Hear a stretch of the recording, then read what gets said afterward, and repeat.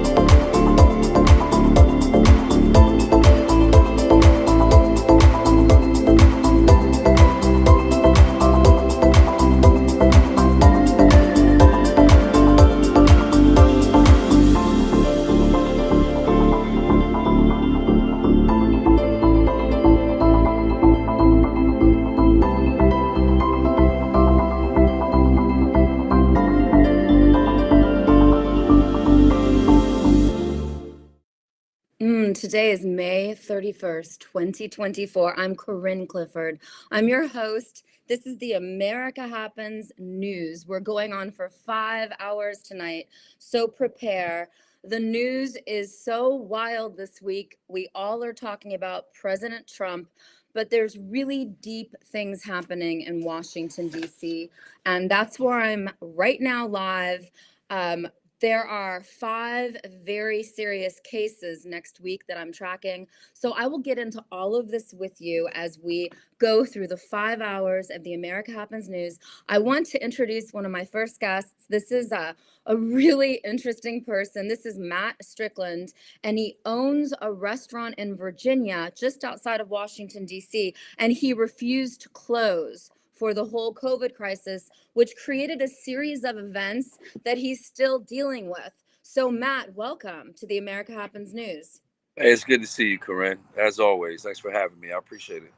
I'm so grateful because we got into your story briefly, but you have the most wild story. And what I love about everything that you talk about is the fact that you're one of the few who is really willing to stand up. So what's going on right now today? Where are we today with everything that's happening? You own Gourmel's. Explain it to us. Gourmel's is a beautiful restaurant in Virginia. It's in a really cute area. It's called Spotsville, right? Yeah, Spotsylvania. Yeah. Spotsylvania. I'll summarize it for you guys pretty quickly, but I mean, there's a lot to summarize, that's for sure. In a nutshell, what happened is I realized very early on during the COVID mandates that they were more about control than they were health and safety. And so for that reason, I made a decision not to follow those COVID mandates because I was not going to take my customers and my employees nor my constitutional rights away. So I stood up for the Constitution and didn't follow COVID mandates. And for that reason, they stripped me of my health department license, and they also stripped me of my ABC license, my license to serve alcohol. But I continued to serve food and I continued to serve alcohol because my mindset at that point was if the Constitution means nothing, then their licenses mean nothing either. So I operated without those licenses for a very long time. And to my surprise, the community showed up and supported the heck out of me. I mean, we had a line out the door from open to close. I couldn't keep enough food in the restaurant to serve people. By 6 p.m., we were running out of food. So it let me know that, I wasn't alone and that other people were realizing the tyranny that was going on, that I was realizing, and that people needed a business owner specifically in that time to stand up and fight back so the people could join the fight and fight with us. So long story short, I won. I was able to take it to court and prove in court that those mandates were indeed unconstitutional. And unfortunately, not only was I fighting Democrats in court, but I also had to fight Glenn Youngkin here in Virginia, as well as Jason Miyares, who is our Republican Attorney General, because after they won, even though they told me on the campaign trail that COVID mandates would be gone and no businesses would further be prosecuted for those COVID mandates, they continued to prosecute me for those COVID mandates after they won. But because of the support of the people that put political pressure on them, they tapped out and dismissed everything against me. And once again, we won. And I ran for state senate, and the establishment came out in full force to get behind my opponent in the primary.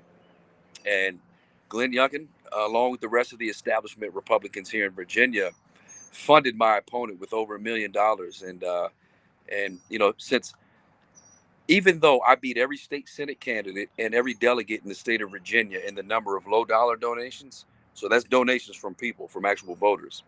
I beat every candidate in the state of Virginia in low dollar donations. I was only able to raise 180 grand, even with those kinds of numbers in donations, because I didn't take any of that corrupt money. I didn't take any of those 6-figure chunks like my opponent did from Spirit of Virginia, which is Glenn Youngkin's PAC, and Pfizer, and the rest of Big Pharma, and Dominion Energy, and all of these other corrupt organizations.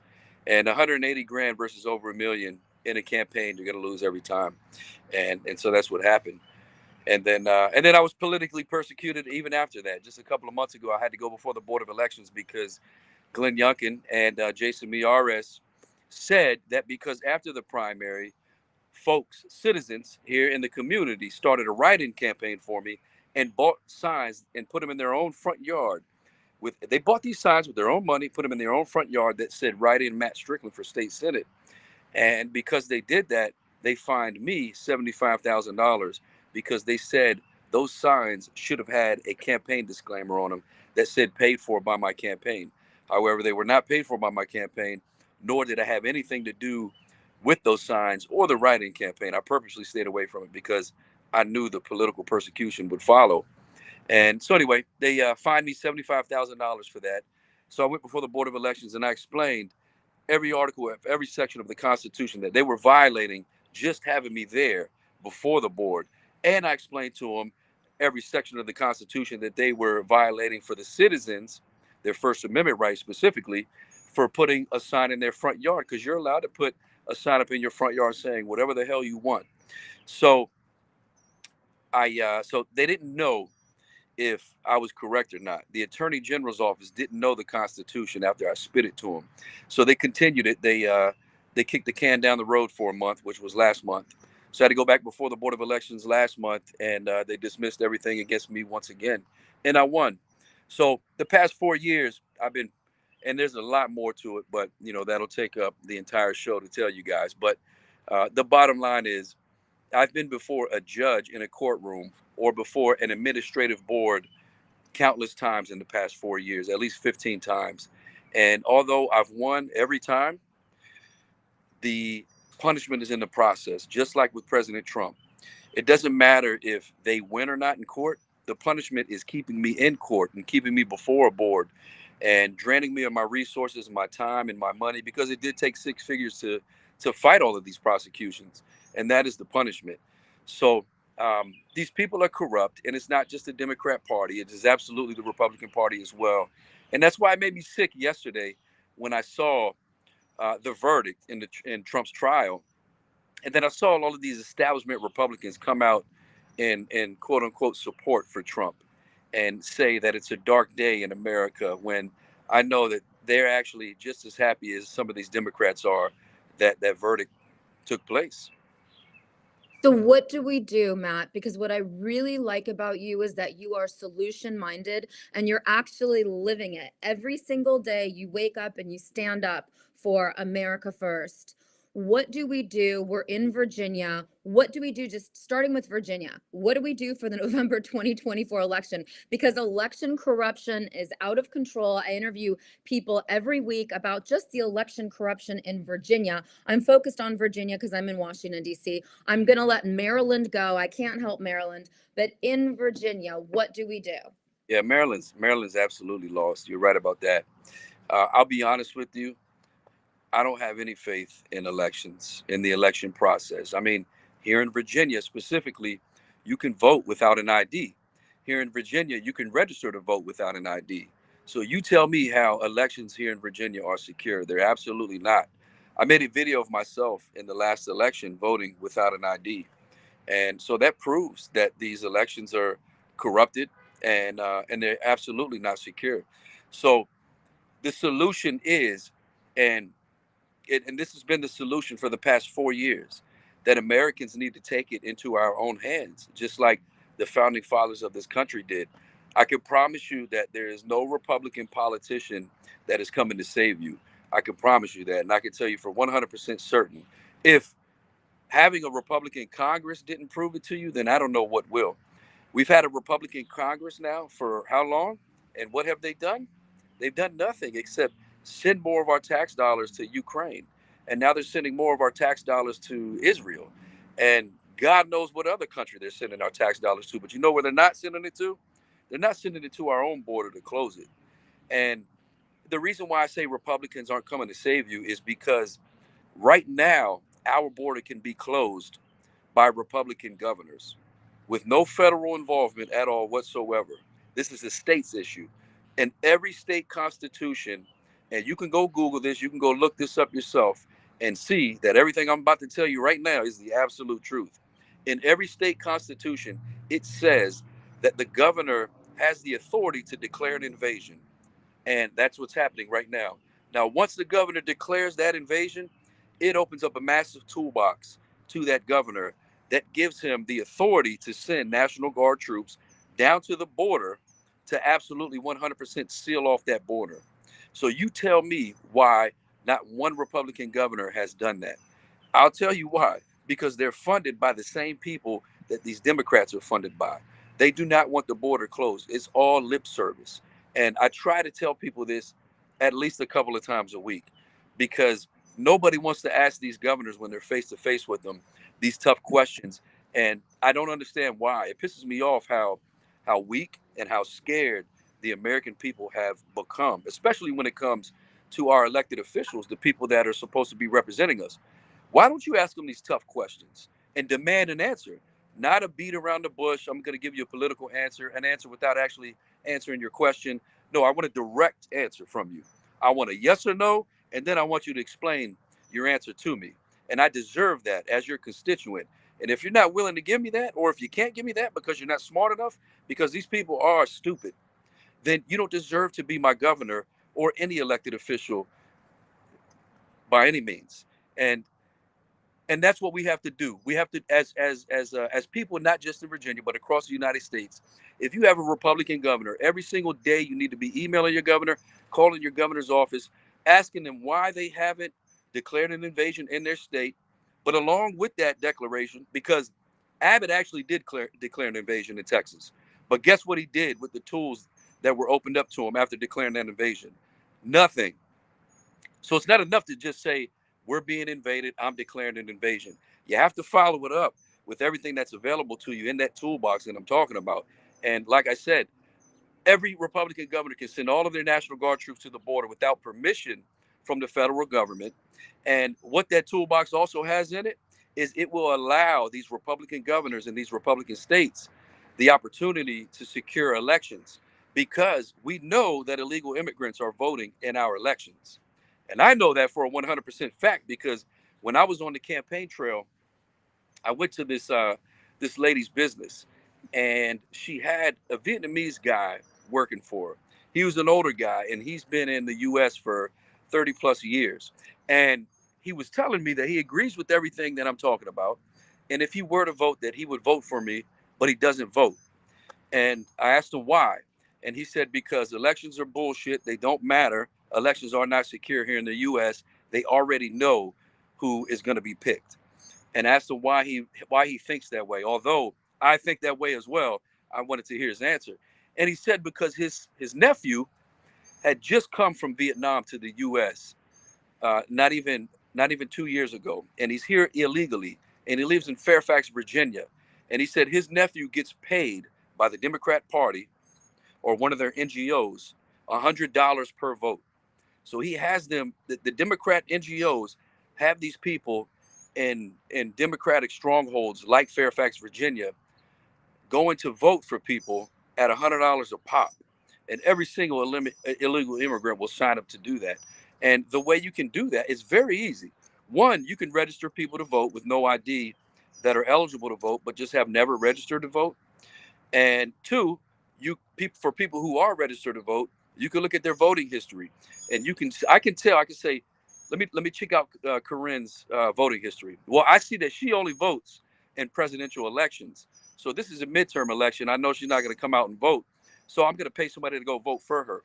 And when you show up to a poll in Virginia, much like all the other states, they'll ask you for an ID. But all you have to do is tell them that you don't have it, and they legally have to let you vote.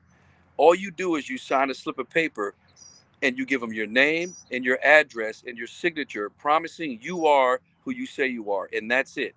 So I can send a female in to vote for you, Corinne, and the only way that you would know that somebody voted for you is if you happen to come in afterwards and they tell you that you've already voted. And then what happens in that case is they say, well, ma'am, you've already voted. And you're going to say, no, I haven't. And they're going to say, well, if you can't prove, we'll let you fill out this absentee ballot. However, if you can't prove that that first vote wasn't you, that vote counts, and this absentee ballot gets tossed in the trash. And how are you going to prove that that wasn't you? You have no idea who the hell it was. You don't have access to any surveillance equipment. And that surveillance equipment changes over every 4 days anyway. So these people are getting away with stealing elections in so many different, that's just one way. We haven't even talked about ballot harvesting. We haven't Okay, even. wait, hold on one second. What intrigues me so much about you is that I am in Washington, D.C. You're in Virginia. I want you to really focus on the election corruption for November, and we're going to put a plan together. And I would say this to you on your cell phone, but the feds watch everything we do, so it doesn't matter.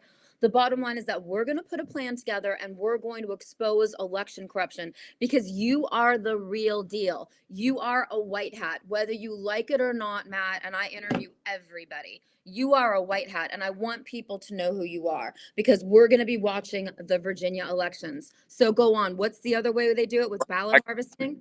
Listen, I got a couple ideas myself how we can prove to the American people. I don't even know why people need further proof, but if you do, I got a couple ideas where we can further prove it to them. But to be honest with you, I'll just cut to the chase. We are not voting our way out of what's going on here in America. We are not legislating our way out of what's going on here in America. There's no politician coming to save us. Donald Trump absolutely needs to be elected president. And if he doesn't, then they're just going to speed up the corruption. So he absolutely needs to be elected president so he can slow that down and put some opportunities in front of us to where we can make sure after his 4 years, some of this corruption is impossible to happen again. But what we need to do right now, even before November, because one man will not save this country. We can't sit back on our couch and think that Donald Trump's coming to save us or fill in the blank Republican politician because they can't. It's impossible. It is up to all of us as the American people to save us, to save America for our children and our grandchildren. And I truly believe the way that we do that is what our forefathers gave us when they created this country, what our forefathers gave us in the founding papers, the founding documents of this country. And that is, they said, it is our right and our duty to form a well-regulated militia. And we've been slacking on that for decades and centuries here in the US. But we absolutely need to start forming that national well-regulated militia.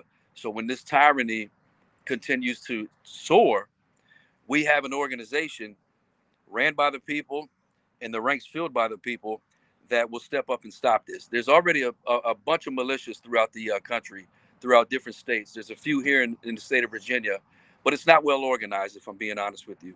And none of them talk to each other, and none of them work with each other. None of them coordinate with each other. And it's not their fault.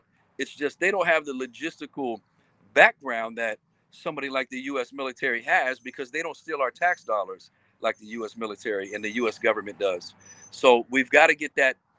We've got to get that intact, the well-regulated militia, so we can hold these people accountable. And if it comes down to it, we take our country back. Hopefully, it's in a peaceful manner. But what I called for, I made a post yesterday. I made a video on my social media yesterday, and I called for all of the conservative voices, everybody who claims to be a conservative patriot that has a huge following on social media and a loud voice.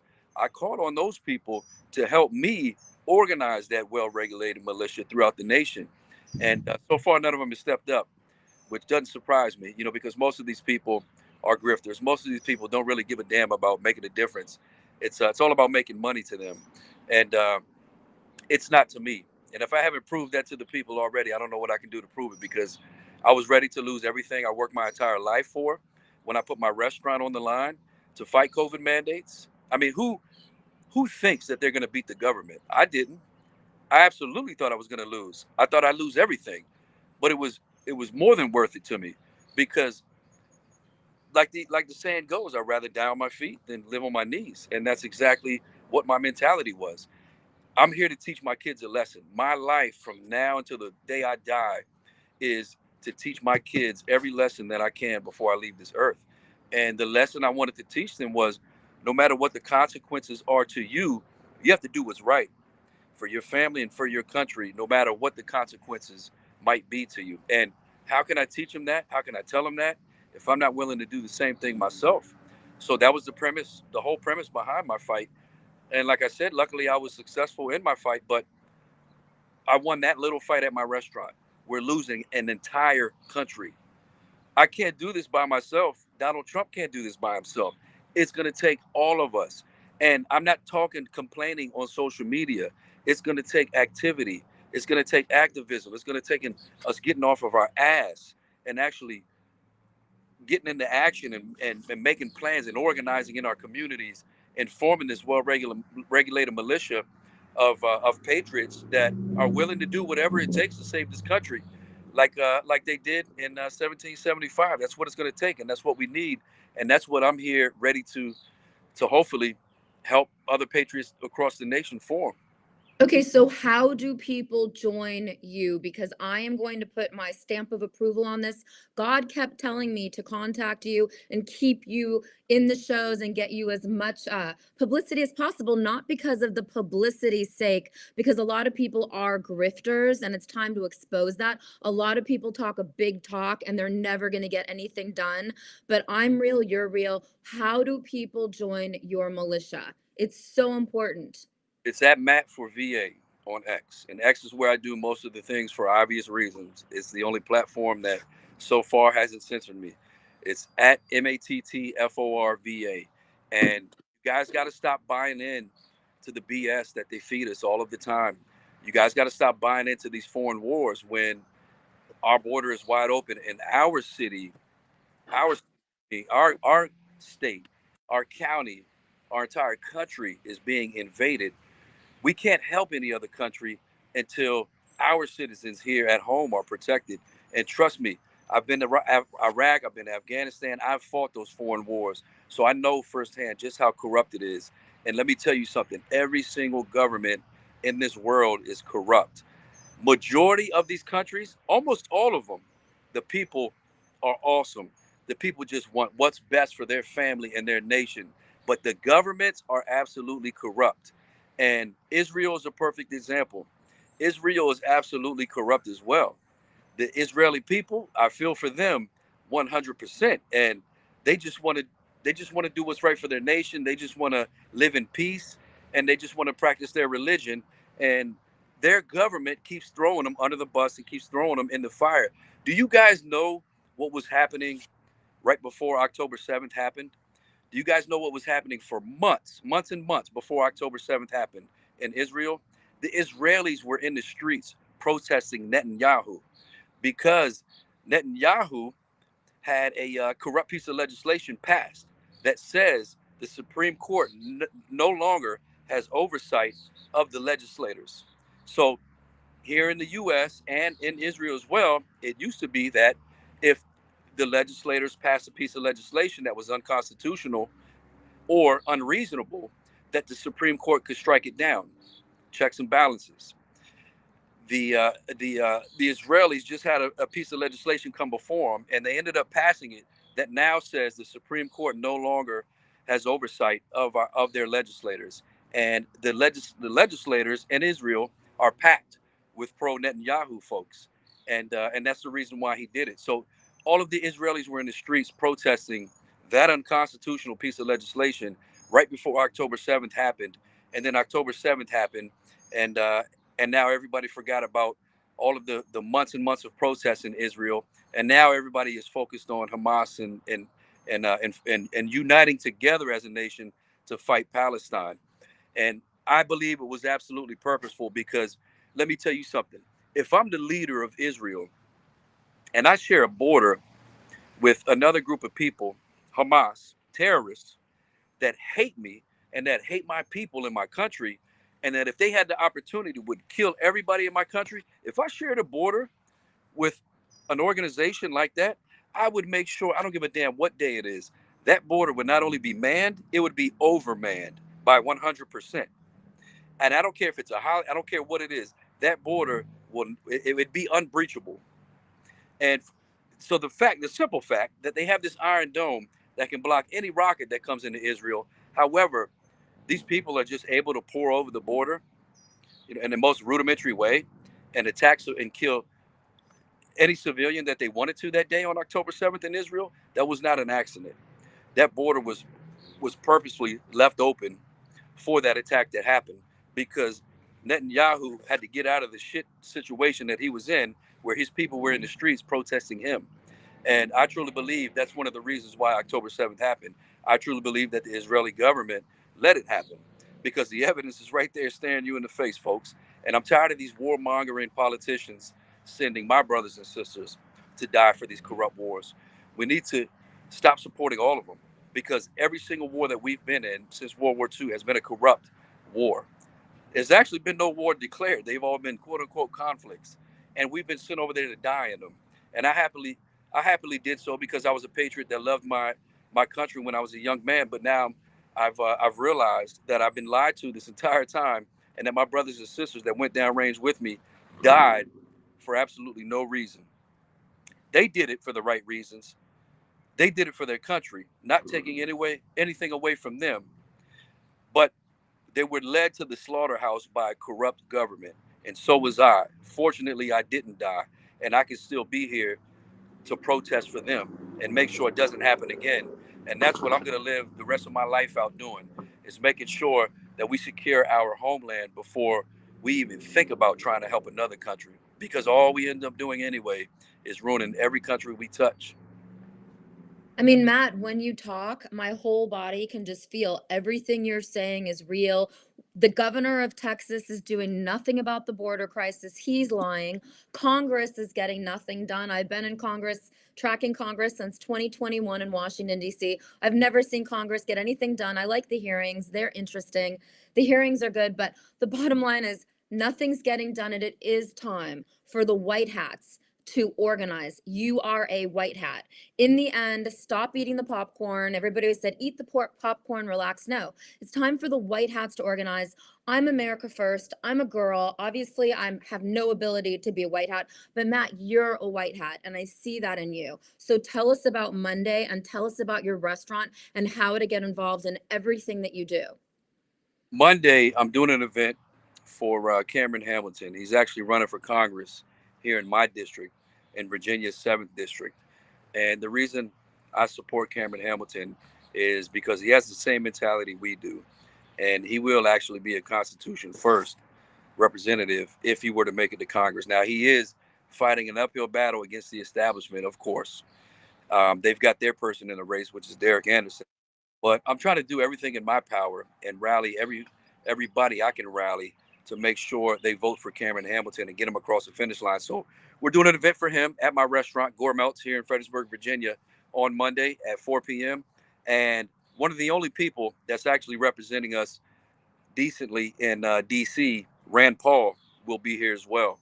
So Rand Paul and Cameron Hamilton will be here, and I invite each and every one of you to come out and ask these gentlemen who want to represent us all the tough questions that you want to ask them, because we deserve whatever answers your heart desires if they want to be our representatives.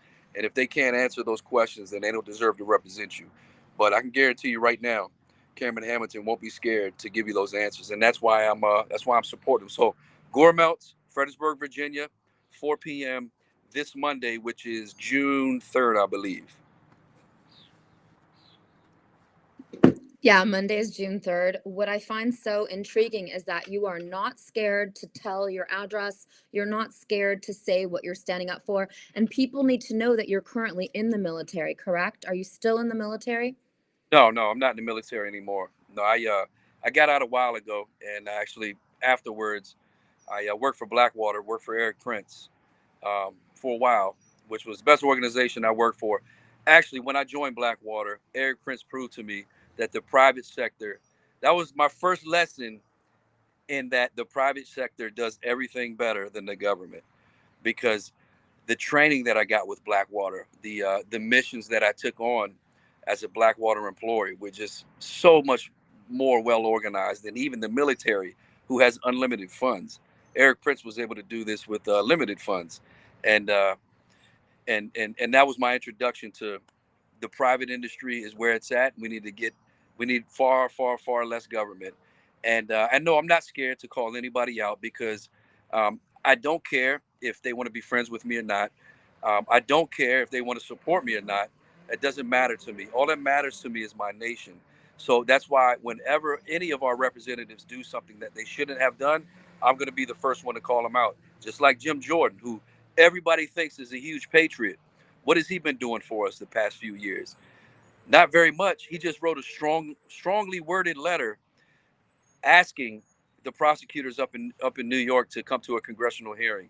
You and me both know they're going to ignore that request to come to that congressional hearing. Nothing's going to be done about it. So what Jim Jordan should be doing is using the huge platform that he has to help the people, help the citizens form this well-regulated militia, because that is our only way out. But he won't, because all of these people, all they're worried about is self-preservation and making sure they don't rock the boat enough to where they might lose their status, or they might lose, more importantly, their paycheck and their benefits, which is all they give a damn about. That's all they care about.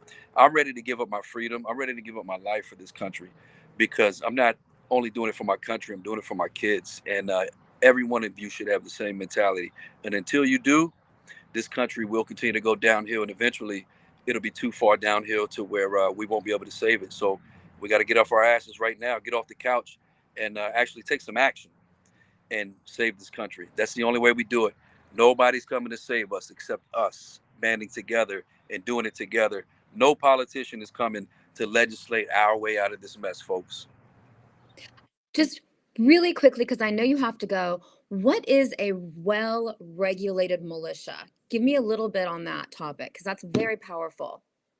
A well-regulated militia is something that was endowed to us in the founding documents of this country, and it was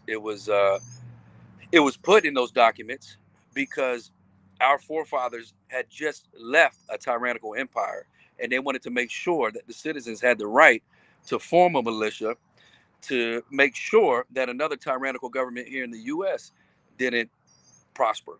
And so, what a well-regulated militia is it's just that. It's a militia of the people, who, it actually says that it's not only our right, but it's our duty to abolish and replace a government once it becomes a tyrannical government. And I think everybody would agree that what we have now is a tyrannical government. So a well-regulated militia is just that. It's a militia of the people, and it's well-regulated, it's well-organized, and violence is not what we want. We'll take it there if we need to, if we have to defend ourselves. But violence is not what we want. We want to take our country back from these tyrannical, globalist, uniparty establishment, whatever else label you want to give to them, folks, peacefully. We just want our country back into the hands of the citizens, where it should have never left and where it belongs. And it's going to take some very heavy organizing, and that's why we need people that have large platforms to join us in this effort. And that's why we need people with these loud conservative voices to stop talking about it and stop complaining about it on these podcasts and on social media, and actually get with folks like myself who have action plans that are ready to put in place to organize people across the nation to make sure that the tyranny stops. Not wait until November. What are we going to do? We're going to wait until November and hope Trump saves us? So what happens on November 6th when they steal another election? Going to start organizing then? It's too late then, folks. Can you imagine the chaos that happens on November 6th after they steal another election, and the amount of people that they throw in jail after that? We have to start organizing now and getting things together, so we make sure we do this legally, and we make sure we do this as peacefully as possible. But one thing that will happen, that we won't take no for an answer, is we will get our country back. It will be handed back over to us by any means necessary. I mean, we're talking about folks that are ruling us that can't fight their way out of a wet paper bag. It's embarrassing, actually. I mean, the founding fathers are probably looking down on us, laughing. What did we hand over to these cowards? Because that's what we're acting like right now. We're acting like absolute cowards, and we need to take our country back. And it's almost getting too late for us to do so. So the time is now, folks. Not November 6th. Hopefully all goes well November 5th, and Trump is our president. But we got to start planning like that's not going to happen. Like the old saying goes, plan for the worst, hope for the best. It's time to start planning for the worst, folks. So all you conservative social media folks that have a big following, let's go, man. If you're really about this, let's start organizing. That is the truth, because there's a lot of people who talk a big talk on social media and then they get nothing done. That's what they're all about. And that is not what the American spirit is supposed to be inside of us. It's supposed to be about all action and less talk. So let's take that American spirit back, folks. That is so beautiful the way you say that, Matt. I mean, nobody says it better than you right now. And you say it in such an eloquent way and so educated. Is there anything else that really needs to be covered? Those are the important things. I mean, I know we're short on time. I've got a ton of things I need to cover, but we are short on time. But but it's just, if I can leave you guys with one thing, it is just that if we wait until November 6th, it's too late. We have to start planning for the worst right now to make sure that whatever happens on November 6th, that our country is saved regardless, and given back over to the hands of the people where it belongs. And it's not, there's nothing illegal about that. I haven't said anything on this show that's illegal. I'm not calling for violence. All I'm calling for are the rights that have been afforded to us in the founding documents of this country. I'm just asking them to follow the law and follow the Constitution.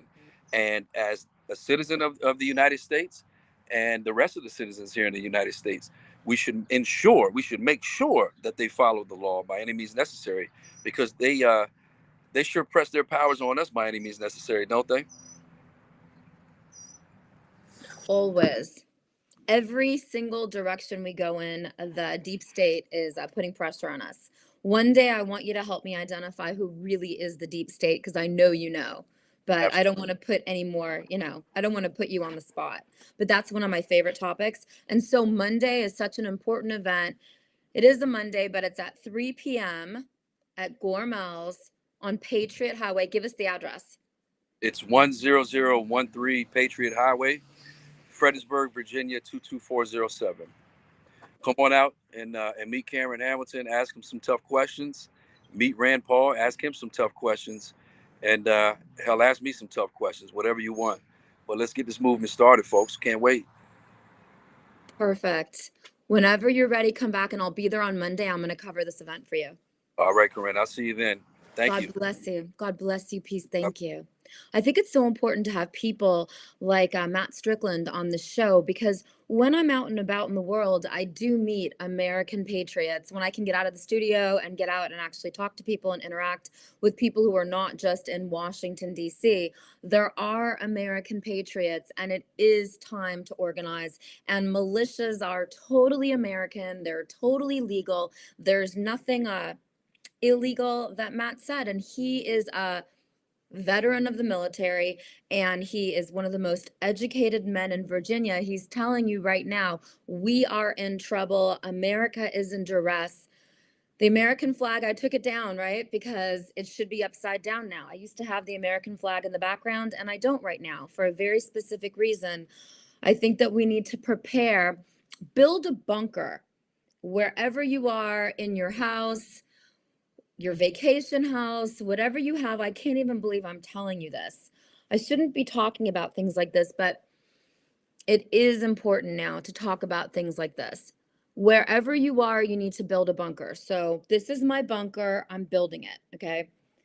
I know this sounds ridiculous. I'm so sorry to even tell you about this, but wherever you are, you need to have a safe place, the safest place that you can possibly find.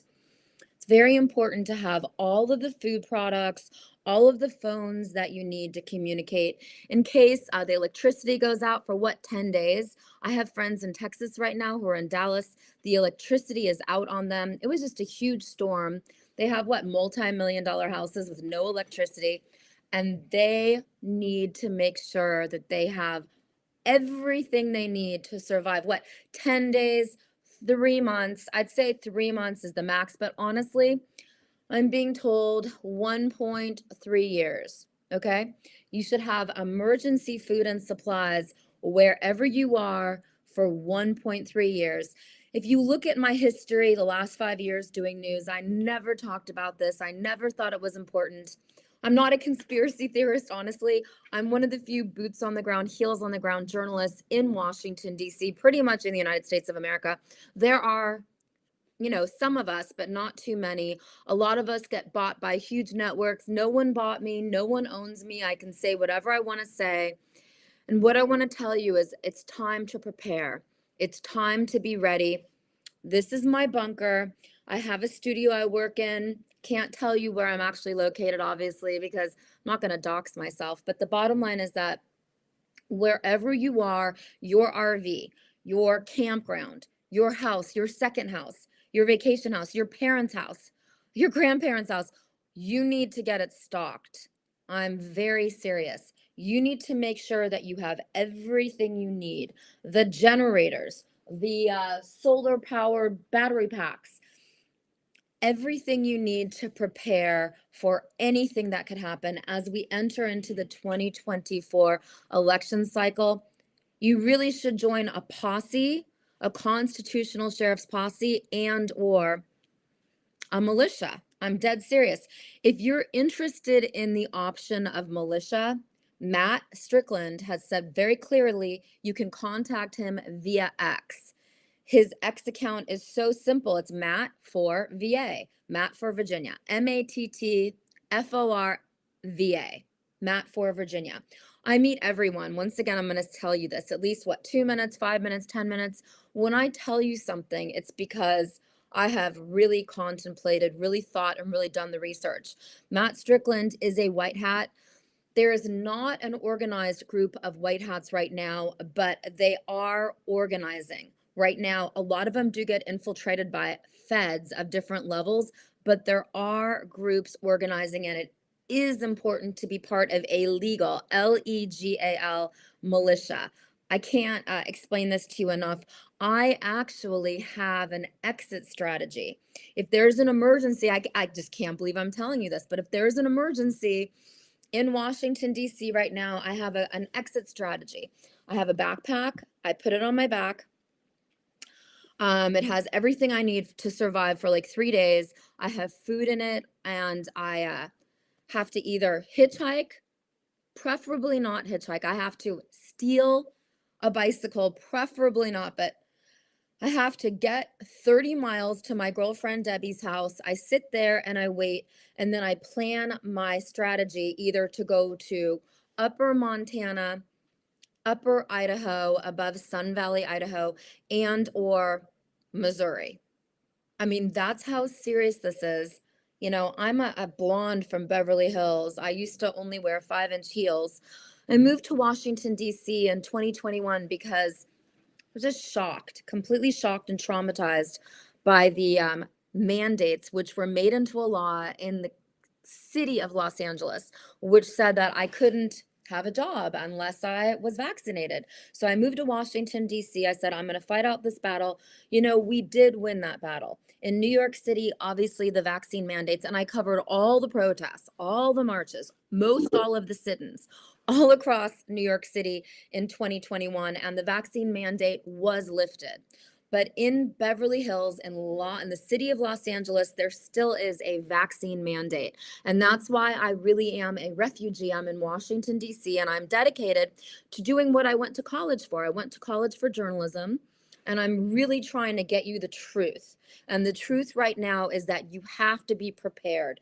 You have to be ready. You have to stock yourself up and everyone that you care about for any emergency that can happen. Look at the weather and the destruction that just happened in Texas. I want to introduce Chris Hoare right now.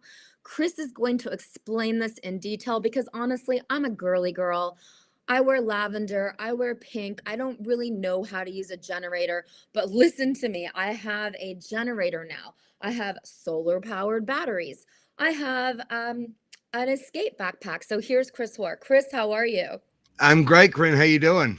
This is a wild topic that we're going to delve into because I just don't really like to prepare people because I try to do really hard news that actually already happened. But the really hard news that actually already happened is that I have friends, my hairdresser, Chris, my hairdresser in Dallas, Texas, who lives in a multi-million-dollar house in the middle of the city of Dallas, has been without electricity for 10 days now. My hair is turning yellow. I'm falling apart. He is just in shock. And I'm telling him, you better be ready and to shop at beready123.com. So go for it. What's going on here? If my hairdresser, who lives in a multi-million-dollar house in Dallas, Texas, can be suffering without electricity for over 10 days. What can happen to us, Chris? Well, yeah, look, we're all at the mercy of these terrible weather events that we're seeing across the country, Corinne. And it's not something we've seen too much of in the past, but they seem to be getting worse. So, people have things like propane generators and gas generators, and those are great until the gas or the propane runs out. And when we see, outages like this, we're also seeing disruption in the gas supply lines and so on, and all of these kind of commodity supply lines. So really, the only thing you have left is something that runs on renewables. Like the sun. And so what we've got at beready123.com is a series of generators and solar or any propane. They don't need to be plugged in. They can recharge directly off the sun. And look, this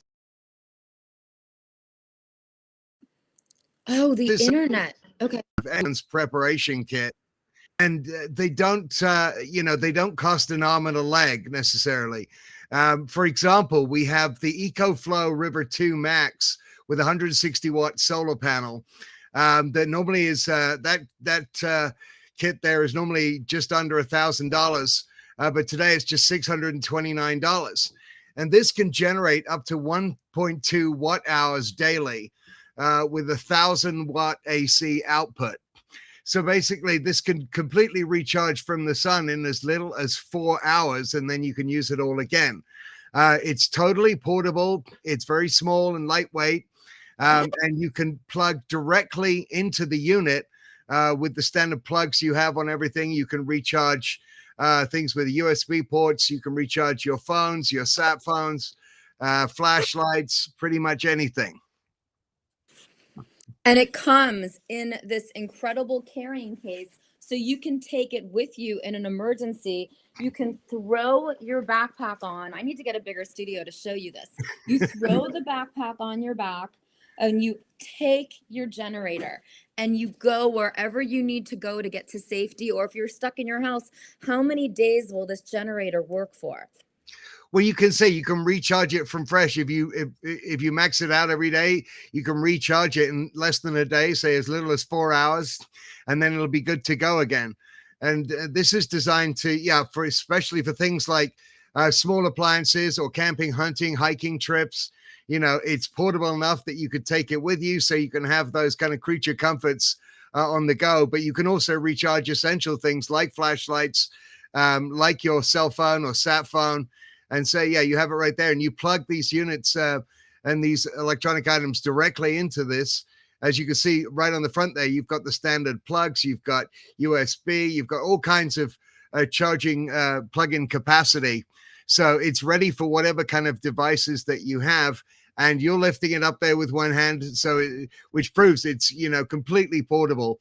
But this is on the smaller end to say, it's just $629 today on sale at beready123.com.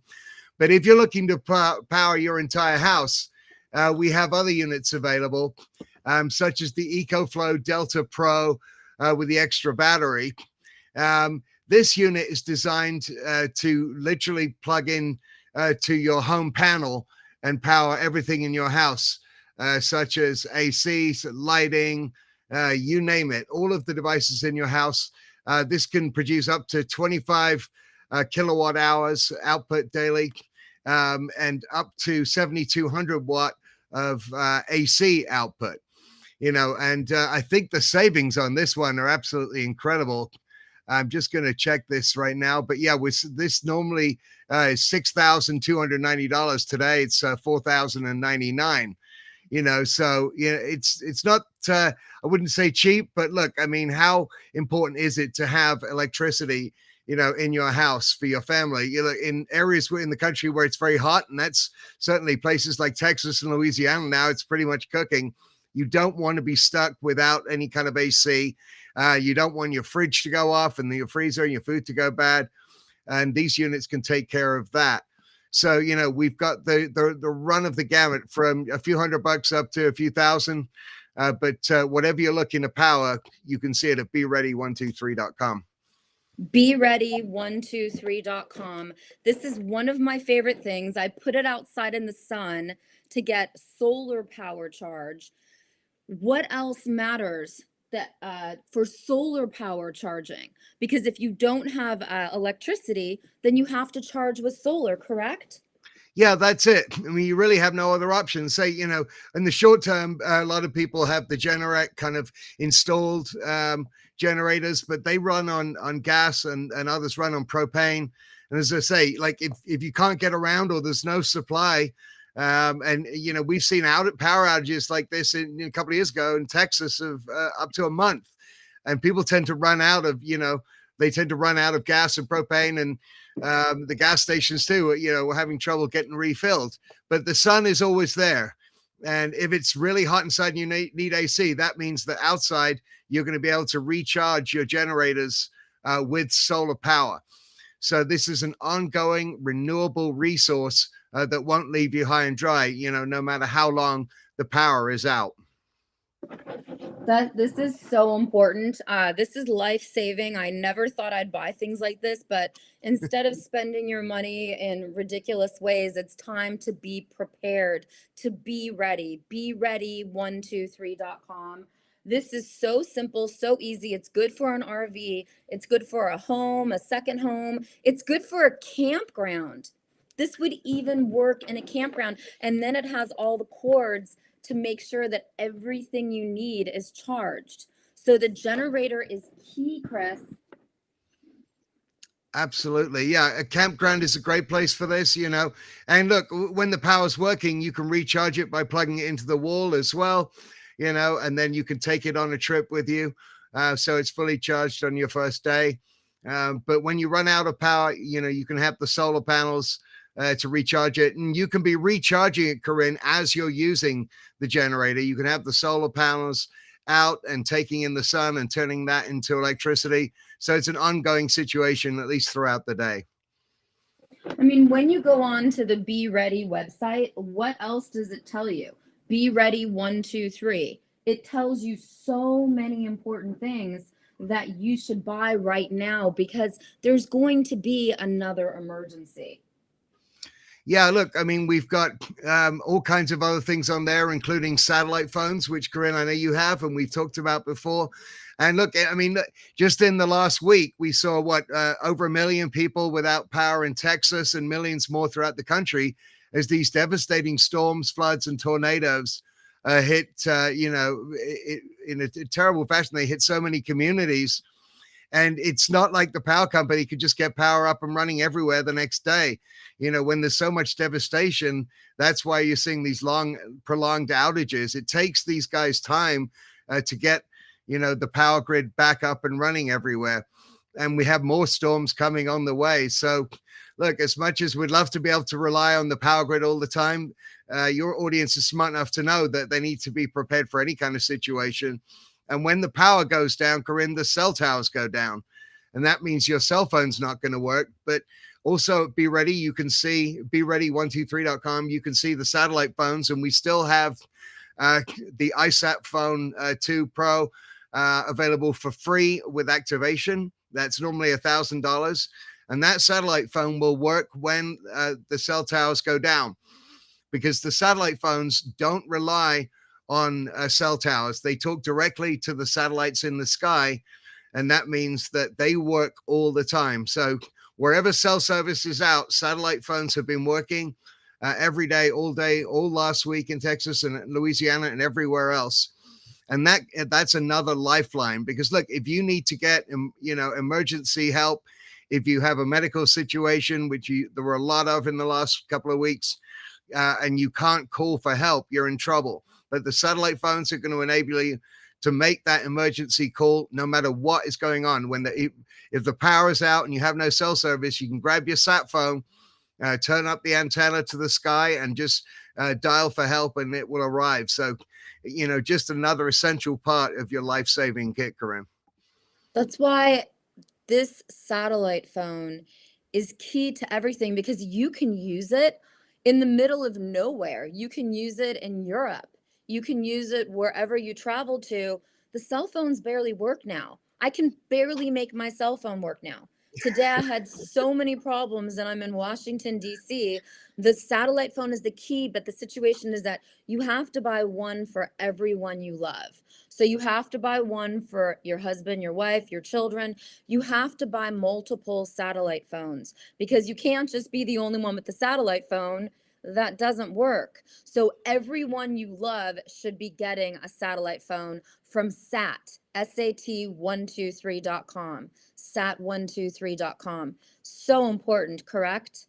Yeah, absolutely, Corinne. Like, I mean, these devices cost, normally $1,000 to $2,000 anywhere else in this country or around the world. But at sat123.com, we still have the free satellite phone with activation.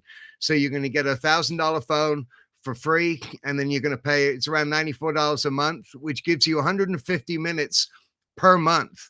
And with those minutes or texts, you can use them for text as well, but you can text or call any other phone, any landline, any cell phone, anywhere on earth. And you can text any cell phone anywhere on earth, and you can receive calls from any landline or from any cell phone anywhere on earth. Of course, you can also call other satellite phones, but there's no restriction on who you can call on these things and who can call you. And if you don't use those 150 minutes a month, they roll over. So after a few months, you're going to have, 500 minutes available if a disaster hits and you need to use the phone. And, when these things happen, Corinne, you're typically using a lot of minutes, but because your minutes are rolled over for previous months, you're not going to get stuck with like a huge bill necessarily because you're going to have those minutes rolled over. And that's why phone123.com is key too, because phone123 is where you go to actually get phone service. The phone service is an issue too. I'm having a lot of problems with phone service. I'm stuck in a contract with T-Mobile right now, which will end hopefully by August. I'm fighting with T-Mobile right now.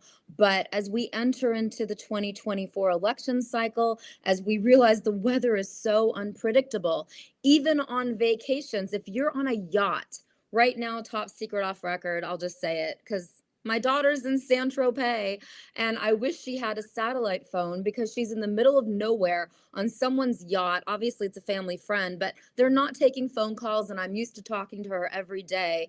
If you're in the middle of a yacht in the ocean, the satellite phone is the only thing that works, correct?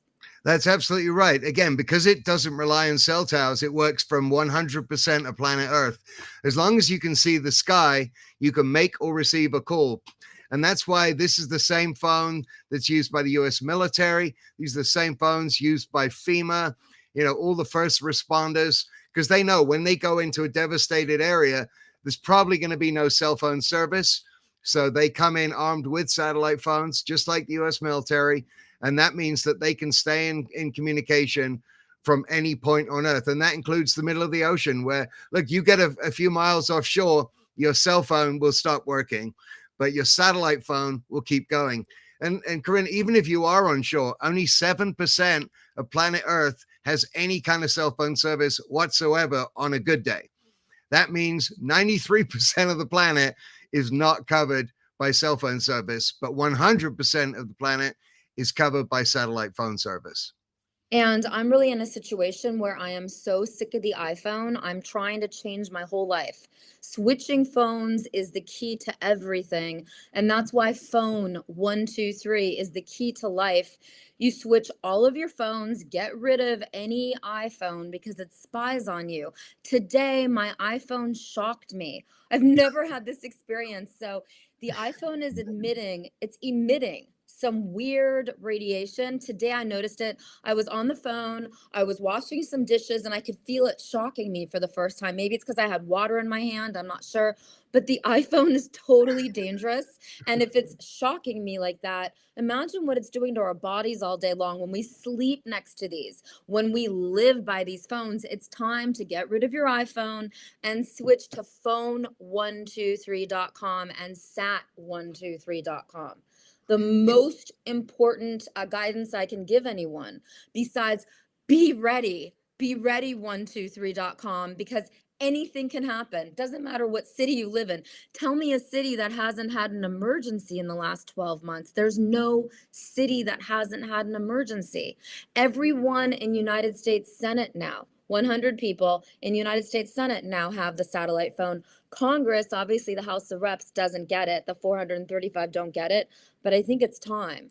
Because if Senate is the most important governing body in our whole country. If they decide something, it's 100% law. It's higher, it's honestly more powerful than the president. If you don't have the satellite phone and something happens, you won't be able to communicate. And even if you're in the middle of nowhere on your farm or ranch, the satellite phone is the only thing that works, correct? And when it gets shipped to you, look at all the amazing stuff that you guys ship. Comes with incredible accessories. That's right. Yeah, you've got the car charger, you've got the earphones, you've got the antenna, which you can put on top of the car, so you can have increased reception inside the car. I mean, we've thought of everything, but you're absolutely right. Look, if the Senate asked for these satellite phones, which they did a few months back and got them, you got to believe that there's a reason for that, because the satellite phones have been around for 30 years. But all of a sudden now someone's worried about something. So to the point where they want to make sure senators can stay in contact. So I think, look, if that's what they're getting, that's what you guys should be getting out there. You want to be in contact too with your friends, your family, your business colleagues, because who knows what's going to happen. I mean, Corinne, we're seeing every day new types of cyber attacks on us, on our utilities, on our power networks, on our water networks, air traffic control. These are coming out of China and Russia and Iran, North Korea, all these bad states that, they want to hurt us, and they're very open about it. And the FBI director has warned us repeatedly every month this year about the, imminent danger that these hacking organizations represent. And we've seen the cell networks go down. We've seen the power grid go down this year. And a lot of people think those might be kind of test runs, dummy runs, to see how we react before they put on a full scale attack. And look, I don't know. I'm not trying to be a fearmonger here. Woo, the internet went out. Look at the internet. But I'm just looking at the reality of, we have a lot of trouble going on in the Middle East. Yes. And the internet just now goes on and off. So the internet is an issue. The other issue that I love about the satellite phone is that when I turn the satellite phone on, I don't have to get the trash, scam, fake phone calls that are attached to these iPhones. Like every hour, I'm getting phone calls from people, from companies that want to sell me junk. So it's time to get rid of the iPhone, because they allow your private information to be given to companies and they call you. If you have a satellite phone, you're going to have peace, and you're only going to have phone calls that are relevant and important, because you're not going to be wasting it, and no one's going to get the number. No one's going to call you and bother you. This is one of the greatest phones for people who work 24/7 like I do, 24/7 like you do, Chris. Yeah, you're absolutely right. I mean, yesterday I got 3 calls from Egypt. I don't know anyone in Egypt, so I didn't answer that. But you're right. I mean, you don't get spam calls or spam texts on your satellite phone. I'll tell you what you also don't get, Corinne, is you don't get tracked. We've talked about this many times. Your cell phone is a government tracking device, right? The cell phone carriers and the people they sell that info to know where you are. They know where you go. It's all archived. They know what you're searching for. They know who you're talking to, who you're texting. All of this this information has been collected, and in many cases is sold to the highest bidder. But on a satellite phone, the closest you can get to tracking anyone who has a phone like you do right there is 50 square miles, which is absolutely useless. I mean, look, I lose my remote control on my couch, which is like 20 square feet. So good luck finding something in 50 square miles. So, you get more privacy. There's no camera on this thing that's watching you. There's no mic listening to you. On your cell phone, if you're having a conversation with your husband or wife or whatever it is about getting, a new car, the next thing you see on your cell phone are all these ads for new cars. It's not, coincidence. It's because the phone is constantly listening to you and then selling that information to advertisers to target you. And, also your information on your cell phone is archived and handed over to law enforcement with a subpoena. So it's like in my mind, a cell phone company, their job is not to be an arm of the federal government and law enforcement. It's to provide you with cell phone service. But they've essentially become an arm of law enforcement because they are watching you, tracking you, listening to you, recording you, everything you do. And I don't see how it's any of their business. But if you want to get away from that, as you said earlier, phone123.com is the only cell phone service in the country that does not archive all your calls, doesn't track your location, and has no ongoing record or archive of any text you make or any conversation you have with anyone. Because at phone123.com, they don't believe in that. They believe in the Constitution and the Fourth Amendment and your right to privacy and to be protected from unreasonable search and seizure. And that's why sat123.com and phone123.com are so important at this special time in history as we enter into the November election cycle. But just look at all the weather catastrophes that have happened. So in the end, it's so easy just to throw your iPhone away. Don't deal with it anymore. It's a walking, talking nightmare now. The other day I was using the iPhone. It started tape recording me, and it texted the phone call, the converse. It wasn't even a phone conversation. It texted what I was talking about to someone that I didn't want to text to. So the iPhone has its own personality and you can't control it. And that's why it's so important to take an Android phone, take the sat phone, take every phone and go to phone123.com. phone123.com, because that's the service that Chris and I can actually promise you will not spy on you. It's not going to be used against you. You're not going to have your information sold to massive companies calling you excessively. The phone calls that I get on the iPhone drive me insane. And now I'm getting crazy text messages on the iPhone from companies that obviously bought my phone number from T-Mobile. And that's just corrupt. Yeah, no, I think we all get those. I get all kinds of solicitations that from people who clearly know more about me than they should, trying to sell me products or trying to hire me to do something for them, and it's like, it's just wrong. And the only way they could be getting this info, is if the data on my phone was being sold and being, used by other people. I mean, at phone123.com, we don't even allow you to download an app that has spyware in it. Automatically we block those apps. So many great features, and such a better service than any of the big carriers in my mind, because again, it's the only service that's not collecting your data, archiving your data and selling it or passing it on to other people. And Phone123 has an incredible array of phones that you can use. You don't need to use the iPhone anymore. So this is something that I really consider to be relevant to news. It's time to stop using the iPhone and switch to sat123.com and phone123.com. This is very important. I cannot repeat this enough. I'm like on a crusade now because my whole life is obviously on my phones, Chris. I have 3 phones. I have 3 iPhones. I have 2 iPhones. I'm confessing. I have 2 iPhones and 1 Android. And everything I do, because I'm a journalist, obviously I'm filming 24/7. I'm doing things on the phone, and it's time to stop. It's an addiction. The iPhone is an addiction, just like Instagram and the social medias are an addiction. It's time to switch everything to a satellite phone to keep your life really safe, really simple, but not just for you, for your wife, for your husband, for everyone you care about. Sat123.com. I can't say this enough. I'm so passionate about it. I tweet about this pretty much every single day. It's time to switch to sat123.com and switch your actual phone service to phone123.com. And then you have to be ready. You have to get solar powered batteries and everything. I mean, this is my favorite thing, my backpack. I love this backpack. This Yeah. Everything you need to survive for at least 3 days. We've also got the Faraday bags from the radiation that all the phones emit, but will protect your electronic equipment. There you go.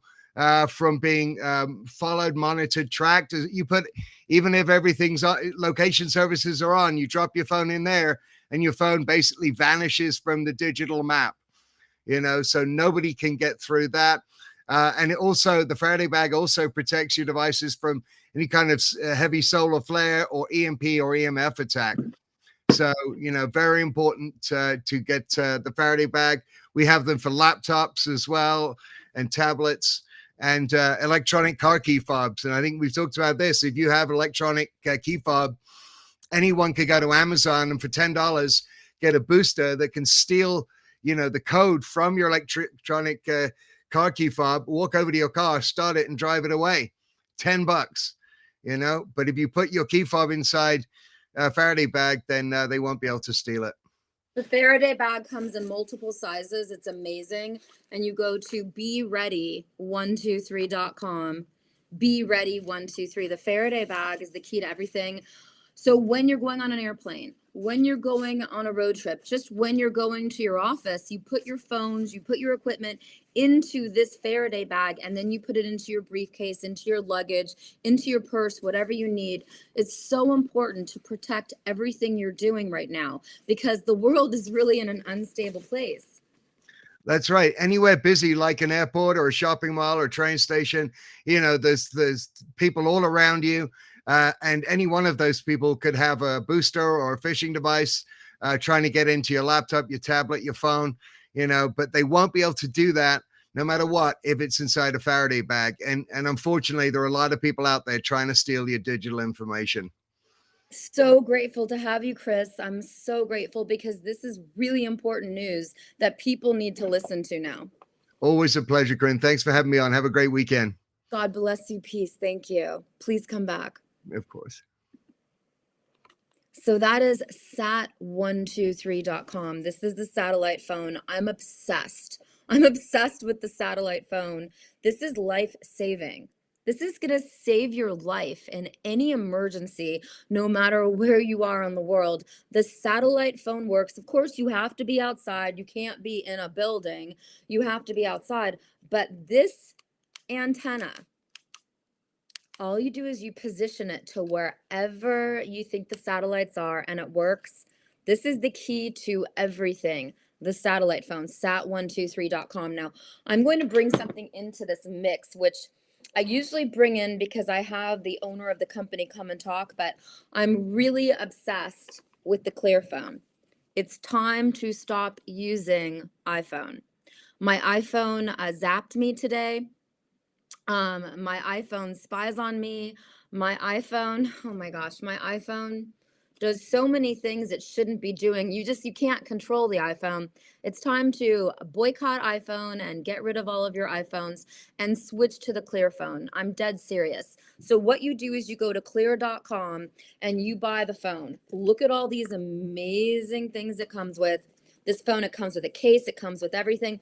This phone, what is like $899, maybe $1,000. If you use my code Corinne, CORINNE, USA, you get what? $100 off this phone, $50 off the smaller version phone. This is the bigger phone. There's a smaller phone. I'll go over this again and again and again, because the key to your life is your phone. Be honest.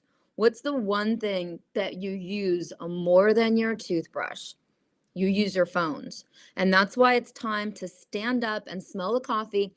The Eric Prince phone is not necessarily the key. The key is your phone service. You need to switch everything to phone123.com. The service is what matters, and the actual phone itself should be the Clear phone. This phone is set up for decentralization and everything that could potentially happen after November 2024. So it's time to buy this phone and really understand it. You can buy it with or without Google. You go to clear.com, use my code Corinne, CORINNE, USA, and buy the phone. And for the large phone, for the 620 phone, you get $100 off this phone. The smaller phone, the Freedom phone, you get $50 off, but use my code and buy the phone. Or you know what? Text me and I'll tell you how to do it. Text me at 1-917-287-1314. It's very important. It's like a revolution I'm leading right now. I'm leading a revolution to get rid of the iPhone. The iPhone is not glamorous. The iPhone is not cool anymore. It's time to convert everything to an Android phone of your choice. Obviously, I'm not going to tell you what to do, but the Clear phone is the key. The Eric Prince phone is coming, but the Clear phone is key. And then, of course, all the generators, everything you need to survive an electrical outage on beready123.com. And then, of course, I want to talk about health. Obviously, the most important thing is that you try to stay healthy through everything that's about to happen. And that really is honestly the Kingdom Fuel. So the Kingdom Fuel, you can actually take it. This one's not open, but I live on Kingdom Fuel now. You put it in a little plastic baggie, about 3 scoops, and you mix it with fruit or whatever you want to eat. You drink this in the morning. You drink this before you go to bed, and then you just need 1 meal a day with a really busy schedule.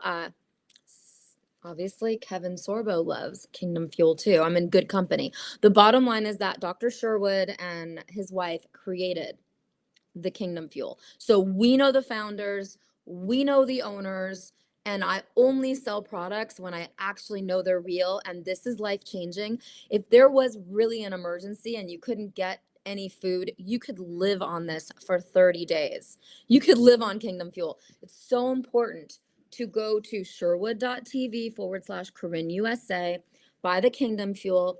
It's from the Functional Medical Institute, FMIDR.com. It's incredible.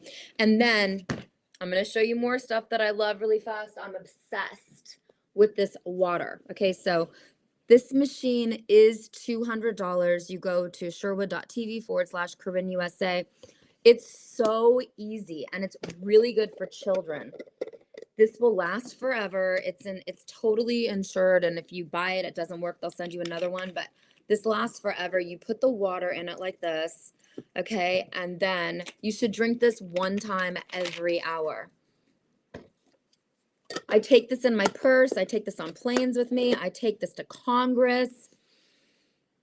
I take this into U.S. federal court. Now, in U.S. federal court, you have to take the water out of it. Obviously, on planes, you have to take the water out. But when you get to wherever you're going, all you do is you put your water in it and you press the button and it hydrates your water.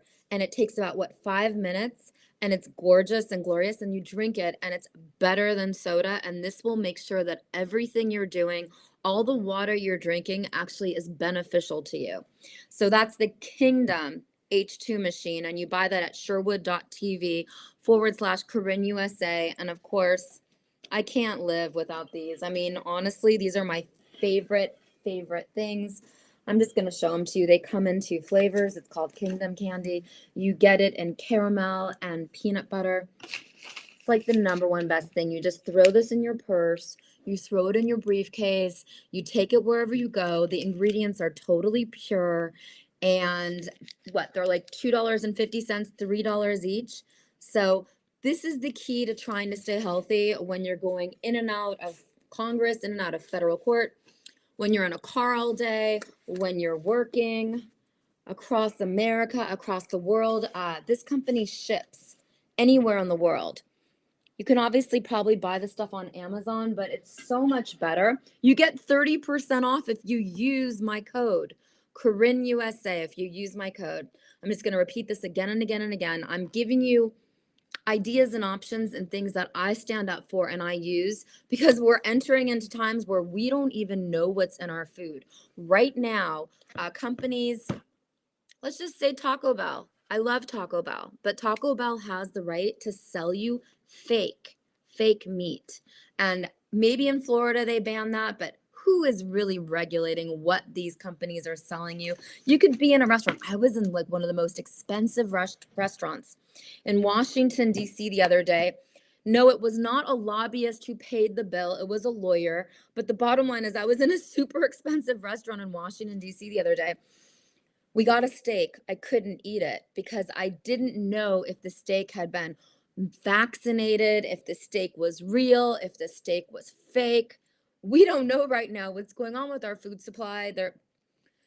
Chicken farms are burning across America. I have farmers telling me that the government's telling them to inject their cattle, their cows, with vaccines that they don't want to inject them with. You have to make sure that you know where your food is coming from. So that's why I joined this company. Now, let me tell you something. I don't join many companies, but I joined the Prepper Meat Company. It's so important. So easy. You go to CorinneUSABeef.com, CorinneUSABeef.com. This is a sample packet. It comes freeze dried. This particular bag, approximately $100. It feeds 12 servings, and it is totally pure red meat that's been freeze dried, and it lasts until 2048. Okay, I may not last until 2048, but this product will. So if you really care about having safety, you've got to buy a whole carton of this Prepper beef at CorinneUSABeef.com. The man who owns the company, I've had on the show, I've interviewed him. They are real and they care, and they want to make sure that you have the food that you will actually eat in any emergency, and you're not going to say no to this meat. You're going to want to eat this meat. It's amazing. You put it in boiling water and you season it any way you want. You can find this anywhere, any emergency. If you had a carton of this stuff, a case of this stuff, you would be able to survive it because the caliber of the meat is phenomenal. It's luscious and delicious. And honestly, when I run out of food because I don't have enough time to go to the grocery store, I eat this meat for dinner. I just season it the way I want to season it. I put lettuce, I don't know, whatever I have in my refrigerator. I eat it. And this is the purest source of red meat that has not been vaccinated. Let me give you one other product that I love, that I cannot live without. I love these, and they're super cheap. I love these almonds. I mean, this whole line, they look like almonds. I love this whole line. They're raw apricot seeds. They look like almonds. Look at this. So they look like almonds, but they're raw apricot seeds. And you eat 3, 5, 7, 10. You eat these, and they take away all my sugar cravings. I could just eat these. This bag is $25, $30. If you use my code, you go to rncstore.com, rncstore.com. You use my code Corinne, CORINNE, USA, and you buy this and you get another discount. See, if you use my code, you don't have to use my code, but if you use my code, you get really serious discounts on all the products I'm telling you to be part of. One more product that I really love, because obviously this man stands up for righteousness. I love Mike Lindell. Anything Mike Lindell sells, anything Mike Lindell does, I'm obsessed with Mike Lindell. Everything he does just makes me happy, and he's got amazing products. You go to mypillow.com. It's amazing. Look at this. He has towels and sheets and everything. And so you go to mypillow.com, and on you ready? If you use my code CorinneUSA, you receive 60% off sometimes? I don't know. It's definitely more than 40% off on anything in My Pillow. My Pillow, I use the slippers, I use the towels, I use the sheets, I use the pillows. I mean, everything Mike Lindell sells is phenomenal. So you have to actually go. His mattress pad is phenomenal. I never want to get out of bed because I've got the most comfortable mattress pad in the world. Mike Lindell gave this to me as a gift because I worked so hard to expose election corruption. And basically, you go to mypillow.com, and then you use my code when you check out, Corinne USA. Of course, you can text me 917-287-1314. I will teach you more about this, but it's really so simple. It's My Pillow. Mike Lindell is number one. He's number one in the field of election corruption. His team, the independent journalists, the journalists that work for Lindell TV and that are on the team to expose election corruption, are incredible. I know most of them, and they're some of the greatest journalists in the world. We're going to have a full plate by November 2024. If you listen to my first guest, Matt Strickland, he's in Virginia, and he's already telling you that in Virginia you can vote and you don't even have to prove who you are. You can actually vote in Virginia, and you don't even have to prove with an ID who you are. So this is getting weirder and weirder. The election corruption is going to be out of control. So go to mypillow.com and use my code CorinneUSA. And of course, you have to follow everything that General Flynn does. I honestly think Trump should make General Flynn his vice president. I know everyone pretty much on General Flynn's team. He writes these incredible books about corporatocracy and everything that we're involved in. General Flynn and his team think that we're entering into World War IV. Of course, I have to say World War III so I can explain it to you. The political prisoner situation is out of control. My next guest is a J6 political prisoner, so I will get into that in 1 minute. But I want you to go to Flynn.com. Obviously, it's called, I'll give you the exact website. It's called Watch Flynn. Watch Flynn and fight like a Flynn and watch Flynn. His movie premiere is at the Clay Clark Show. Well, his movie premiere for Michigan is at the Clay Clark Show in Sterling Heights, Michigan on June 6th. I think it's like 4 p.m., 3 p.m., 4 p.m. Text me if you have more questions. All you have to do is go to watchflynn.com. This is General Flynn. His story will just mesmerize you. It's an amazing movie. And then you buy his books. And you can use my code CorinneUSA. You don't have to, whatever you want to do. But General Flynn is worth watching because I think he may be one of the leaders of the White Hats. And that's what I'm tracking now. So many people say, oh, just sit back, eat the popcorn. The White Hats are coming. Well, I'm going to find the White Hats because they haven't come so far. And everything's hitting the fan, obviously, with Trump this week. I mean, I pretty much knew that New York was a lost cause with the way that the judge in Trump's case, the way that the Judge Merchan was acting in the case of Trump. We already knew that it was going to be a loss. But the bottom line is that we know that there's going to be really hard times coming. And the J6ers have already experienced this. And the pro-life activists have already experienced that the courts are not following the U.S. Constitution, which is so shocking. This is why I carry a Constitution with me everywhere I go. Especially at the U.S. Capitol, when I get harassed by different levels, different types of three-letter agencies and words, I say you better follow the U.S. Constitution because the number one thing you need to know, a violation, if someone violates your U.S. Constitution, that is actually considered a felony. So remember that as we keep on talking about it, because the U.S. Constitution is getting violated way too much. And I want to segue this into the fact that I'm going to bring on a guest right now who is just in the middle of a nightmare because he was charged with being at the U.S. Capitol on January 6th. So I'm going to bring in Bunky Crawford, and he is in Georgia. How are you, Bunky? Good. Thank you. Thank you for having me. Yes, Yeah. I want you to Good to be be here. talk uncensored. I want you to talk uncensored about what you're facing. You are a January 6th defendant. Everyone can go on Give, Send, Go and type in Stephanie and Bunky Crawford, CRAWFORD. Please donate whatever you can afford to donate because Bunky is in the war of his life and he's got lawyers that he has to pay and he's got the government offering him plea deals, and he's in a complete tragic mess, and he's the most amazing, normal father. How many kids do you have, Bunky? How many kids do you have? I got twins. I want you to talk uncensored because what you were trying to do at the U.S. Capitol on January 6th was obviously stand up for President Trump, expose election corruption, but also you were there when you saw Victoria White, an American patriot.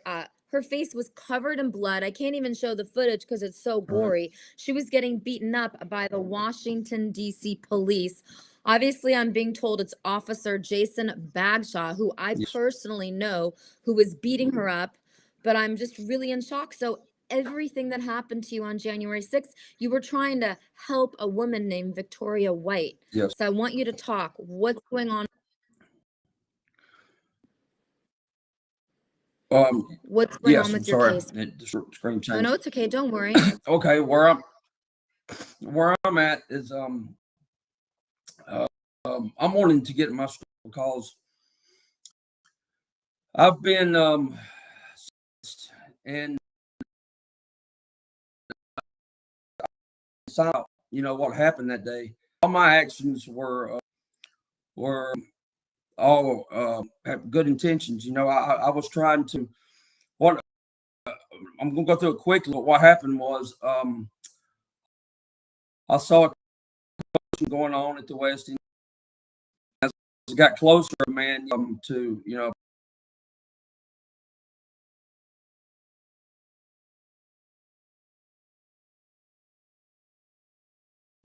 How's our internet? Can you hear me? Testing, testing, 1, 2, 3. Bunky, can you hear me? I think. Yes. Okay, I think we lost internet for a second. Yeah, I'm sorry. This is so wild. The government is messing with our internet. So start over. Just start from the point where you were explaining to us that you've been silenced. Who's silencing you, Bunky? Well, it's my lawyers.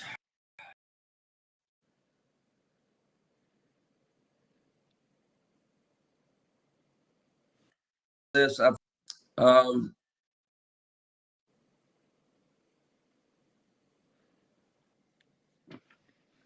be fact. Can you hear me? We Testing, keep testing. getting cut off. That's wild. Yes, we're getting cut off here. Okay, we'll start again. So Yeah. who's silencing? Are you getting intimidated by the federal government? Wow, we are just having tech issues. Are you getting Yeah, intimidated big by time. the federal government, Bunky? Yes, I am. I'm not having much of much.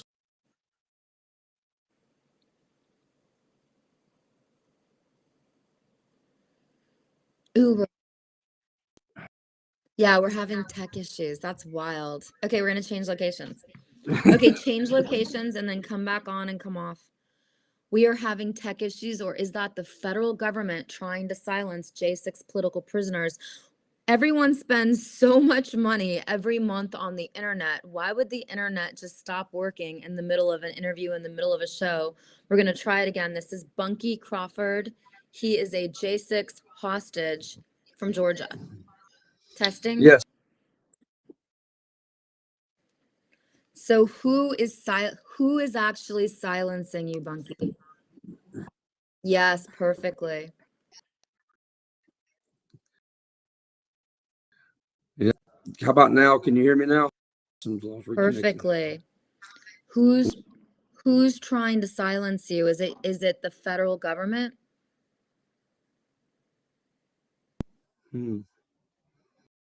Are you on your phone? This is wild. We are having tech issues. It's okay. I'm used to this. I love this. I'm so into doing. I'm ready for anything raw and real. It's all good. Reconnect. It's totally fine. Yeah, we can hear you perfectly. They something's keeping us from speaking now, I believe. Isn't that wild? Yes, I never happened here, but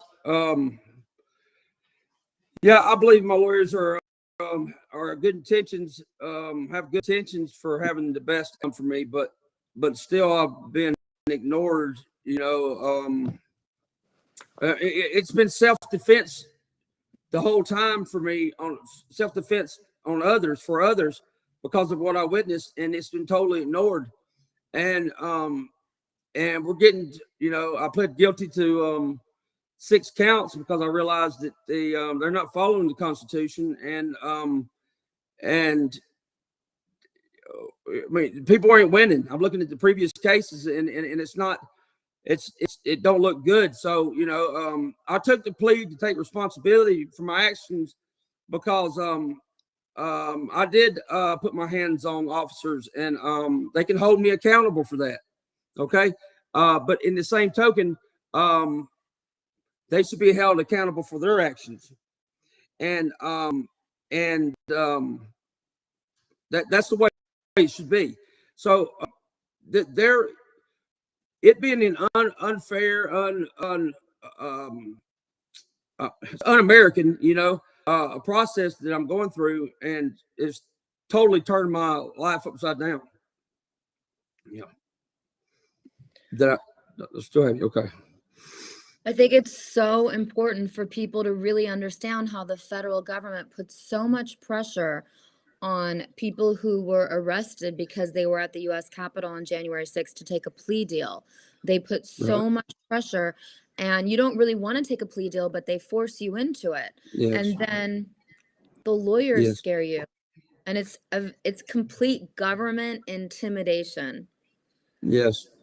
Yes, it is. And, they intimidate you. And the main factor for me is it's a moral thing that I can't get pushed through this without people knowing, okay, they murdered Roseanne Boylan and Ashley Babbitt.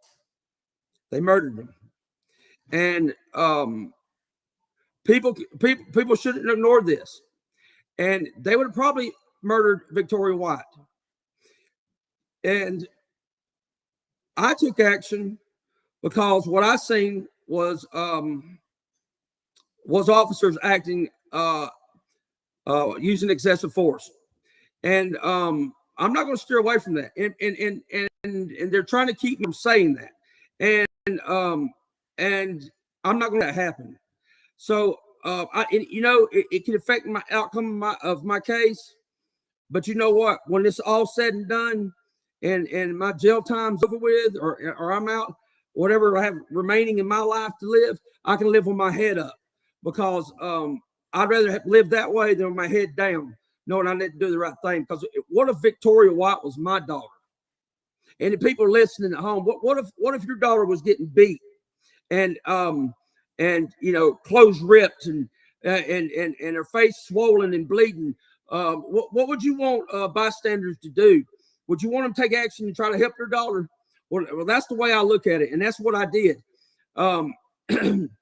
There's an element of my story at the end of the whole thing that's it's really spiritual. You have to. It can affect the way you hear my story if you have any faith and believe in Jesus Christ, because something was there that day. Something was there that day, and I would like to share it with your listeners. I'm going to go up to that point sort of fairly quickly because of time, but. You have all the time you need. You talk. You have all the time you need. Tell us exactly what you want to tell us, because you're facing jail. Yeah, I'm going to prison for a minute, and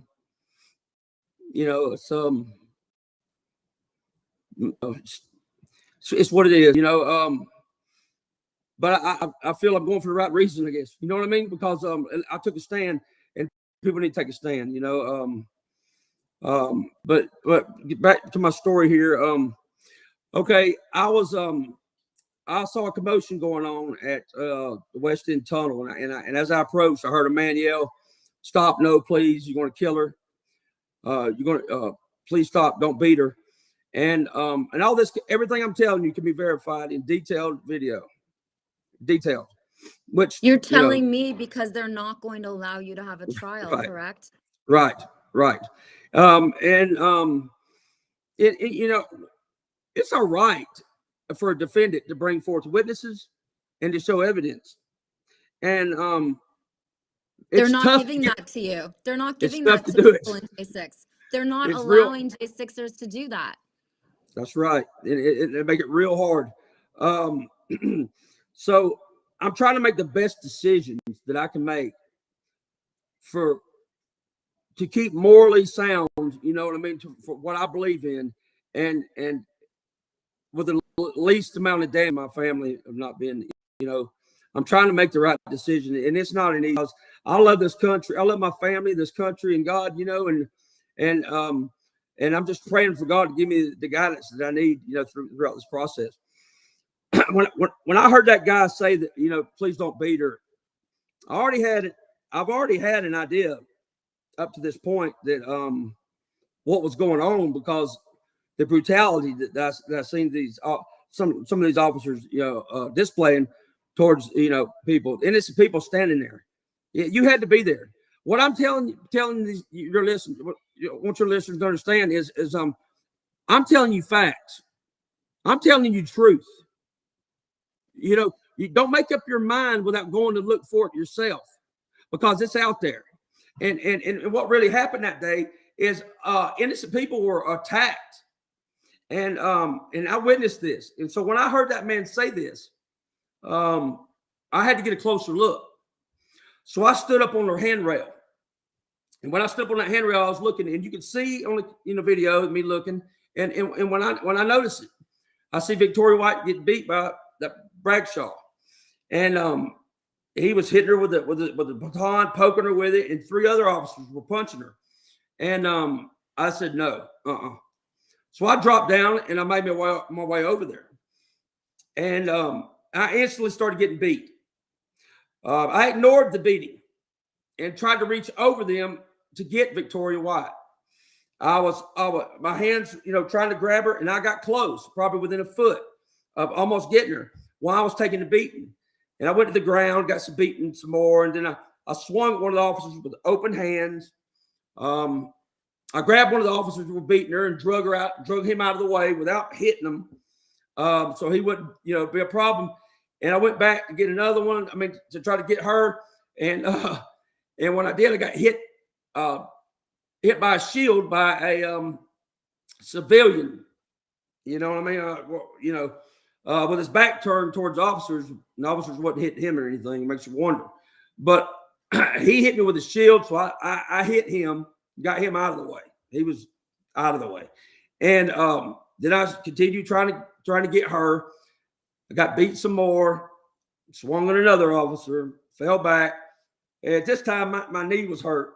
And it took me a minute. I was on the ground. I finally stood up, and some guy pushed me into the officers. I slipped on his shield and tried to catch my fall. And another officer, they gave me another count assault on that.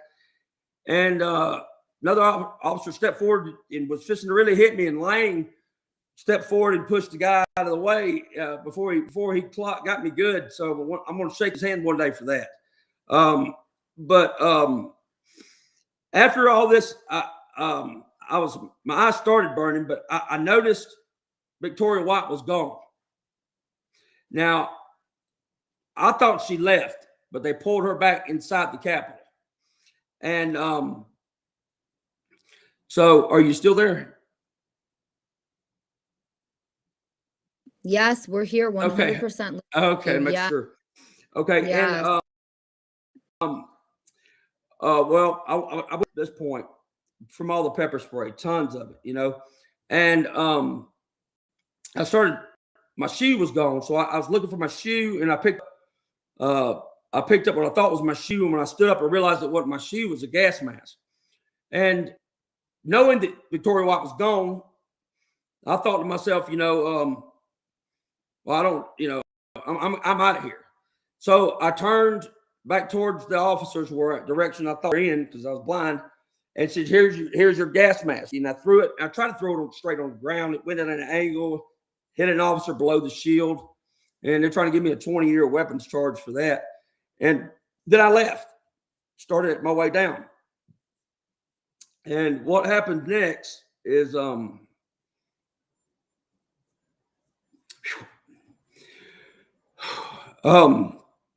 as I started to leave, a woman put her hands on my shoulders.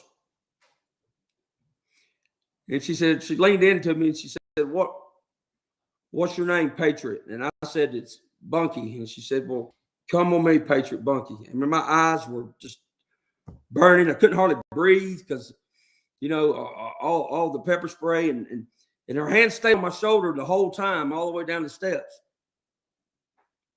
And when I got to the bottom of the steps, she sit me down.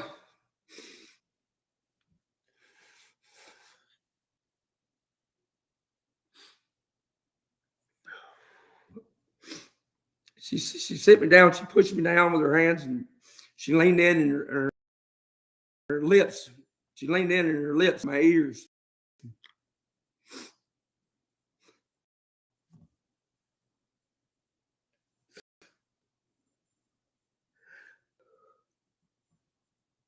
She said, Patriot Bunky, you just shed your blood on the pages of history. Now, I've watched that video a lot of times. When I finally got my eyes cleaned, I looked around and the woman wasn't there. And I asked the dude where that woman was at. And he said that he didn't see a woman. And sort of, I blew it off. And took a couple of weeks when I got home and video started surfacing out. And I watched the video. And I can't see no woman even there. I can see myself coming down the steps with no woman there. Now, to a non-believer, that could discredit my whole story of what I'm telling you. But I don't care because it's what happened.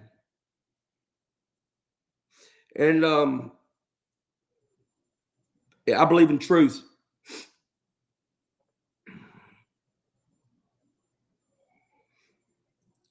Are you there? Totally here. I'm listening. So what you're saying is that you had an experience where a woman said, Patriot Bunky, you're standing up for America on January 6th. And so many J6ers have told me this, that it was really a blessed by God experience. And that's why this is way deep, because we're really fighting evil. This has never happened in American history since the Civil War, Bunky. Yeah. And that's what we're facing. And I interview people all day long who've been persecuted, prosecuted because of January 6th. And everyone's saying the same thing. We're headed towards a time where this shouldn't be happening. And there's over 1,500 people arrested. That's approximately one person per day since the Biden regime took the White House. So this is serious. This is a crisis. This is a political prisoner crisis. And it's really important. Did you already take the plea deal, or can you fight this out if you want to? I took, no, I didn't take any plea deal. I did a straight plea. I went over I bypassed the prosecutor and just, because he wasn't being, reasonable in any of his, offers. I did a straight plea on the assaults, everything but the weapon. They're going to take me to trial and on the 17th for those. And at that time, June 17th, you have a trial starting in Washington, D.C. I will be there. So even though you took the plea deal, they're making you go to trial on the weapons charges? Yes. Yeah, they are. Yeah. And it's ridiculous. It really is ridiculous. I'm willing to take responsibility, but I don't see the government or any, I don't see any other responsibility being taken anywhere else but me, it seems. You know what I mean? And I think that there's a lot more. There's some people getting away squeaky clean that it shouldn't be. There's an injustice no matter which way you look at it on this whole thing. And I ain't the only one. Like you said, I'm just a footnote in the whole process, because it's every day. It's happening every day. Stories like mine. And what bothers me is people, they don't care. They don't want to speak up because it ain't them.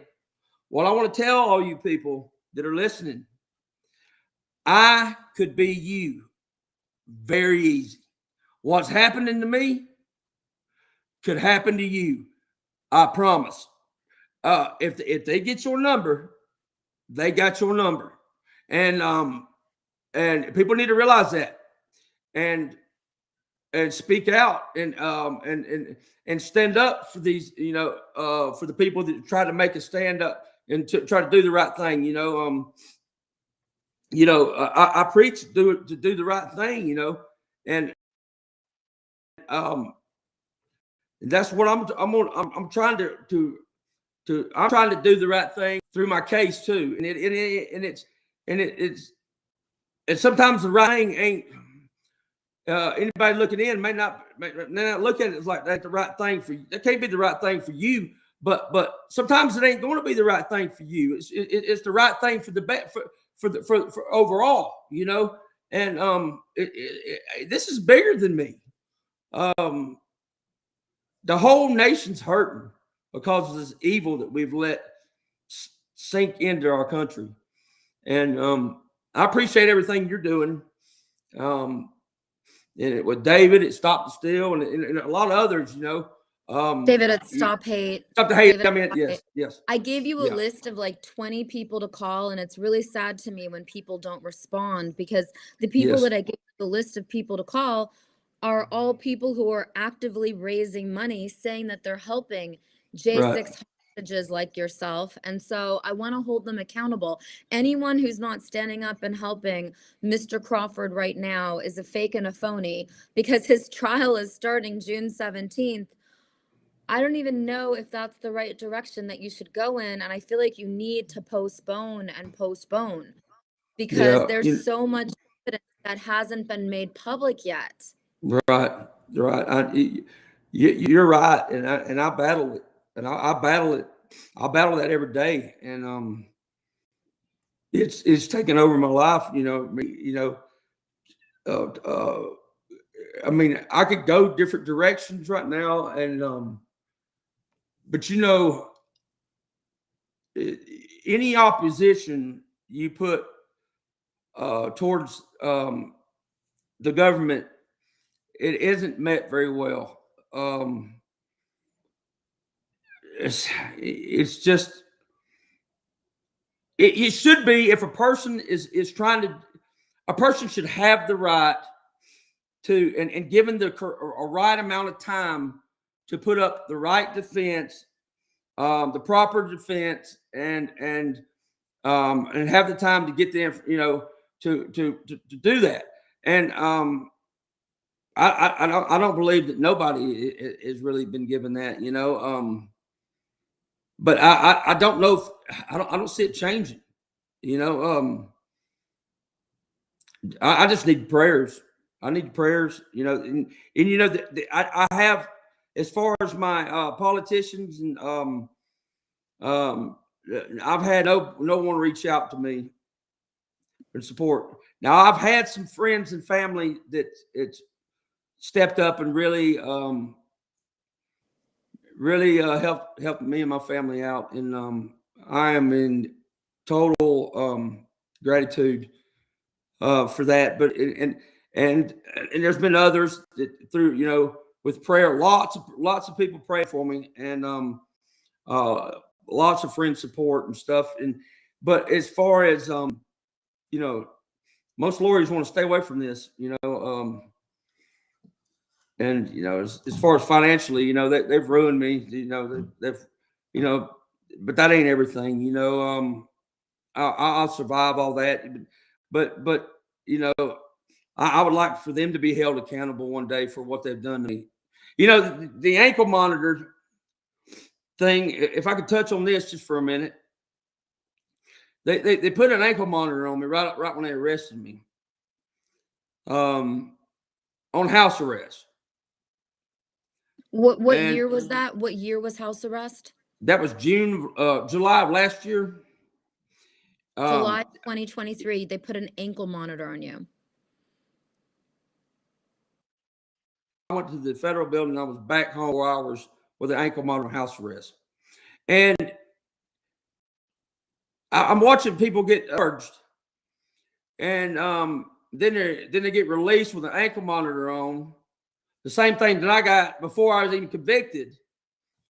So what happened to due process with me? How can they take all my guns and put me on house arrest for 5.5 months? Totally financially, just, you know, it wiped me out on that. You know, I wasn't prepared for that. And then not give me any time served on my sentence. That's I can't. but then they want to punish you more with time. Well, the same thing for you to serve after you do your jail sentence. You know, with the same thing you got before. I don't understand how they're able to do that. Yeah, I don't understand that.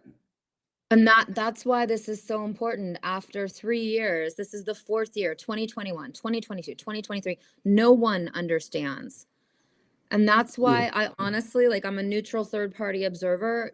You shouldn't be going to trial because there's so much evidence that hasn't even been allowed into cases. Right. Are they going to let you talk? Is the judge going to allow you to talk about how you were trying to protect Victoria White? You know, it keeps getting, I keep getting in the sentencing. I'm supposed to be able to say all this in my sentencing, but I want to say this in the trial. I want it to be court record and put it into the court record. You know, I owe it to these girls that lost their life, and to Victoria White that almost did. I owe it to them, and but I want you to know, for me to do that, and I plan to, it's not gonna be good for me. But let me tell you, I don't, because it's more important to me, no matter the cost on that issue. It's important. It's important because I got to live with myself. My kids have got to know. They're going to go back and look at this story one day, and I want them to see that I've done the right thing, that I continue to do the right thing, and that's what I hold most important to me. You know, I could go in more detail about my legal matters, but because it being in the middle of the process of this, I'm probably best to steer away from it now. But I do need continued prayers, and we all do. All these January 6ers, they're going to try this left wing. I want people to understand that, and be ready for it.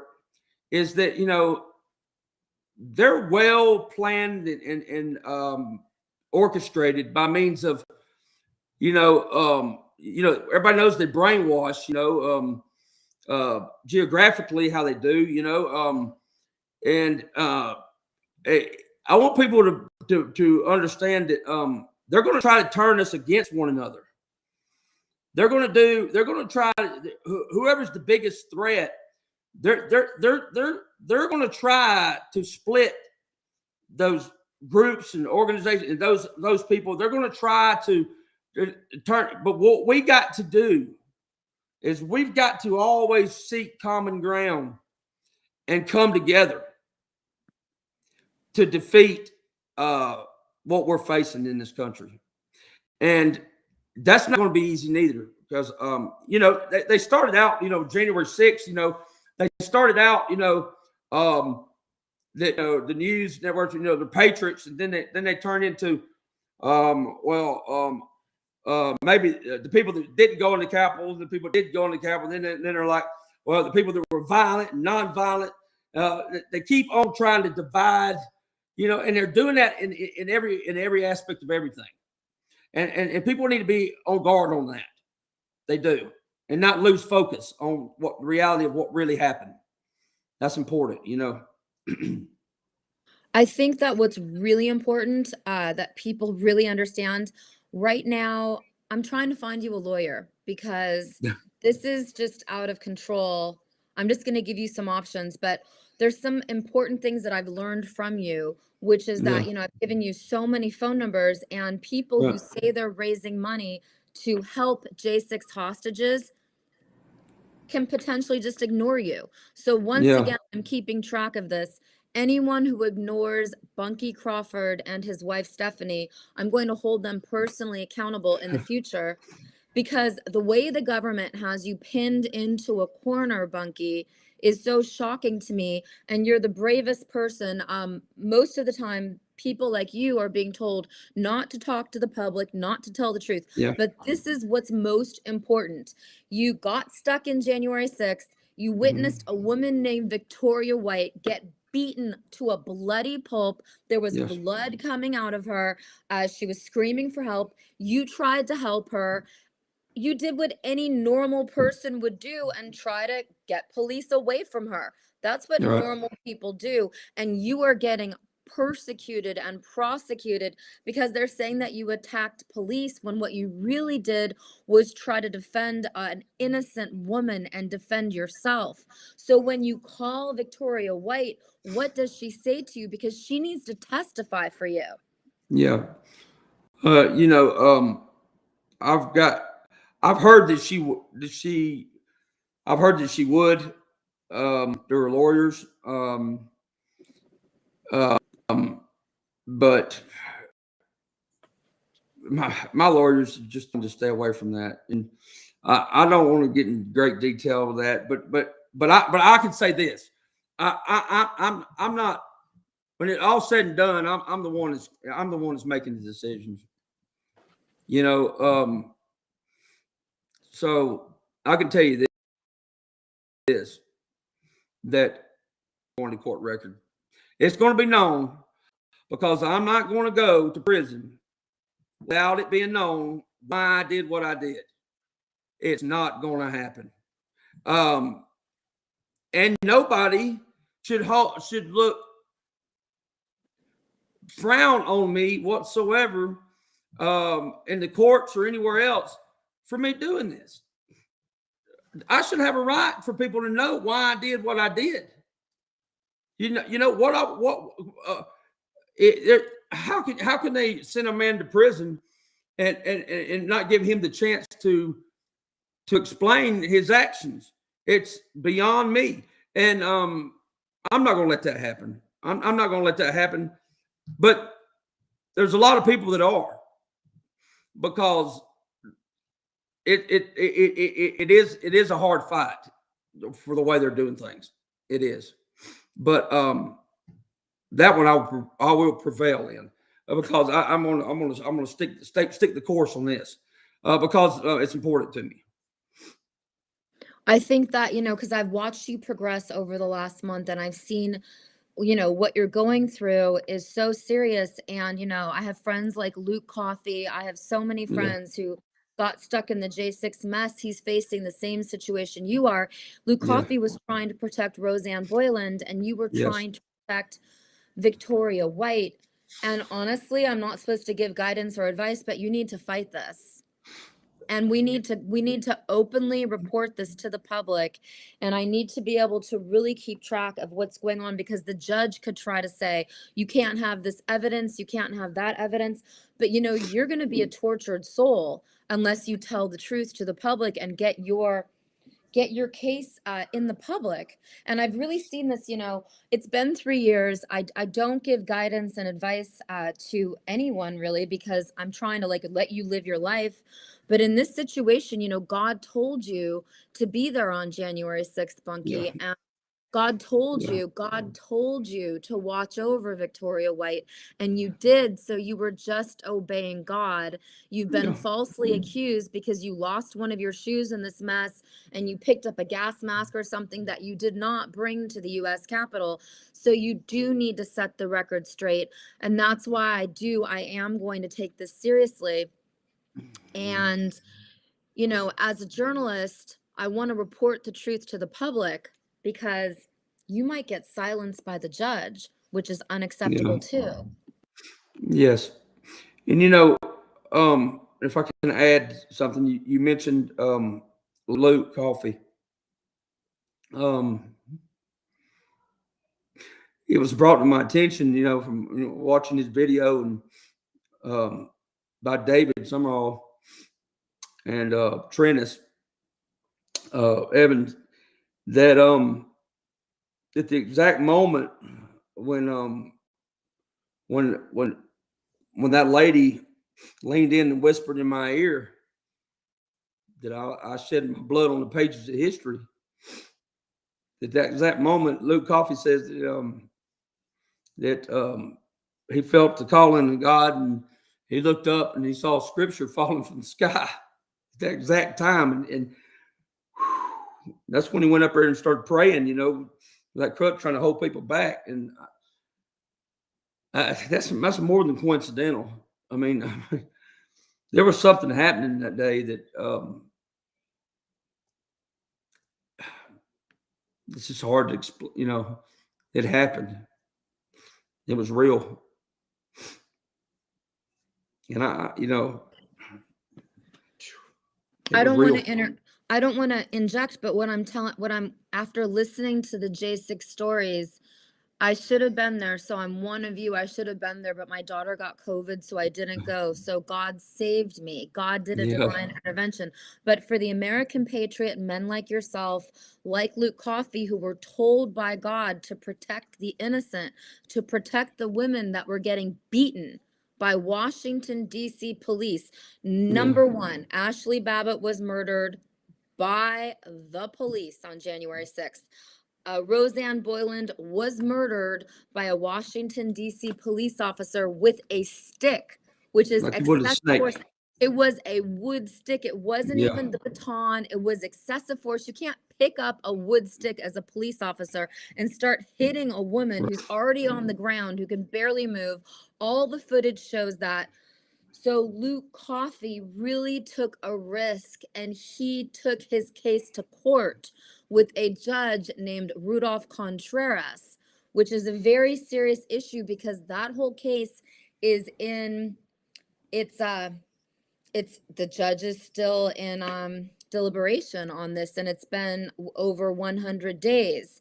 So the number one thing to really explain is that the BLM people always knew that the police would beat up the Black African American people, but our side, our white American patriot side, we didn't know the police would beat us up.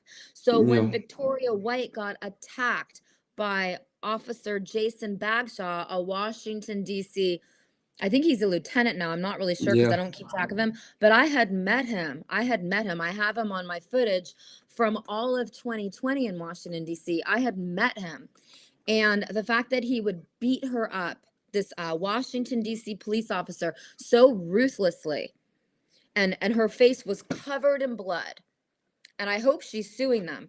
The fact that there were 3 women that day who were white all-American patriots, two got murdered, one almost got murdered. The fact that there were men like you who tried to stand up for them, you were called by God to do that. So you had a very deep spiritual experience, and that's what you're trying to explain to us. January 6th was a very deep spiritual experience of the highest level, where you men felt like Jesus Christ, like God was trying to tell you to stand up for the innocent and to stand up for the United States of America. Put aside Trump, when you see police violently attacking innocent women, of course you're going to stand up and try to defend them. And that's why I think it's so important that you have a bench trial with a judge that we can hold. We the people, the independent media like me, and we the people can hold accountable. No one has ever been able to win in a jury trial. There's something going on with juries, which is another thing God wants us to expose. Prior to January 6th, I'd always been told by these BLM activists that the juries were tainted. So the BLM side knew the juries were tainted. Okay, they knew this the whole time. So I feel like God is asking our side, the American patriot side, to expose it and change it. And that's why I think in your situation, I feel like in your situation that you really are called by God to do what brilliant men like Luke Coffey were called to do. He fought this out in a trial with a judge, in a bench trial. He didn't use a jury. He used a bench trial because the judges know that they have to be accountable to the U.S. Constitution. The judges know that this is not going to end. You can't just throw people in prison and just let it end. We have enough American patriots and independent journalists like me watching these judges now, and there's going to be a change soon. Obviously peaceful. I don't do any violence. I'm a woman. I don't do anything. But your trial is so important because in the trial, the judge may try to deny evidence, Right. and that's unacceptable. And Yeah. so the more I hear you talk, the more I feel like you need to go for it and have a full trial. You need to Yeah. have a full trial. You need to get a lawyer that will stand up for you. You need to speak your truth on record. We need to get a copy of your court trial, because you're Yes. not going to be able to live with yourself if you bear false testimony against yourself and take a plea deal. But listen, I respect anything you want to do, because obviously you've got 3 children that need you. But it Yes. seems to me like in this situation, if I can find you a lawyer that will do this, you need to fight in the Yeah. legal system with a bench trial, just with the judge and a bench trial. Oh, I agree. I agree with it. And Bench trial. look how much peace that brings you when you know that you can stand up, and then we have the legal record. We have we hold, it's time to really hold these judges accountable for the Yes. decisions they're making. The worst judge I've ever seen is a judge named, I don't even know if I should say, Reggie Walton. Reggie Walton, in the very beginning, in March 2022, he was throwing J6 political prisoners just from the courtroom into federal prison. One was Dustin Thompson. I couldn't believe when I saw this. But now, even Judge Reggie Walton, 3 years later, he has to behave because he knows that we are watching. We, the people, are watching. We, the people, are watching the judges now, and they have to respect the Constitution. They got away with it in the beginning, but I feel like God chose you. God chose you to stand up for yourself and have a bench trial and find a lawyer that will stand up with you, that will stand up for you. And we're going to, together as a team with King Jesus of Nazareth, obviously, we're going to demand that your evidence gets accepted into the trial, and at least try. Because if you take the plea deal, they're going to throw you in prison. But the bottom line is that your story is going to get lost in history because you took the plea. So, but you have to decide what you want to do. You have to decide that. And this is something everyone goes through. And it's really serious and really deep.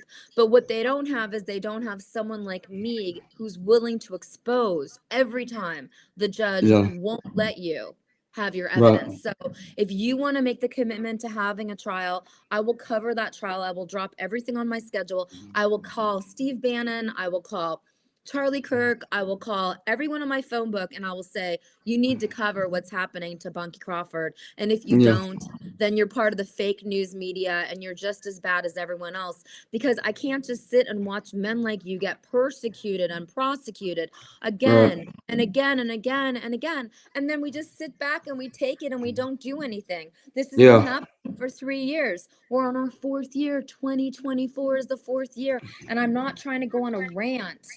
I'm just in shock that this could even happen in the United States of America at this time.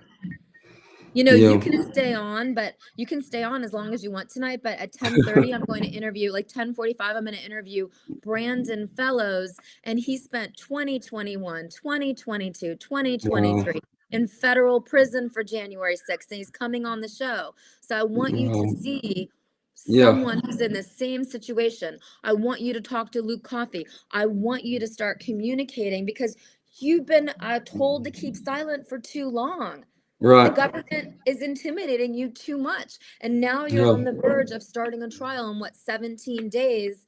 And God is telling you to fight. God's telling you to stand up for yourself, not fight physically, but fight litigation. Right. And I am. You see, the assault charges that I pled guilty to, I pled guilty to those, and then the remaining charges they're going to take me to trial on. And on that trial, I'm going to use that platform to make sure that my story, this Victoria White story, gets told of the reasons why I've done things. But not only that, at my sentencing, I plan to do the same thing. It ain't planned. This is what's going to happen. because you're right. I mean, I saw it. I felt alone.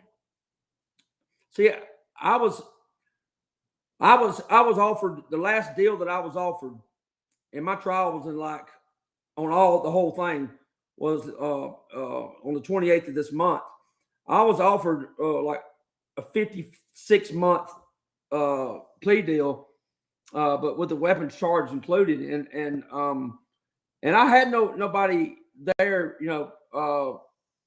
I felt alone, and so I was promised that I could make my case in my sentencing hearing, and but I had to wait to see if they're going to bring forth the charges on the other, and they are. So now I'm going to use both platforms to make sure I do this. So you're saying you took a plea deal and they're still asking for 56 months in federal prison? I didn't take no plea deal. I did a straight plea without the prosecutor at all. I just said he sent me a deal for 56 months, and I sent him one back for 176 months. I said I'm not. I took the principle more, plead guilty to all these other things before I'll take the weapons charge that I know I ain't guilty of on the rest of the charge. And it was a gamble. It was a gamble. But he's going to take me to trial. I didn't look at the time. I looked at the principle. You're facing more than 56 months in federal prison for having a weapon at the U.S. Capitol that you didn't have. You lost your shoe, and somehow Right. it was a gas mask? What are they saying is the weapon? The gas mask I picked up, I had in my hand for like 38 seconds. The U.S. government is saying that a gas mask that you picked up from the sea of people that you had in your hand for 38 seconds is a weapon. You're right. I mean, I picked it up. Yeah, it's crazy. And I wasn't you picked it up, and what did you do with it? You picked up the gas mask. What did you do with it? I threw it back to where they were at, but I threw it on the ground. But it sort of slipped and went downward, and it hit the shield of one of the officers below the ankle. Hit the shield, and he wanted me to plead guilty to that, which carries a 20-year sentence. So I was like, no, that's evil.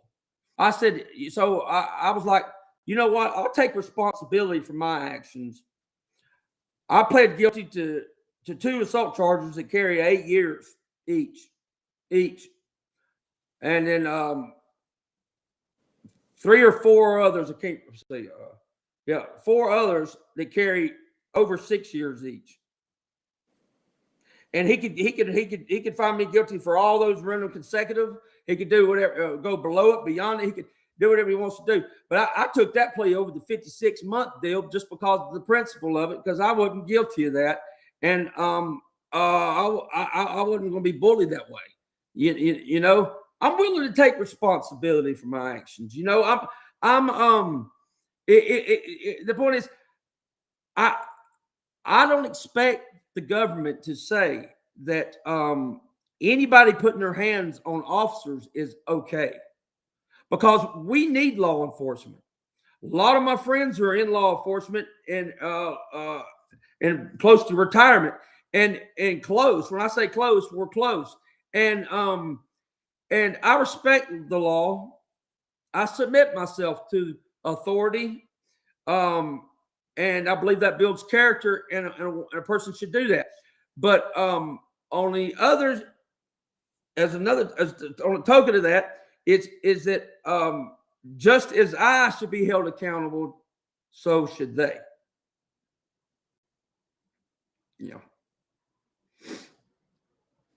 I mean, we never thought that the American government that we grew up in when we were 25 years old, we never thought that the federal government would do this to people. Not in a million years. I would have never, if you'd have told me 20 years ago that you would have politicians supporting illegals voting, I would have never believed it. If you would have told me, I mean, there's so many things that's being allowed today that it's mind-boggling that the people are so easy with this. I mean, people should be in an outrage. These illegals here, some of them, a lot of them probably are really good people, but unfortunately, they all need to go because they're here illegal. Why am I facing these charges? Because of legal matters. People, we have laws in this country, and everyone should abide by these laws.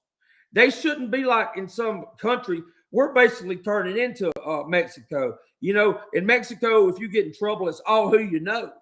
You know, if you know the right people, then you ain't got nothing to worry about. That ain't what the way America is supposed to be. You know, we're this close to being, I mean, the United Communist States of America, this close. And it ain't easy for me to say that, but it's just the facts. You know, no, we got illegals in this country that are acting like they own this place. We got illegals in this country that are allowed to carry guns. Police can't do anything. Allowed to carry weapons. I mean, that's nuts. I mean, you could infiltrate countries. Our enemies could infiltrate people into this country right now, and they could bear arms, and it all at the same moment, like fire ants, all bite you at the same time. It don't make any sense how we've allowed this government to weaken our military and our patriotism.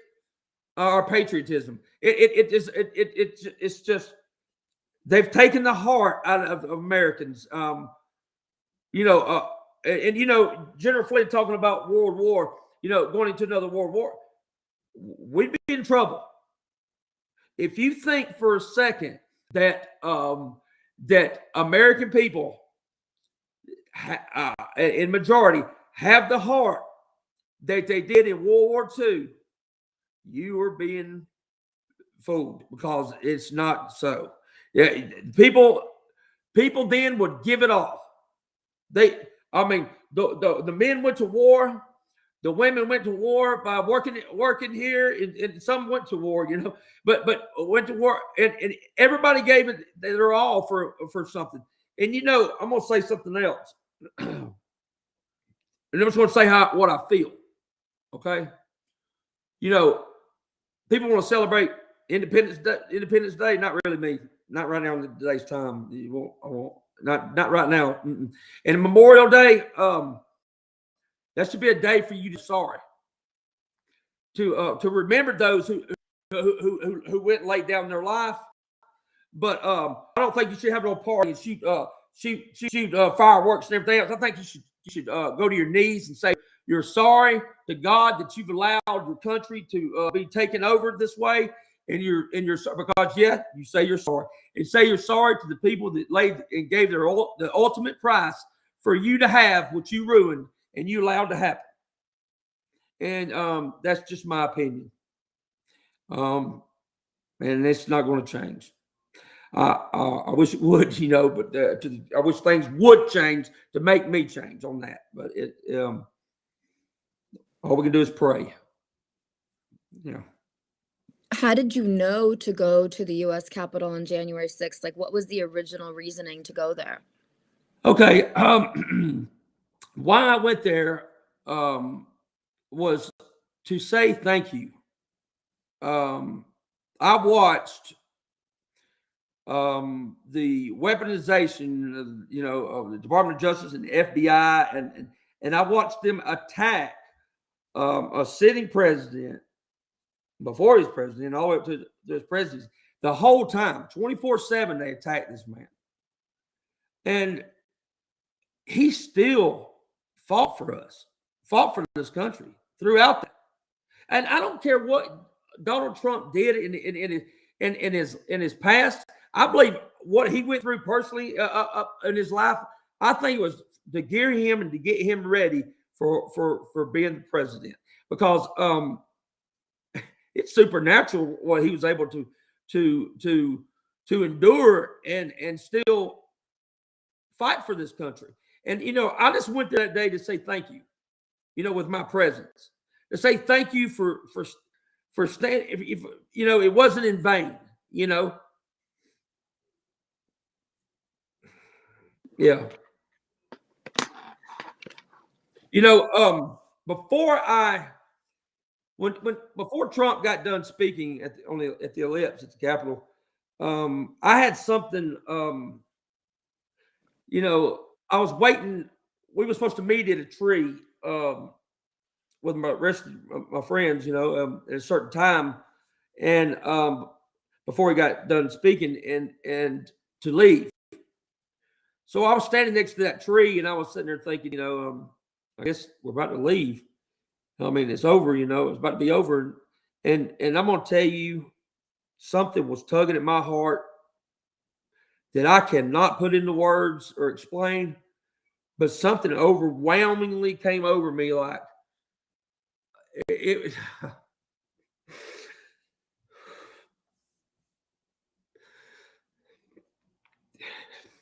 was like, you ain't going home. This ain't over.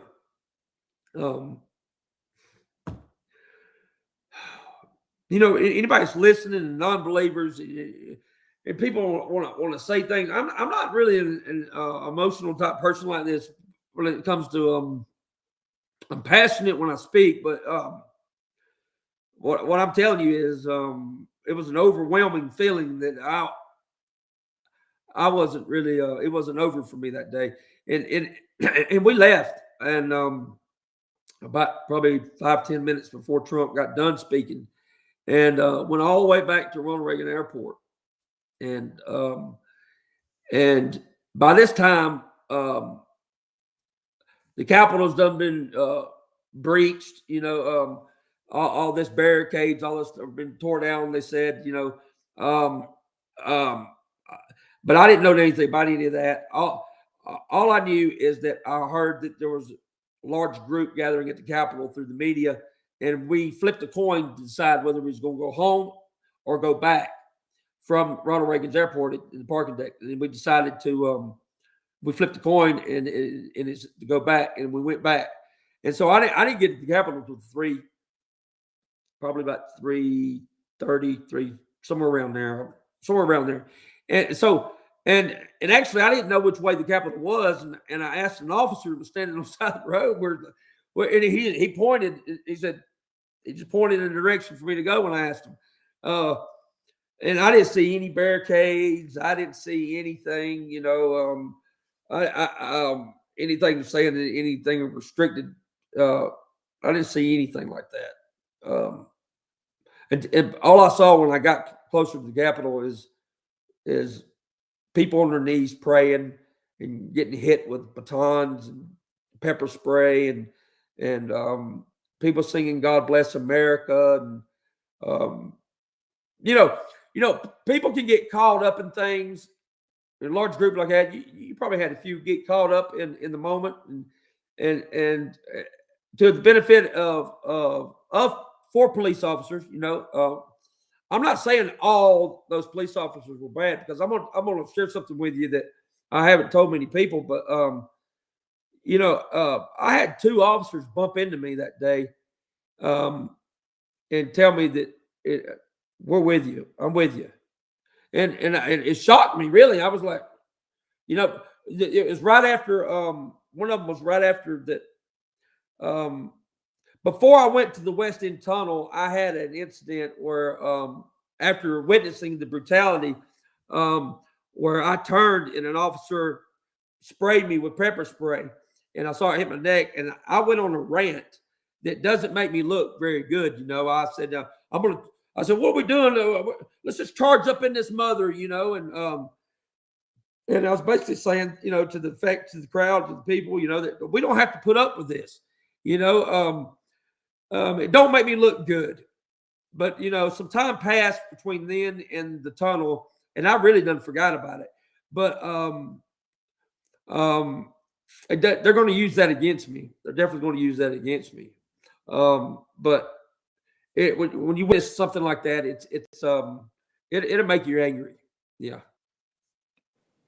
So you were leaving Washington, D.C., and you and your friends flipped a coin, and God told Yeah. you to stay in D.C. Yeah, yeah, we did. We did.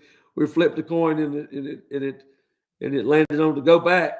So we all went back to the train and loaded up on the train to go back. But I was the only one that went all the way to the Capitol because I was walking fast, trying to see what was going on, and I don't know why, and something was pulling me towards that place.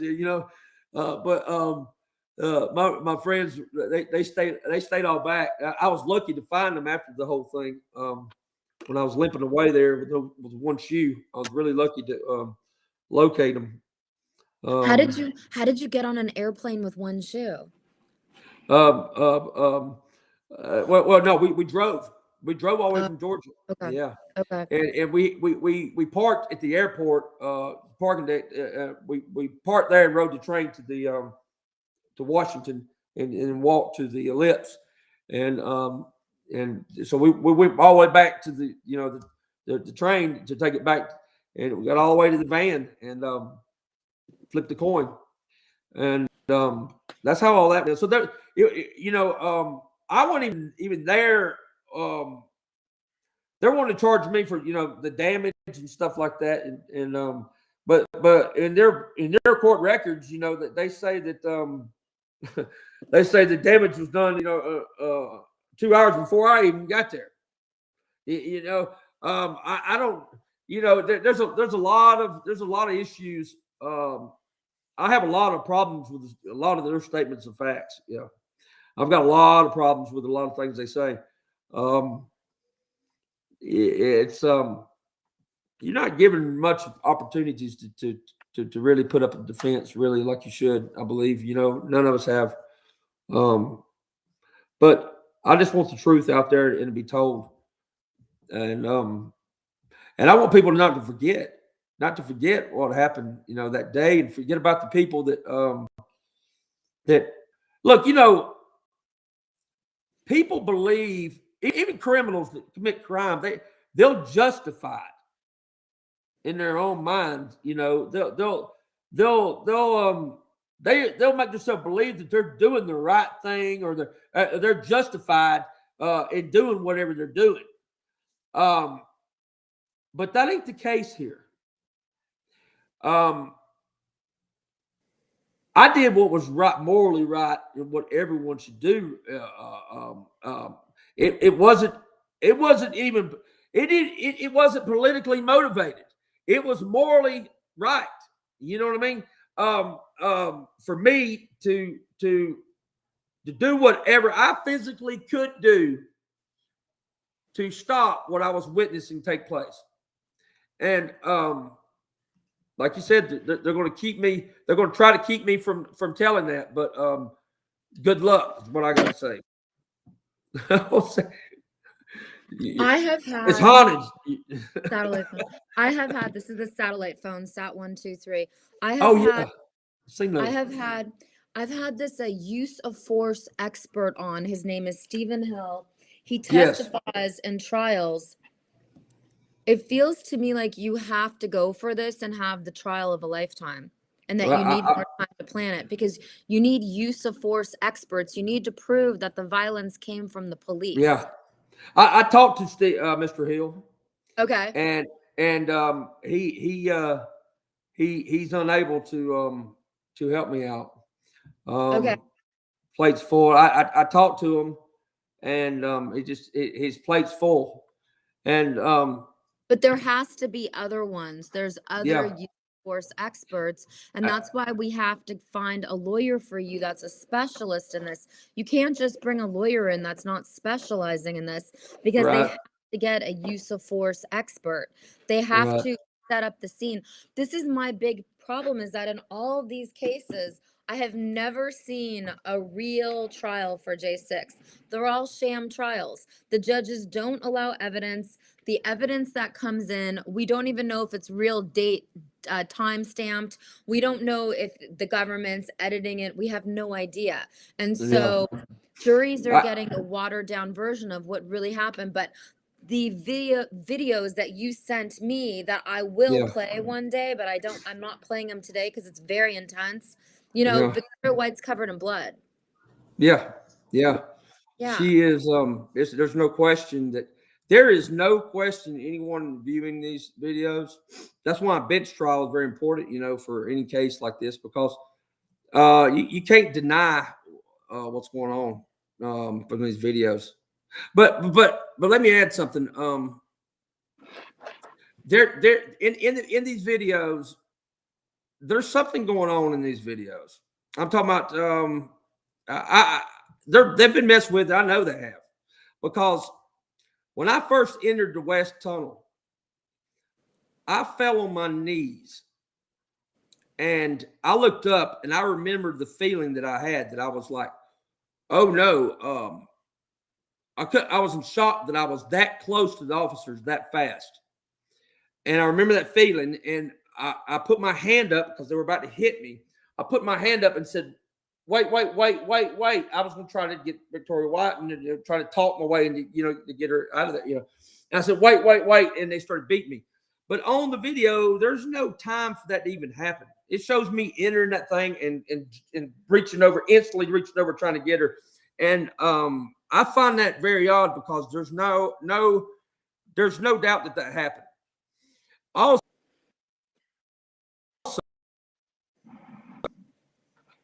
I better not say it on live TV, but there is things in the video impossible to happen. I mean, like when slowed down, the speed slowed down.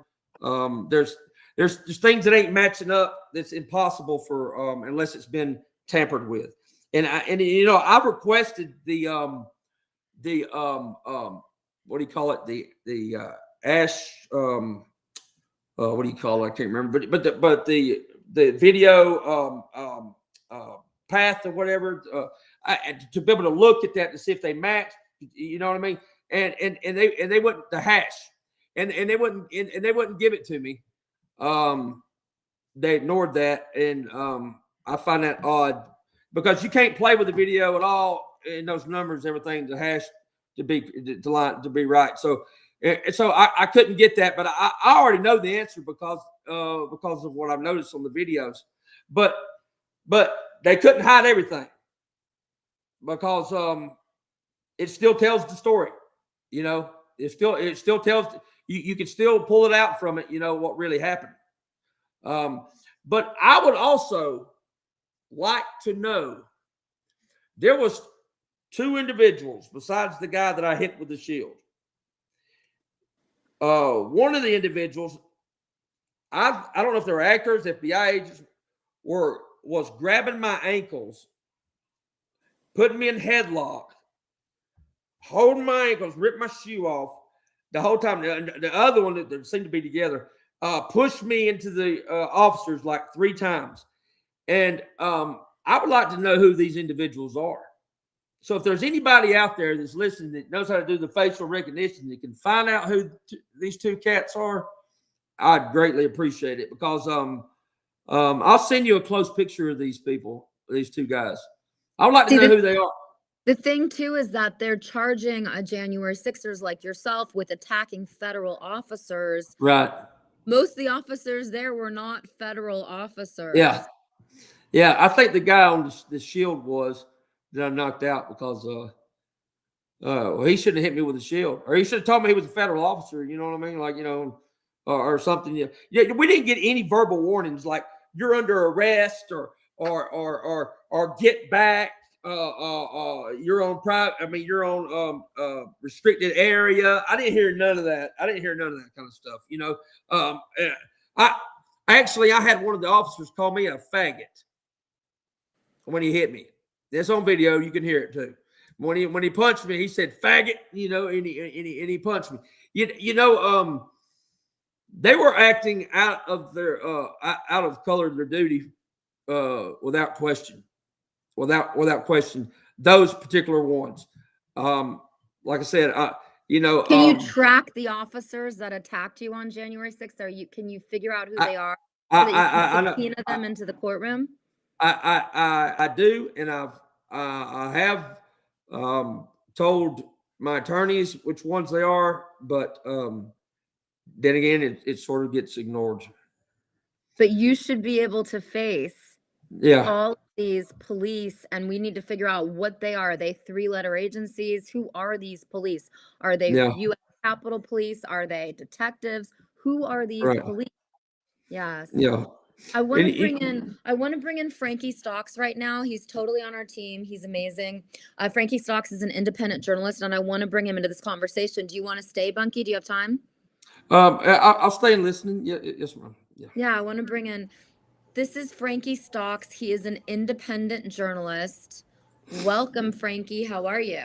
Hey, Corinne, thanks for having me. Hey, Bunky, how are you doing, Hey, man? Nice to good, be here with good. you.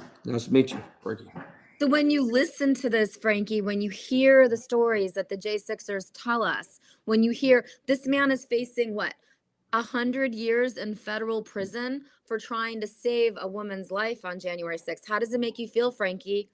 Oh, it's enraging. You know, it's disgusting. I was listening to you talk about the federal agencies or whatever kind of law enforcement it was in different areas, and you know, it makes me think of and we've reported on this quite a bit at National File. It makes me think of the body cam footage that came out, where as people are walking up, as they're just coming in, you know, chanting, holding signs, coming to make their voices heard, the whole traditional American protest movement. They start the Capitol Police, especially the Metropolitan Police from Washington, start scrambling, you know, screaming at each other. Where's the tear gas? Where's the blast munitions? Where's the pepper spray? You know, these guys were looking to go all out and try to incite anything that they possibly could. And it's very obvious. And so that's obviously why a lot of the video footage has been covered up. And I'm with you, man. I really am. I do believe that this footage has been manipulated and edited to a great extent. You know, there you hear very much about things not adding up. And the fact that it's been sat on, so much of the footage has been sat on by the federal government, and it just doesn't add up.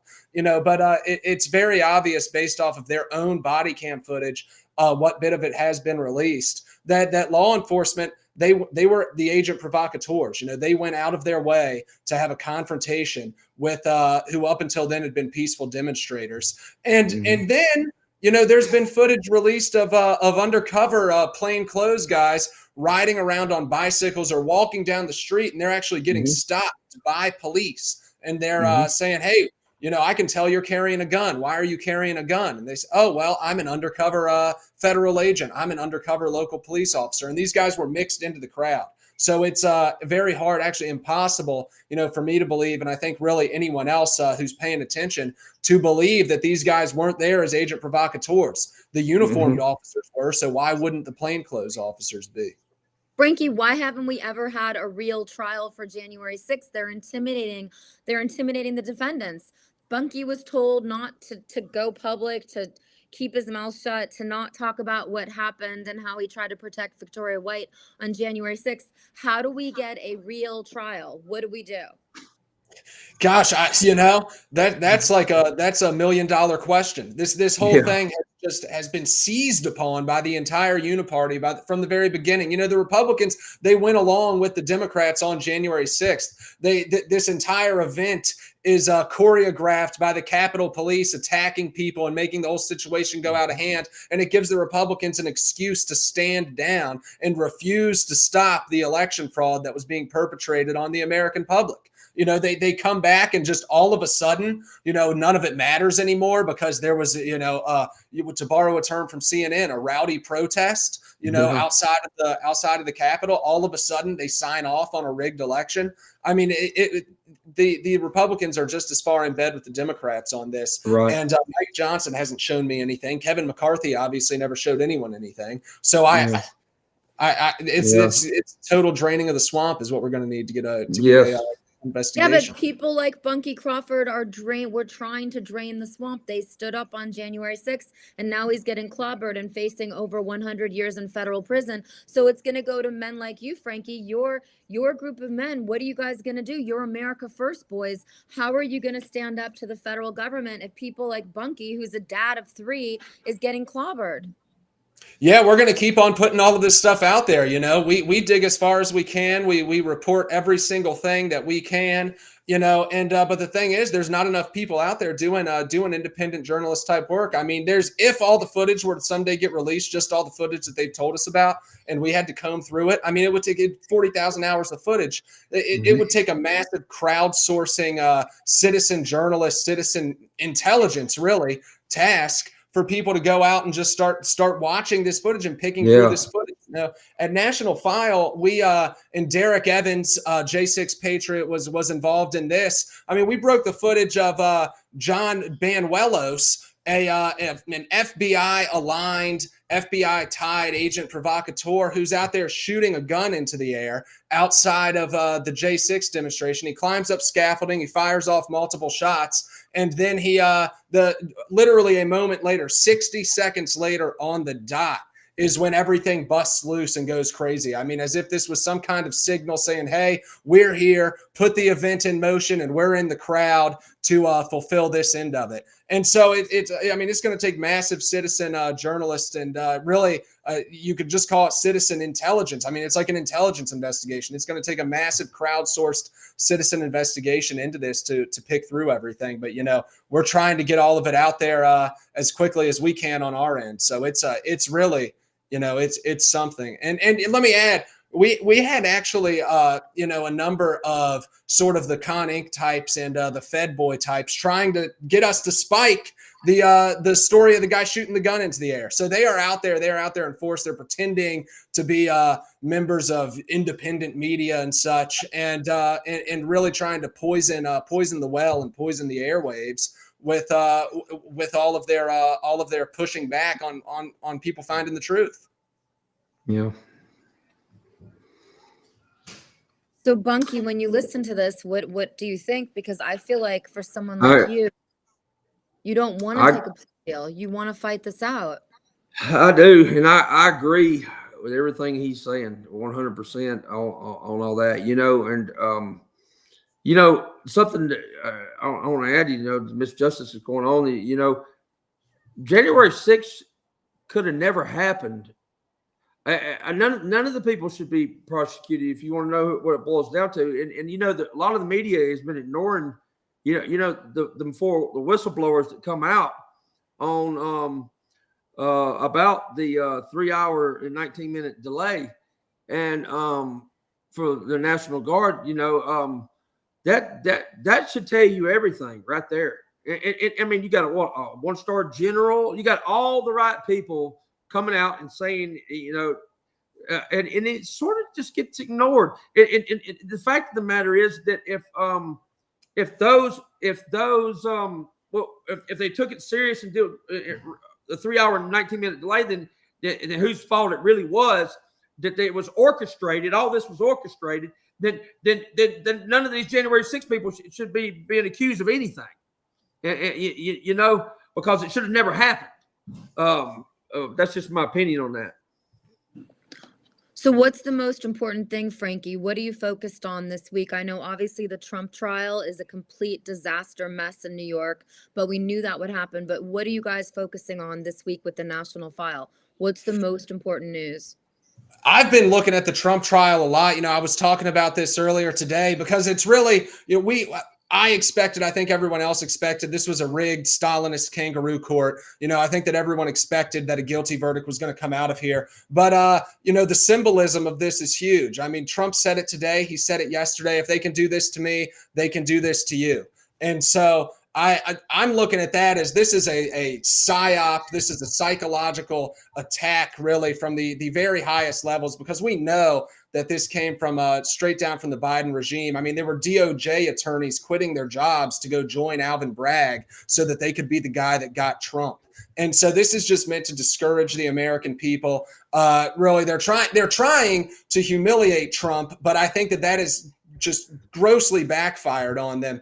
And it's really, it has made a lot of people take a look at this and say, wow, this guy is really, you know, he's been bruised and battered. He's stood up to these people. And he's certainly paying the price, but he doesn't stop and he keeps on going. And, I'm not going to act like everything that Trump has done is perfect. I totally disagree with Operation Warp Speed. It was a disaster. But this is right now, this is the guy that's standing up and fighting for the people. And on January 6th, there is no doubt in my mind that there was a massive false flag that was orchestrated to finish off the election theft from Trump. And that's something else that we're focusing a lot on, because these election laws, the changes, the rigged fake changes to election laws that were made illegally by executive order, by judicial action, these things that did not come from the state legislature, they're still in effect. And Merrick Garland is suing states that try to take them off the books. He's suing states that try to put their election laws back in compliance with the U.S. Constitution and with their state constitutions. And the DOJ, they now have U.S. Marshals going around giving mail-in ballots to inmates in federal prisons, including in states where felons and prisoners aren't supposed to be voting. The Secretary of State of Mississippi wrote a letter to the federal government explaining all this. So I'm still waiting for the GOP to defund the DOJ. This is something that should have happened forever ago, but obviously it hasn't. But this is, the continuation of the 2020 fraud and of this entire hoax election that was perpetrated on us. It's just going into 2024. It's rolling straight into it. So we're hot on that. Yes, and I agree with that 100%. In Georgia, they keep coming out with facts of the election wasn't, it wasn't legit, with different things. And they keep coming out coming out with new things and making it, going out of their way to make it the most official as they can, and it still gets swept under the rug and ignored. It's aggravating. It's aggravating because if they're going to be better this time. People need to realize that they're going to be even better. So we're going to have to get on the horse about this to save our elections for sure. In Virginia, you don't even have to show ID to vote. So we're in trouble in Virginia. I plan on spending a lot of time in Virginia watching over this. But right now, we have Americans like Bunkie Crawford suffering because he's facing a trial on June 17th. So what do we do, Frankie? How do we stop this? I mean, the Biden regime has arrested, more than 1,500 people since they took the White House? Yeah, the only way to stop it is to drum these people out of office. And Corinne, I'm in Virginia too, so it's amazing to see how our election security or any kind of legitimacy to our elections has just been stripped away. I think back, I've been voting for like 12 years now. I look back and I remember when I first started voting, you had to have ID. They would look at your picture ID. They would ask you to read out your address to them and all of these things. And it's just all been taken away, especially over the past 4 years. And now anybody who's anybody can just walk in and start voting, and illegals can get driver's licenses. So they're going to be voting too. It's just a complete and total disaster. And so I honestly, and I've been beating this drum for a long time. I mean, the elections at this point in time, I'm not convinced that we have legitimate elections, but the only thing that we can do is keep on pushing forward. And I talk a lot about federalism. We have to take back our federalism. We have to build back up at this local and state level so that we can seize control of these elections and just take them back. Just take them back to how they were 10 years ago, when you had to show ID, when you had to show who you were, to vote. I mean, back then, of course, it was the big talking point. You're racist if you have to show ID. But I mean, who cares about that anymore? They say so much worse about us now. I don't think anybody's going to be bothered by being called a racist over voter ID laws anymore. So just bring that stuff back. But I really think this has to be a bottom up, especially on the conservative side. There's been a lot of hoping for a big guy, a knight in shining armor, to come in and have this top down approach. But the left took over the country with a bottom up approach. And we're going to really have to start taking it back with a bottom up approach so that we can at least try to secure our elections and get legitimately counted votes. The states are in charge of the elections. They haven't been able to completely overhaul the elections at the federal level yet. So the states still have some push here, and we can still try to take these things back. And I mean, that's the way that we're going to be able to serve J6 patriots and any other political prisoners, because we're going to have to flush these people out of office. I mean, as long as we have these people writing the laws as they go, we're all in trouble. So that's how we're going to have to do it. And that's what you were standing up for, Bunky, when you went there January 6th. You were standing up, and then look what happens. You're facing 100 years in federal prison. So Yeah. what's the exit strategy? What do we do, Frankie? Because obviously we're America first, but what do we do to make sure that another January 6th doesn't happen? I don't know. I don't have a good answer for that. I think that we're getting, it's things are getting dangerously to the end of everyone's patience on all sides. And so I think that we're free falling towards a very dangerous territory that none of us want to be in, that nobody ever wishes to be in. And then, we look at it, all of this is going on domestically, while at the same time we've just instructed Ukraine to start using American munitions to start striking targets inside of Russia. I mean, the election could be canceled because of a nuclear emergency that's declared by the Biden regime. They can orchestrate a nuclear emergency and then cancel the election. So, I mean, this in all directions, we're getting this right now. So, I mean, this is just something that we're going to have to keep on talking about and keep on exposing, because this is, I mean, we're really down to crunch time here. It's really, I know every single election, they say this is the most important election ever, but it's usually hyperbole. But this time, I mean, and in 2020, it was a very similar situation. But in 2024, I mean, this has gone so far that we're really, I mean, we are losing our country very quickly. So do you think they're gonna take, when they sentence President Trump on July 11th, do you think they'll try to take him from the courtroom to jail in New York City on July 11th? What do you think? I think that there is always that chance. I don't know if they're going to be able to get away with that at this point. I think that they've lost so much momentum on this. They're going to try to do some kind of grand perp walk. I'm sure they're going to want to, even if they sentence him to house arrest or something, I think they're going to probably want to try to take him around in a police car and like process him at the jail or something, or do whatever they're going to do to him. But I don't know. I think that's going to be kind of a wild card that we're going to be looking at there, because July 11th is the day that he gets sentenced. I mean, we have quite a bit of time between now and then. And also, it's really, we could get into where they're trying to expose Trump to some kind of dangerous situation where they say, we're going to take him down to the jail and process him. And then he gets separated from the Secret Service and he's left in a hallway somewhere. Oh. I mean, this is really, I mean, these people are evil people. These are Stalinist tyrants. So it's really, to say they would go the level of knocking someone off or trying to is I don't think is too far to go. So I certainly hope that that's not the case. I hope that he doesn't even see the inside of a jail. But I think that this could be a really dangerous situation for the entire country. And it's just, again, setting a third world precedent going forward. I mean, this is third world banana republic, Soviet Union type stuff. Like the Soviets go in and take over part of the Congo, and they bring out the former president, and they throw him in jail and they try to kill him. I mean, that's what we're seeing here in the United States. This is shocking, because they could take him from the courtroom and try to throw him in jail in New York City. New York City would allow that to happen. I've seen it happen in Washington, D.C. I have seen a lawyer for a prominent man named Patrick Byrne. His lawyer was arrested in the courtroom. Her name is Stephanie Lambert. I'm going to be interviewing her probably next month. She was arrested from the Washington, D.C. courtroom. She's a lawyer. They arrested her. They took her to the D.C. jail. They strip searched her, and then they let her go. Now they're charging her with something else, and they're trying to get her taken off cases in Washington, D.C.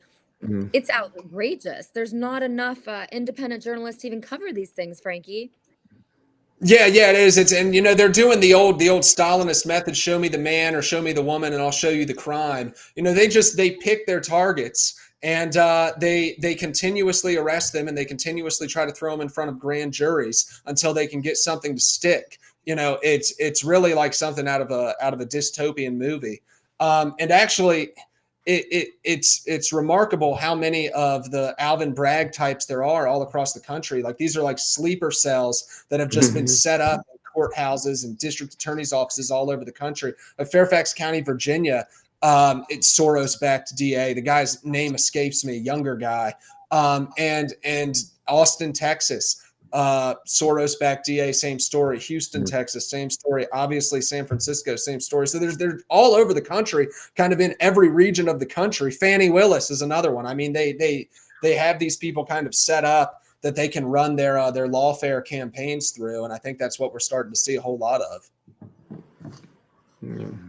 This is going to get really interesting. I know that you're super busy, Frankie, so I don't want to keep you too long, but what's the most important thing we should focus on?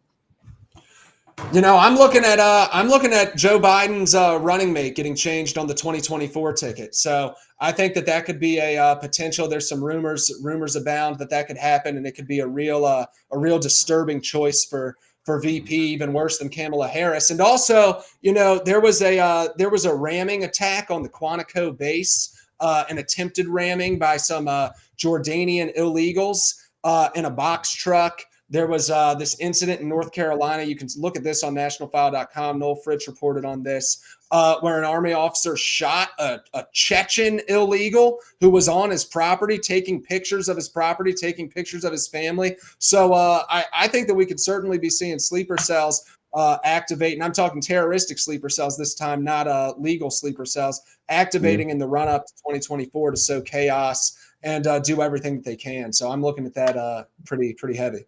That's really serious. Just one more thing. Matt Strickland from Virginia. He is in, I think, the 7th district of Virginia. He owns a restaurant called Gourmel's. He was my first guest today, and he's making an open call to have create a legal militia in Virginia, a legal militia in the United States of America at this time, in case the shit hits the fan, pardon my bad language. But the bottom line is that, how do you feel about legal militias, Frankie? Oh, I think it's awesome. You know, the more that there are, the better. And you know, the Gourmet story was great through the COVID sham. Standing up to the lockdowns and the mask mandates, and then you know, getting crossways with Youngkin when he tried to come in and enforce the same crap that he'd run against. So I have a lot of respect for that guy, and a lot of respect for his restaurant and his business. But yeah, I love the legal militias. You know, any militia idea, I am very open to at this point in time, for sure. That is so important. Thank you so much for your time. I know you're super busy, but I really wanted to introduce you to Bunky Crawford, and I wanted to introduce you to just some of the things we're talking about on my news show, because it's getting way more serious. After 3 years, we would think that J6 was over, but it's just beginning. Yeah, it is. It's dragging on forever. They're going to drag this on as long as they possibly can, and just inflict maximum pain on the American public, I think. And thank you, Corinne, for having me on. And Bunky, it was nice to meet you. Seriously, I wish you the best. I'll be praying for you.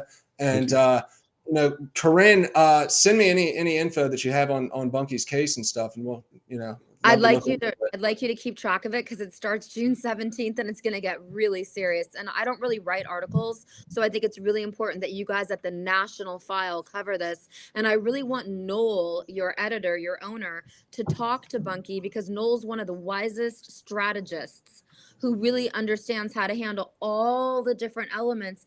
The issue is that Bunky in the beginning thought he was going to take a plea deal, but now he's realizing that the plea deal is horrific. It's at least 56 months in prison, and they're going to falsely accuse him of having a weapon. He lost his shoe, Frankie. He lost his shoe in the crowd, and somehow there was a gas mask that he had for 40 seconds, and then they're saying that he attacked police officers when he was trying to defend Victoria White. So there's a whole story to this. He's a father. He's an American patriot. He's a Christian. God told him to be there January 6th. So I need to get independent media like you guys at the National File very interested in this case, because after 3 years, this shouldn't be happening. But all the case law is against Bunky now, because so many people took the plea deal in the beginning. Yes, that's something that more people need to talk about, is they have abused the whole concept of case law, while at the same time violating people's rights to a speedy trial. They've allowed it all to snowball so they can get as many convictions as they can, you know. Yes. Well, thank you, Frankie. I'm going to give you Bunky's number. I'm going to tell you later. I'll text you later and tell you. All right. Thank you, guys. Okay. Stay on, Bunky. down, Bunky, because I want you to know that there is a team of people out there that is working 24/7 to try to help people like you. I don't want you to feel alone. You've said very clearly that God called you to Yeah. do what you did on January 6th. And so, I take that very seriously. And the fact that you've got to decide how much you want to fight this out, but it seems Right. like you really need a new team of lawyers, and no judge in America should force you to keep a team of lawyers that's going to make you bear false testimony against Right. yourself. Yeah, it's yeah. You're right. You're right. I don't know. They're in a huge line of people standing in line to help me right now. Well, I made some phone calls while we were doing the show, and so Yeah. Friday night, obviously, but people are going to call me back by Monday or Tuesday, but we're going to try to help you, which I Okay. normally, I'm a journalist. I'm not supposed to get involved, but at this point, I'm That's throwing the journalism rules out the window because I can't it's just okay. sit back and Yeah. watch more people get arrested and persecuted and prosecuted because of Yeah. January 6th, which shouldn't even be an issue anymore. We have way Right. bigger issues. For example, when I'm out and about on Monday, on Memorial Day, the mother of Ashley Babbitt had a march through Washington, D.C. And if Mhm. we didn't have bodyguards there and American patriots like yourself, if we didn't have men to protect us, there were a lot of Antifa weirdos doing a lot Yeah. of weird stuff, and it would have just been a mess. We did have police watching over us, which was the first time I've really seen that in Washington, D.C., where the police were really being protective of us. But the bottom line is that, putting American patriots like yourself into federal prison when you have no violence in your history, when you have children, when you have a family, when you have a wife, when you're happy, when you're Christian and you were following what God asked you to do, it's unconscionable. And I want these judges to know, who's your judge? Judge Ballsberg. Oh, yes, you have Boasberg. I've had many encounters with Boasberg. Boasberg pretends like he cares, but he's one of the harshest judges. However, he does know that we're watching everything that they do, and these judges do want to leave a legacy and be considered to be, righteous. And Right. so I've been watching Boasberg since 2022. I've talked to him on the subway. I've talked to him in the courthouse. I have to be careful because I don't want to get accused of stalking a judge. But the bottom line, I don't know how much more I can do, but I'm really Yeah. going to go for it as much as I can. I have to, it's like a tight line Yeah. because I don't want to fight the wrong battle. But the Right. bottom line, he's a very tough judge. But with a jury, the juries get nowhere, although we could pray Mhm. for a jury. But the bench trial with Boasberg is probably where you're headed, right? Are you doing a jury trial Right. or a bench trial? Bench. Yeah.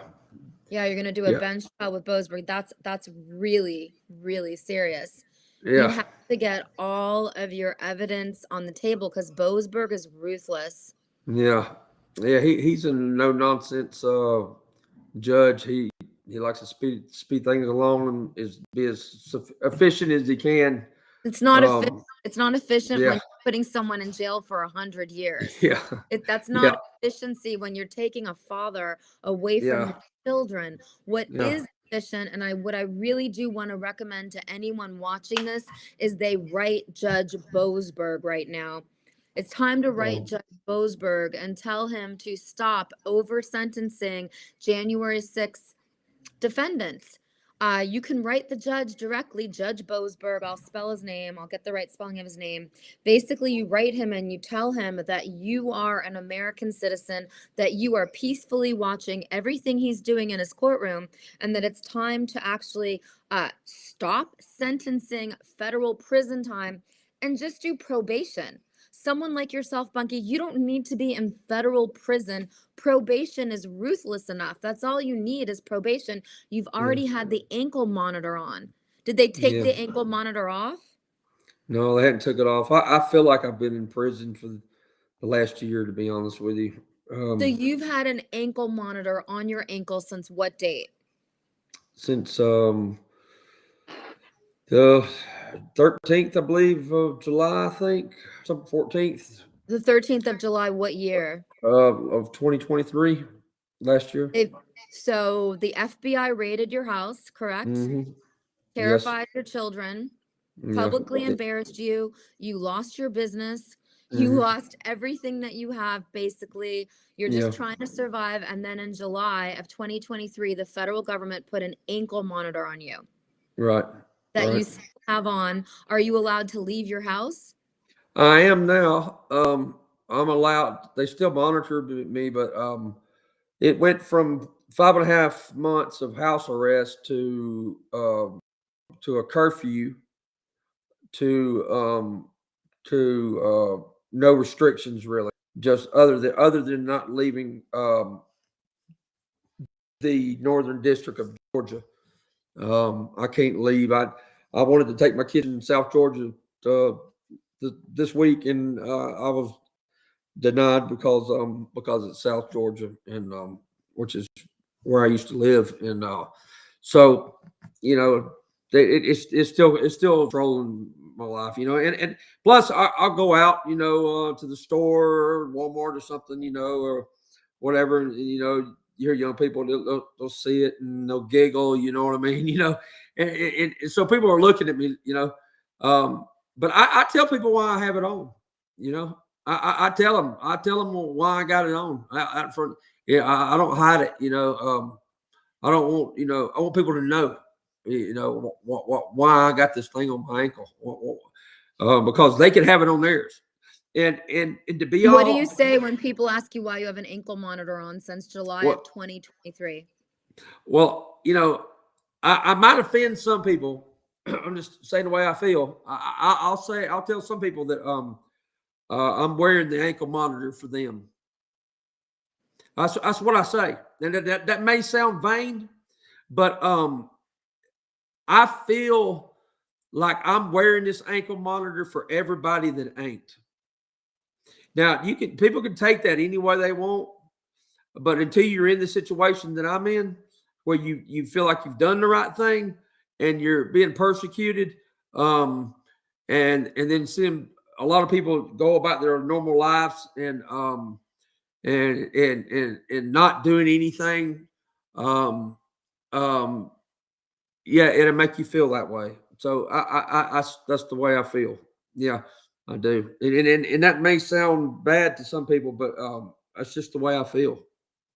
So I really want to encourage people to write the judge. It's time to Yeah. stop eating popcorn and take action. You write Judge James Boasberg. James Boasberg is the U.S. federal judge in Bunky Crawford's case. Do you know your case number, Bunky? It's better to have a case number. Oh, But if you I don't had have a case number, it's okay. I can publish it another time. You write the judge, James Boasberg, and you say, please do not give Bunky Crawford any time in federal prison. He's a father, he's a husband, he's a Christian, he's a patriot, he has no criminal history.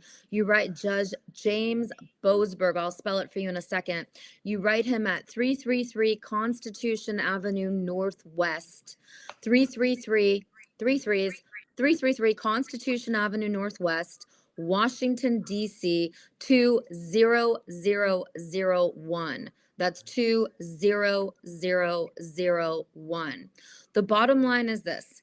The bottom line is that the judges do care about their legacy. You can see how normal Bunky Crawford is. He's a great man from Georgia. He got caught in a mess on J6. He should not be spending any time in a in any federal prison.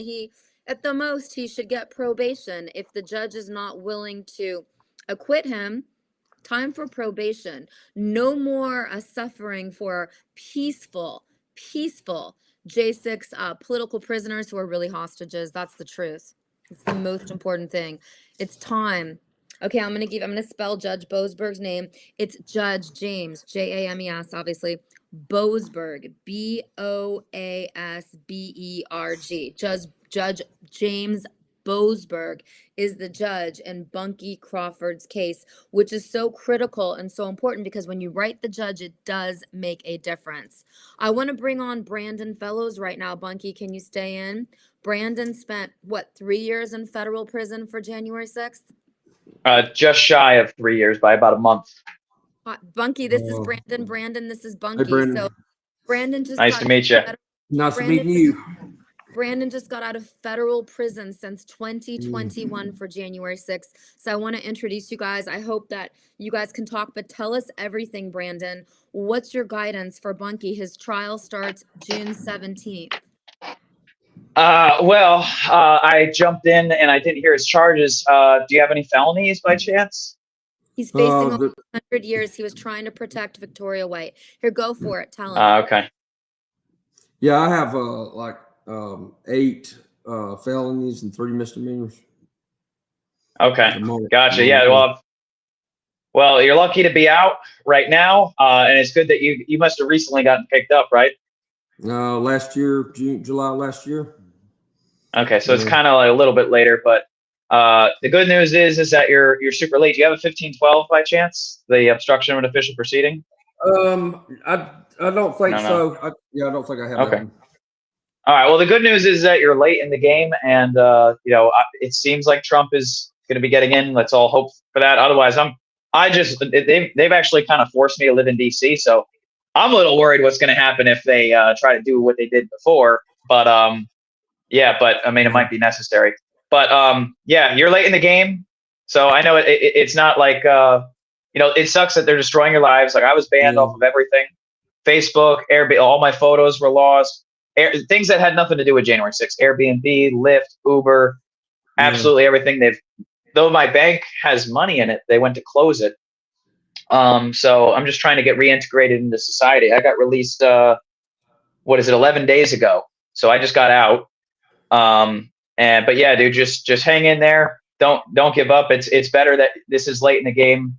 And things are getting better. People are realizing, what's going on out there. Our videos are finally getting released. People are waking up to that. And honestly, I went on my first gym workout while free today, and I ran around with my Donald Trump hat in the middle of DC. I didn't get attacked. So honestly, I've been getting lots of compliments about this. So, it's crazy. So, and I will say when I was in the DC jail, even the atmosphere of people that were like super against in this city, the worst city for Trump, people are really like, it's coming around. I mean, a lot of people are like realizing, waking up. So I know it sucks, no matter what anybody says to you, like it still sucks what they're doing to you and us. But just hold it together. And I mean, we did what was, a lot of us did what was right that day. And I was talking to ABC yesterday real quick, and he couldn't answer. This is an ABC guy. And he said, "Oh my gosh, people were attacked that day." And I said, "Okay, well, let me just share with you, right? I don't have any violent charges, right? I smoked weed in the senator's office with my feet up on his desk. But I don't think just because you have violent charges that means anything, because our founding fathers did crazier things. And honestly, I gave this example to him. I asked him, I said, do you think that the Civil War, where hundreds of thousands of people died, do you think that was worth it, right? Because they think it's simply about slavery being lost. So I ran with that talking point. I said, think about the benefits of, like, we got rid of slavery. All the millions of people for history got to get rid of that. And we had a unified country that made us stronger against our enemies in the long run. Do you think that it was wrong? Like, it was not worth it? And he's like, I don't know how to answer that question. I'm like, okay. So you don't know how to answer that question. I mean, so are you saying like you're confused? You don't know if us winning the Civil War was good, Mr. ABC journalist? Didn't know what to say. So I gave this example real quick, and I said, well, let me just explain this to you, why I have this mindset of, now that I've seen what's happened just in the past few years, I wish the American people did more, and I understand why they didn't, because people like me were conflicted. It's like, we support the police, we don't want to harm anyone, like overall, and everybody's story's different. I'm just kind of generalizing right now, but Ukraine war would not have happened because Russia told Trump told Putin, don't build that pipeline, and he listened. Biden told him, don't invade Ukraine, didn't listen. The Israel war, I don't think would have happened. There was peace in the Middle East under Trump. The fentanyl through our border killing tons of our people and the sex slave trade would not be anywhere near the levels that we have now. And I just, oh, and 30 million people over in Afghanistan, because they love these talking points, right? We've got to protect the women. What happened to those 30 million people over there? About 15 million of them. Those women are now getting raped under radical Islam. They don't have a right. Their education's tossed away. So that was all because of Biden. Think about that.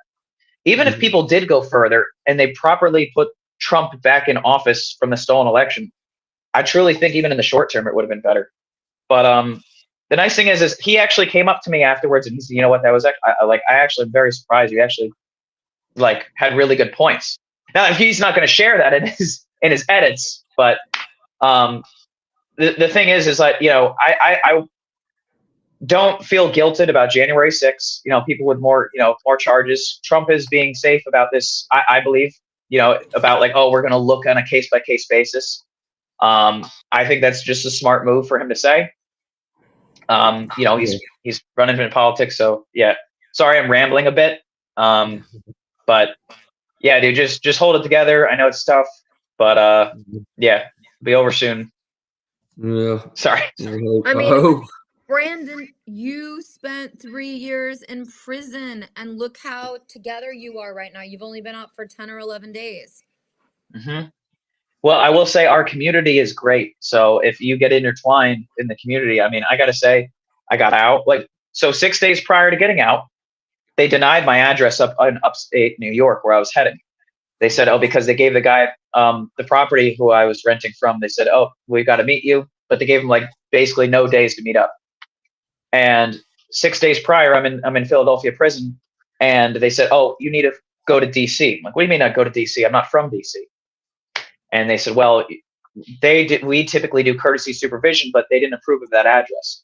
So I contacted the DC jail vigil, specifically Tammy Jackson, and I said, "Hey, I know we have supporters around the country. I've gotten fan mail from them throughout the years, like people from in this country and outside this country, offering things ranging from donations, and I don't take advantage of it, but donations, vehicles, and places to live, etc." And I said, "Is there anybody in the area that can help me?" And I got multiple offers within 2 15-minute phone calls from a jail cell. It's already tough enough finding a place in DC to rent if you're out and spending days looking for it. Our community was so strong and so supportive, though it's unfortunate some of us are factionalized. I mean, it's really a lot better than when it was when we first were in there. Our politicians are talking about it. They're singing our names and saying, release the hostages at these Trump rallies. I mean, the American people, a lot of them are for us and a lot more are waking up. So that's the reason I'm doing so well. It's because we have a good community. People are waking up about it. And I mean, yeah, I would definitely advise you to, if you can, be careful what you say for now. But at least get some friends that are helpful in the January 6th community, and then just be willing to be able to share, hey, here's what's going on. Don't take advantage of it, because I've seen some of those people and I don't like that. But hey, if you are genuinely struggling, do that. Don't turn it into a business thing. I don't agree with that. But yeah. I mean, are you going to be in DC, Brandon? Because his trial starts June 17th. So my probation officer finally called me yesterday. Funny thing, he said, just please wait until the Supreme, because I wrote on the probation supervised release thing, all those rules. I said, I do not agree to these conditions in parentheses. And he said, he just sighed and he's like, please just wait until just last until the Supreme Court decision. And I'm like, oh, is a DC probation officer saying this to me? So that was cool. But yeah, I have to stay in DC. My goal is for when they drop the only felony, the 1512 charge, I should not be on these conditions of release. So I'm waiting for that. But yeah, I'm actually liking DC. I've been able to talk to a lot of people. I feel like, pointing out that there's a lot of political hostages. There's people that they're selectively prosecuting. There's tons of media here, and they like talking to people. And well, I'm more than happy to talk about it. Bucky, what is it, Bunky? Yeah. So yeah, so just so you know, I ended up sneaking out jail videos from the DC jail of our horrible conditions, and that got me attacked inside the jail. But if you went on Gateway Pundit, you can see some of those videos that were released just to show the horrible conditions we were under. So, but things have turned around. Things have turned around. Were you in the jail? So, when were you arrested, Brandon? When were you arrested? 10 days after January 16th, 2021. So you were one of the first people in the DC jail. Well, I got there on July 2nd of 2021. So yeah, I was one of the I was the first 40 people over there. I've met 170 in person. I've met 170 different January 6th defendants. I need to update my list to include people like Bunky, who I've been talking to here and there since I've been out. But yeah. So you were in the jail. Did you have oh God, I can name Civic. Did you have Thomas Civic in the jail with you? Yes. Why? Because he's one of my friends. You had a lot of my friends in the jail with you. But I just want to give Bunky some hope because, I mean, how old are you, honestly, Brandon? 29? I just turned 30. Okay, so you just turned 30, so you don't have children. Bunky has 3 children, but there is, hope. But Bunky's facing, 56 months in federal prison? They're saying that he attacked police officers when he was trying to protect Victoria White. Mm-hmm. Yeah, do you want me or him to speak on that? No, or? I want you to talk about, because you're so positive now. You went through a lot during this time. Did you have a trial or did you take the plea deal? No, I went to trial and they offered me 3 time served plea deals, one of which was for a misdemeanor while I was in jail. And then I brought it up to the judge and I said, hey, they're saying that I'm too dangerous to be released. I've got no criminal history. And these charges aren't even violent. I smoked weed in the senator's office wearing a funny hat. I mean, come on, dude. I took selfies with officers. Sure, I said some inflammatory things after January 6th, but that was to piss people off because they were like, these closed-minded people were saying, you killed a cop. Like, I did not kill a cop. I don't know what the heck you crazy people are talking about. But yeah, I did not take this plea deal. And one of which, by the way, they wanted me to include this language. Oh, we want you to say that Donald Trump told you to go in. I'm like, but he didn't. And that's why I think there are a lot of the language that some of they're seeking, and that's why they're using it. All these plea deals of people that have agreed to that is they're using it against Trump now with that January 6th related charges. Like, oh, look, we have all these legal documents of people saying you actually told them to go in there. Now he didn't say that. But when they're facing, 56 months, when they're facing years in prison and they've got children out there, or maybe, for instance, like some of the people out there that have got like Lonnie Kaufman, I think he's like 80 years old and like his hands turned purple because he's like, sad to say, he's like nearly dying. He's like, all right, yeah, I just want to get out. They're more willing to sign that because it's basically duress.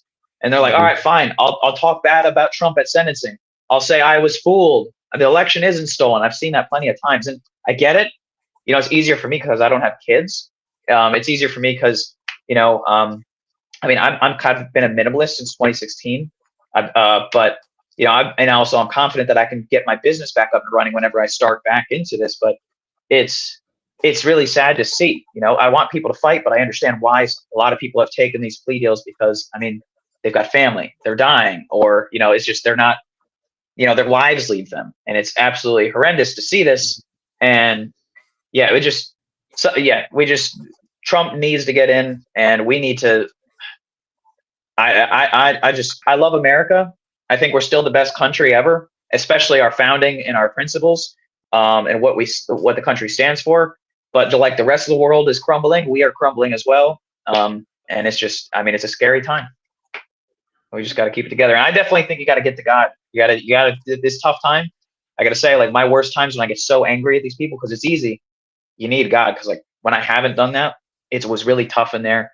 And then, yeah, it's just, yeah, I would definitely recommend that. Well, Bunky was told by God to do what he did on January 6th, but he's just beginning this whole process, and he does have children and he has a family. So I want him to see how enthusiastic, look how great you're doing. Brandon, you're doing amazing. 3 I've been years doing in interviews. prison. Give me your worst experience in prison. Which prison did they put you in? That would be Northern Neck Jail. I was attacked at the DC jail by guards and the Northern Neck Jail by guards. I didn't like.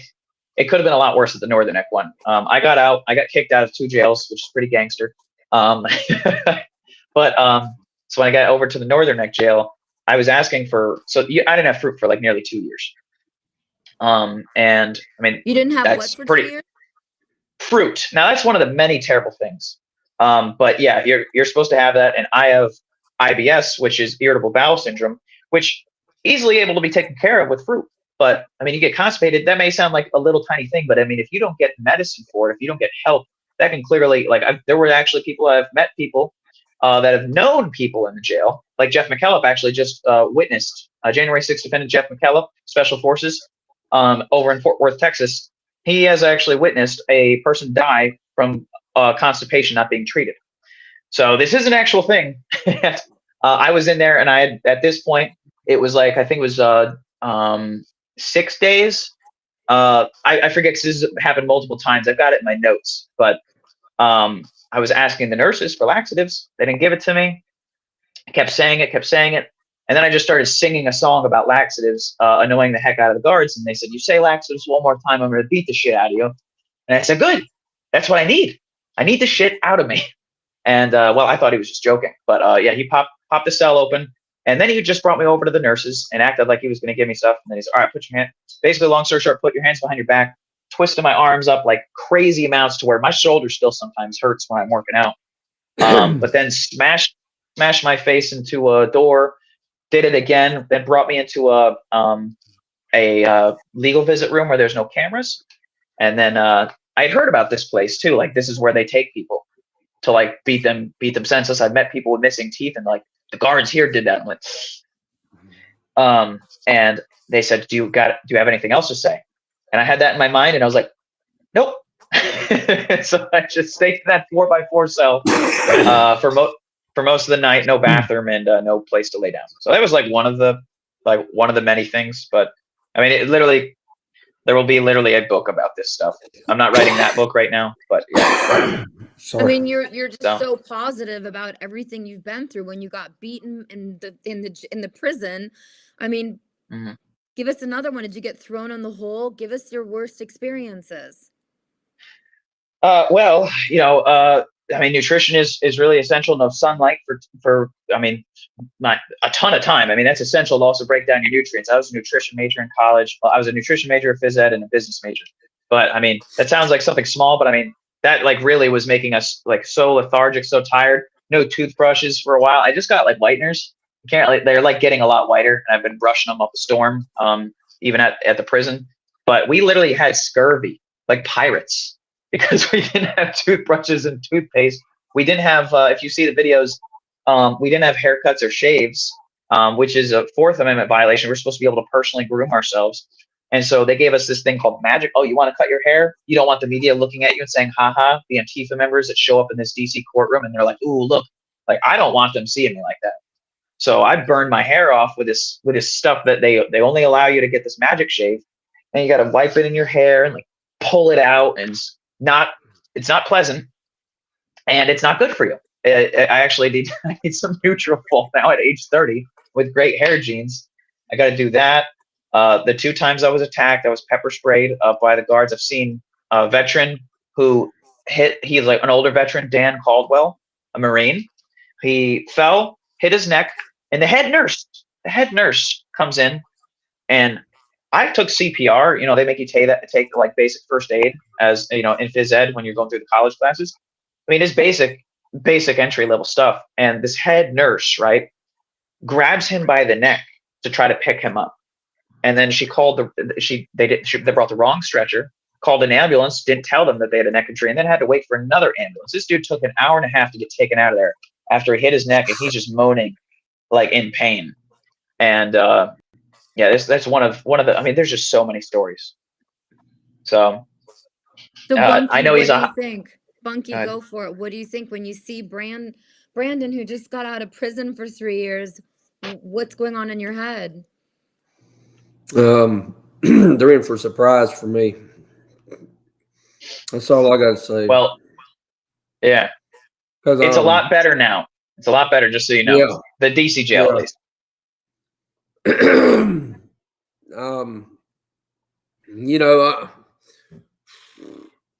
I'm not going to take no crap, period. I'm not going to change that. I'm going to, not trying to act like a tough guy or nothing like that.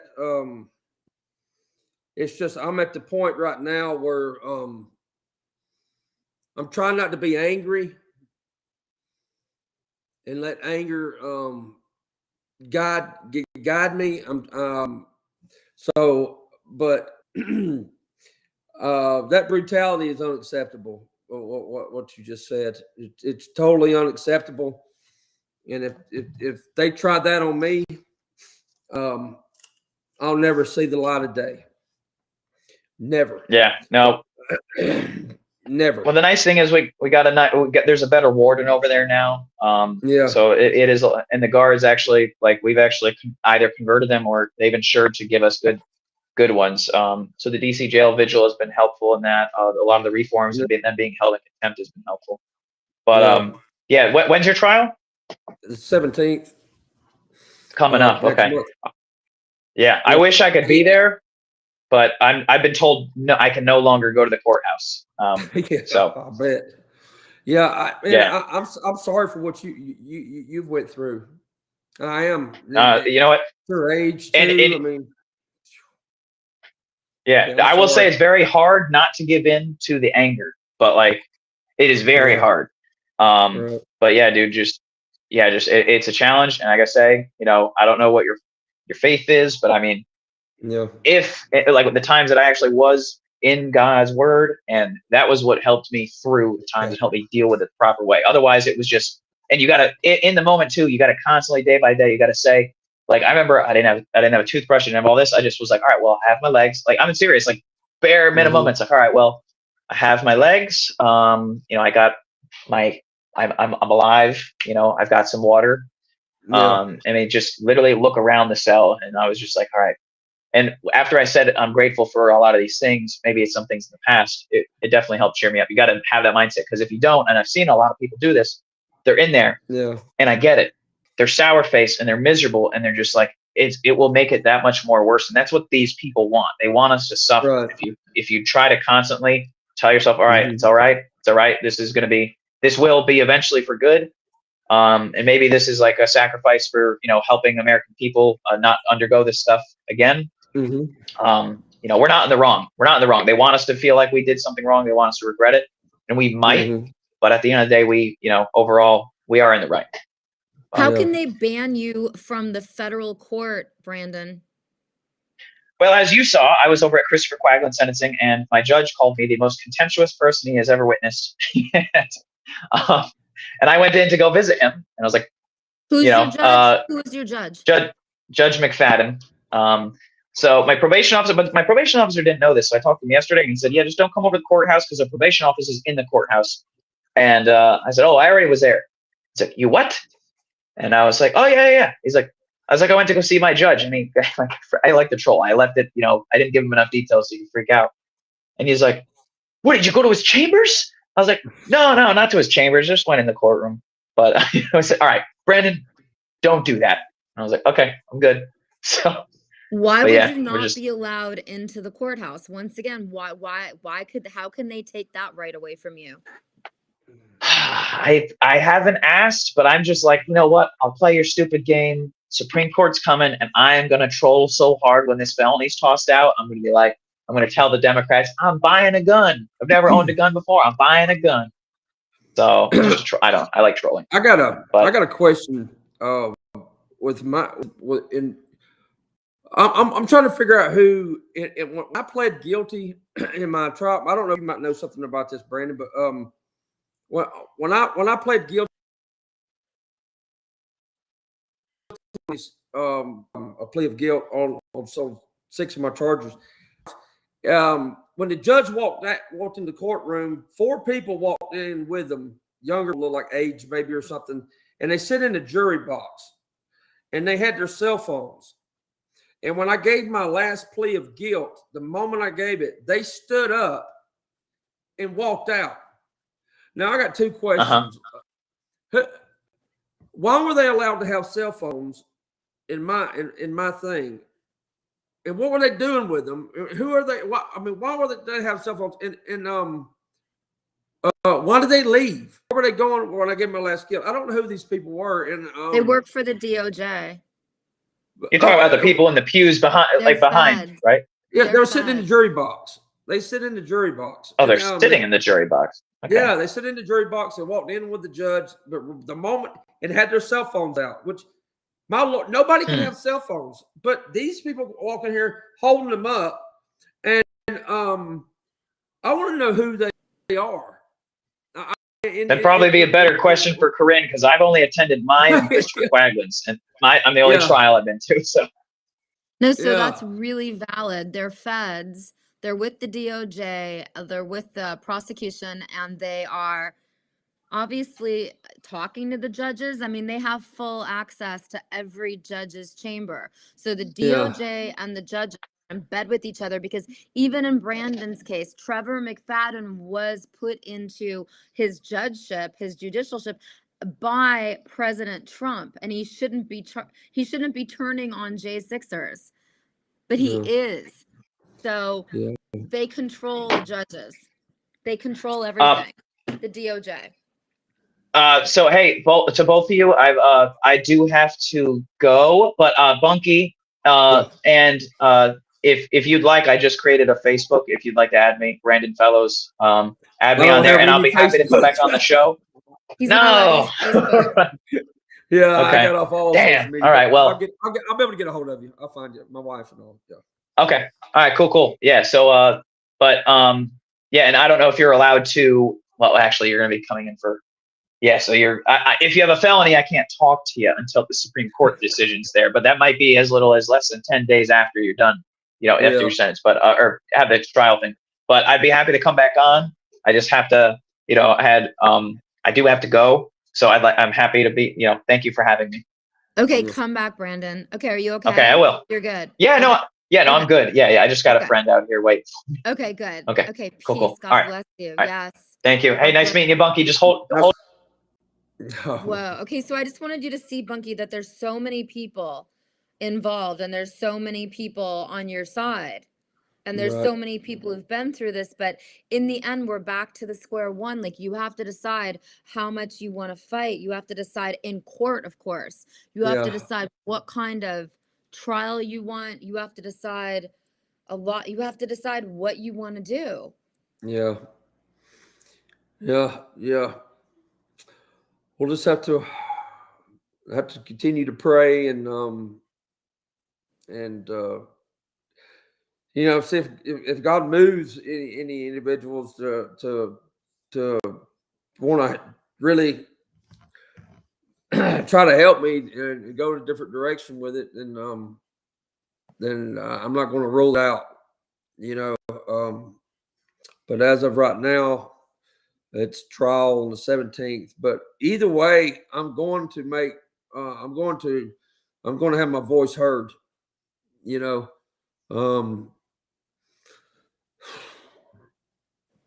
it's just where I'm at right now.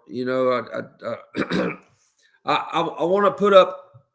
It ain't that I want to put up a fight. I wish I didn't have to fight. I wish I could. It was allowed that I'm able to tell my story and my reasons and what really happened. I'm not here to lift any political party or anything other than just telling the truth. And if the truth brings me harm, then so be it. If the truth relents me from it being prosecuted, then so be that. It's I just want the truth and the opportunity for it to be told, and that's what I seek, and that's my goals here, and me being on your show is to get my story told and known, that because that they've got control over all this, just like we've been talking about, and just where I'm at right now. Just continue to pray, and I appreciate all your help and everything, and your guidance and your ability to connect me with other people that's going through the same thing and supporting January 6 people. It's very helpful and encouraging, and it's needed. So I appreciate you. I mean, it's so much deeper than me. When you see this many people get tortured, it's shocking. You know, Brandon did go through a really hard time. I think that Yeah. he might not be allowed to talk to you for some weird reason. They have all these weird restrictions where Yeah. J6ers can't talk to J6ers. So I thought that I cannot believe this could even happen where they can give you so many whacked out crazy restrictions. And that's why, honestly, like, God is having you get into this on the 4th year. Yeah. And so there's got to be a deeper plan, and only you know what's good for you. You're the only person who knows. But after talking to you and sitting with you and listening to you, it seems like you want to find a new team of lawyers that will stand up for you. And it seems like you really want to tell your side of the story. You want to Oh, tell that's your for side sure. how you were trying to protect Victoria White. I do 100%. I want to tell my story. I would like to tell my story with the lawyers that I have, if they're going to allow me to do that. That's that's sort of the burning question right now. Only reason I'm saying that is because you know these courts, the federal court, they don't like to they don't like anybody standing up for January 6ers. They're so so but I don't know if it's going to go the way I want. Other than my voice is going to be heard. The story, they won't be able to finish the any court proceedings, close any court proceedings without it being told, without me interrupting the court if I had to, because that's just the way it is. I'm not going to be pushed through this. I'm not the type of person to be pushed around. I mean, I'm just not. I'm just not. So I do. I'll take any suggestions in my situation. Into prayer for sure, and grateful for anybody's thought in my situation, or attention that they may be giving to my situation is greatly appreciated, and it wouldn't be ill done. I'm talking to someone right now. His name is Tommy Tatum, and he's watched the most footage. And Yes. I forwarded your email that you gave me with all your footage to him. So I'm going to put Yeah. you in touch with him. He was there on January 6th. He has not been arrested. David from Stop Hate was there on January 6th. He hasn't been arrested. I want to bring Tommy Tatum. I want to bring wait, hold on. I want to bring Hank Munzer in. Let me just ask him, can you come in right now? This is Hank Munzer. Hank Munzer is facing 20 years in federal prison for January 6th, and I'm going to try to send him the link right now because Okay. I want you to meet Hank. It's very important that you actually see, who else is in the J6 gang with you, because there's so many people. There's so many people, and everyone's willing to help. So I'm going to send Hank a link right now to come in, because I feel like we've come this far, and it's really important that you see the other people who are facing persecution and prosecution right now. On June 7th, Mark and Jaleese Middleton will get sentenced to what, 20 years, 50 years in federal prison. They have been married forever. They're a couple from Texas. They're preachers. They went to the U.S. Capitol. They were praying outside the Capitol. A Washington, D.C. police officer attacked her husband. And so Jaleese Middleton pushed the police off. She's getting charged with attacking police. She had a full trial. Evidence was denied. And a lot of things happened where now they're on house arrest. So there's a whole J6 community, but the feds are keeping everybody separated. Mhm. And that's the problem. So I want you to be introduced to the J6 community, but I really want to do it in a way where you feel like what you need is getting satisfied. You know, what do Right. you really need? How can we really help you? Because, you know, raising money for lawyers obviously is important. Knowing that you're a father, that you have children in your home that you need to take care of is so important. Writing Mhm. to this Judge Boasberg, your wife just gave me your case number. I'm going to bring Hank Munzer in. Hank Munzer is from Montana. He's facing 20 years. His sentencing is sometime at the end of June. He got a lot of publicity with me for his trial. It really helped him. It really helped him. His judge is a woman named Cobb, and we've made it very clear to her that no matter what she chooses, no matter what she sentences Hank Munzer to, she will be accountable personally, because these Mhm. judges have to stop over sentencing. So I'm bringing Hank Munzer in. Hank's in Montana. Hank, this is Bunky. I want to introduce you to each other because Bunky's case starts June 17th and he needs guidance. Hank is getting sentenced sometime in June. I want Bunky to know that no matter all the publicity that you got via me, Hank, it helped you in the end, because they tried to take Hank from the courtroom. They tried to take Hank to prison from the courtroom. His judge said no. His judge said, there's a journalist in the courtroom. I want to do this case right. You've got to have eyes on your trial. So Hank, Bunky, meet each other. Hey, Hank. How are you doing, Becky? I'm here right now, you know, in limbo. Just getting ready for my trial next month. Praying, you know. What's your situation? What are you looking at right now? So my situation is kind of interesting. It's hard to say what's going to happen. I have an ISP report. Most people are getting from 2 to 8 years. That's kind of the range. Yeah. Um, Obviously, there's assault charges. There's obviously more jail time. So I'll probably be on the lower end of that sentence, most likely. Doesn't mean that I'll be locked up. It could mean I'm locked up. It could mean I'd be under house arrest. It's really hard to say which way the judge is going to go on this. What you got to do is you don't need to worry about outcomes. You just need to reveal the truth. Yeah. Because what I've been telling every January 6er is, everyone says, well, I got a special process. I'm going to do this. I'm going to do that. It's almost Yeah. like they think if they have the process correctly, they're going to win their case. Well, no, because we got a corrupt system.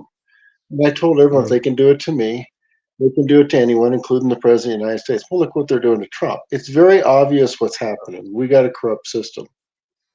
What you Yeah. need to do is you need to try to win your case the best you can, but sometimes winning on the front end isn't always the best alternative. Sometimes it's best to allow them to find you guilty and then go back and file your appeal and show, because see what happens is once they find you guilty on certain things and you can rebut those things, you can do that in your appeal and show them to be completely corrupt and out of their minds, in one sense. On the other sense, if you try to rebut certain things and they just throw other things out there to like only get something to stick or try to use your words against you, that tends to be how this whole system seems to work. However, in Trump's case, because everything's more out front and it's in the media, people are starting to see the lies. If they do that to someone like me or to someone like you, the problem we run into is most people go, well, there must be a reason why you got convicted. There must be this. You know how people justify it. They weren't in the courtroom. They didn't see it. They don't know what's going on. So what you need to do is the only person you're truly answerable to is to yourself and to God. You know, Right. go in Right. there and do your very best. However, sometimes you just need to let them, find you guilty on something that is not legitimate, and then you can go back and do an appeal on it and then show the fraud in the courtroom. Nobody's going to win their court case. This is the bottom line for January 6th, because we're literally political prisoners. Trump has said it over and over. I mean, Kash Patel has said it. These, and you got to remember, Kash Patel, he's a lawyer as well. He understands what's going on in these courtrooms. So to think that we're going to win on the first stage of this, we're not. It's all about exposure. And what Right. everyone needs to do, they've been trying to hit this home to every January 6er.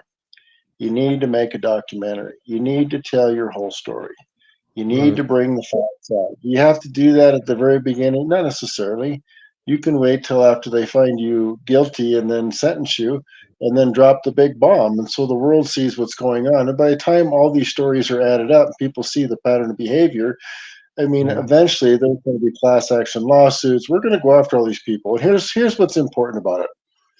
And this is what I can tell everyone. This is what's most important. We cannot go after these judges. We cannot go after these prosecutors until we catch them in the act of actually doing something wrong. Right. So part of the thing of catching them is allowing them, one, to convict you, two, to sentence you. And the day they throw you in jail, they committed the crime of the century. And then we go after them because now you have a damaged party and you can show the evidence of that. So don't be fearful it's going to happen. I mean, this is a badge of honor to serve. I mean, look at how many times our country has gone to war, sent our best and brightest people out there to get killed in wars that we should never been involved in. Our country has never fought a legitimate war yet. And we send them out to die. And here we are on the front line. We are soldiers, not because we're enlisted in the military, because we're soldiers for truth. And we're doing what's necessary to save this country, just as many people did in Lexington, Concord, defeating the British. Because what we're dealing with is British law, 1776. Laws for thee, but not for me. So in other words, they'll go after the people they don't like, but they won't prosecute their own. It's like letting the fox guard the hen house. This is the type of stuff we're dealing with. But I tell each person, I don't want to tell you how to go about your court case. I don't want to tell this person how to go about it, because if I do that, we all the same strategy. We don't expose the fraud in different ways. Every person needs to decide how to approach this, and you're going to know more about how to approach it than your attorney. I mean, listen to what your attorney has to say, but remember, he doesn't have the facts, and it's all a procedural issue. And you got to basically bring that information out, or at least catch them in the fraud of lying in the prosecution state and get these Brady Law violations against them. General Flynn, obviously he did the same thing. He got a presidential pardon, but he didn't need to use it. But the same thing, we have to expose them. And, and I don't know how to go about doing it because I don't know each person's case. And neither does your attorney, but you do. And you'll catch the fraud because you'll know what happened. You'll know what they've done. You'll know how they skewed the facts. It'll all make sense later. Just go in there and use your heart and your gut as to how to approach this situation, and you'll be just fine. We have a presidential pardon coming anyways, and this is what I tell everyone. It doesn't matter what happens to you. If they give you 20 years, 5 years, 3 years, it ain't going to matter, because you know what? The presidential pardon is going to be by November 5th, if not sooner. It ain't going to matter if you get a long period of time or a short period of time. You might as well just stand up and fight. And what I've told everyone in the beginning, and I want to say this very cautiously, because there's some great people out there that plea bargained in the early stages. You know what I'm saying? And that's not to say anything bad about those people that plea bargained, because they actually got lesser sentence. They played the game. But what they did when everyone plea bargained is they set the stage for all of us to be convicted, because they created a thing called case law. Once they've established it, all the other judges can rule on it. If everyone would have followed in the beginning with each case, this thing would have ended a long time ago. But because people are fearful, this is why we're in the mess. Like the Bible says, those who fear have not been made perfect in love. So we just need to not fear the system. It's like Shadrach, Meshach, and Abednego. They know that God is able to rescue them, but even if God does not, are they going to bow the knee to Baal? Are they going to give in to the tyrannical system? Absolutely not. And you know what? That's when God shows up. So have faith in God. Have faith in yourself. Have faith that, you know what, you're standing on principles and you're going to be rewarded for that in the end. And everything will work out fine. I mean, everyone will try to tell you all kinds of things to do. Go with your gut. Thank you for that. Yeah. And I agree with that, for sure. I did a straight plea because I was offering me something ridiculous, bypassed him, prosecutor completely, and pled guilty to some assault charges. And because of the wording and him not having, prosecutor having the weapons charge in there, and the wording of what I was agreeing to was just ridiculous. And that was going on to what you was talking about, what people are taking these plea bargains, the way they're throwing stuff in there, and people are having to agree to it. And so I just took a straight plea on 6 of my counts straight to the judge, because I didn't want to agree to their wording on things. Because that's, I'm not going to submit myself to this. You know what I mean? But that's where I'm at now. And then, the rest of my charges, the prosecutor is going to have me going to trial on the 17th. So, well, you can do a couple things. I mean, if you haven't actually agreed to the plea bargain, you can withdraw it. So here's where we're at right now, and the way things are. In the early stages, people at plea bargain got a good deal. Now, if you plea bargain, they throw the book at you even harder. So right now, it does not matter what you do. I would go in there with both guns ablazing. I mean, every time I've ever talked to people that plea bargain, they could have overturned it. They could have done things because they plea bargain. They can't go back and appeal it or do nothing. So at this point, I would withdraw your. I mean, this is you got to have it in your heart of hearts to do this. I don't want to be the one telling you should have done this, because then you'll second guess. Well, maybe I would have got less time in jail. Maybe I would have got this. But the bottom line is, I can promise you, it's not going to matter, because Trump will be back in there by November. So, say they give you 2 years instead of 10 years, you're going to be out in November anyways. Does it really matter? Do you feel better about yourself because you stood on principle, and you're not going to roll over? I mean, that's what I would tell you. Go with your gut. Do what your heart's telling you. If you feel like you've done something wrong, plea bargain. Go ahead and do that. If you didn't do anything intentionally and you had no intent to cause harm or do anything, absolutely not. I mean, everyone, I believe, walked in the trap. Were there some people that were provocateurs? Were there some people that actually tended to because they were angry in life and whatever else? Yeah, there's probably people that did that. But I would say the vast majority of the people, no, they had no idea. We were let in there. Is there a lot of people that are angry about the way this government's being run and the atrocities that's happened? Of course there are. But it's like I told the judge. They said, they asked me, would you do it again? I said, absolutely. But what I didn't tell the judge or anyone else is said, if I knew I was walking into a trap, or if I thought I was doing something wrong, would I have gone to that Capitol? Heck no. Knowing what I knew at the time, I would do it again, because I live by principles. And I'm not going to walk into a trap intentionally. So the problem is they're going to take the words out of context as if you're not remorseful or you don't care. That's just not the truth at all. That's interpretation. And they'll try to use that. I have a good example too. And so all my Facebook posts, I said, I didn't see anyone get hurt or anyone break the line, officers and stuff like that, because where I was, I didn't see any of that happen. So I did one Facebook post that said we broke through police lines and all this. And, I talk to my phone all the time, and then I send it on Facebook. And you know how when you talk to your phone, sometimes it retranslates it. Well, one time it said I went through police lines. So then they assumed because I said that, and they said, do you mean what you said? And I said, yes, I do. They're making the inference that all of a sudden now I meant what I said on that Facebook posting, that I broke through a police line, when I never did. The video evidence shows just the opposite. Just like saying, well, I killed someone, and then they find the killer and then they didn't do it. The video evidence proves it accordingly. But this is the kind of thing prosecutors do, and everyone says stupid things on Facebook and other things, sometimes intentionally, sometimes not, because they're angry. But the issue comes down to they still have the burden of proof. They got to prove you guilty without a reasonable shadow of doubt. That's not what's happened. They're doing it on assumptions, presumptions, and lies at best. That's exactly how the court operates. And you need to call them on that. It's up to their interpretation. That's not exactly, how the prosecution is going to spell it out. You're going to have to point that out. That's not true. You don't know my heart. I know when I went there, and this is my situation, I told him, I said, I had no idea I was going to the Capitol. I didn't even know where the Capitol was. And that's the truth, That's the way I was. Was to go down to Pennsylvania Avenue. And so, we go to the Capitol. So we went down there and it was great. And I think there was even a joking moment where somebody was talking on a phone. And they said, oh, they're breaking through police lines or doing some weird thing like that. And we weren't even at the Capitol yet. So it's actually pretty funny. And so I made a joke and said, it's our house. We should just move in and spend the night. So they use that to try to prosecute me. But if you know my sense of humor, I laugh about everything. I make a joke out of everything. So they try to use your words against you. Just expect that to happen. That's just how they operate. They don't know your heart.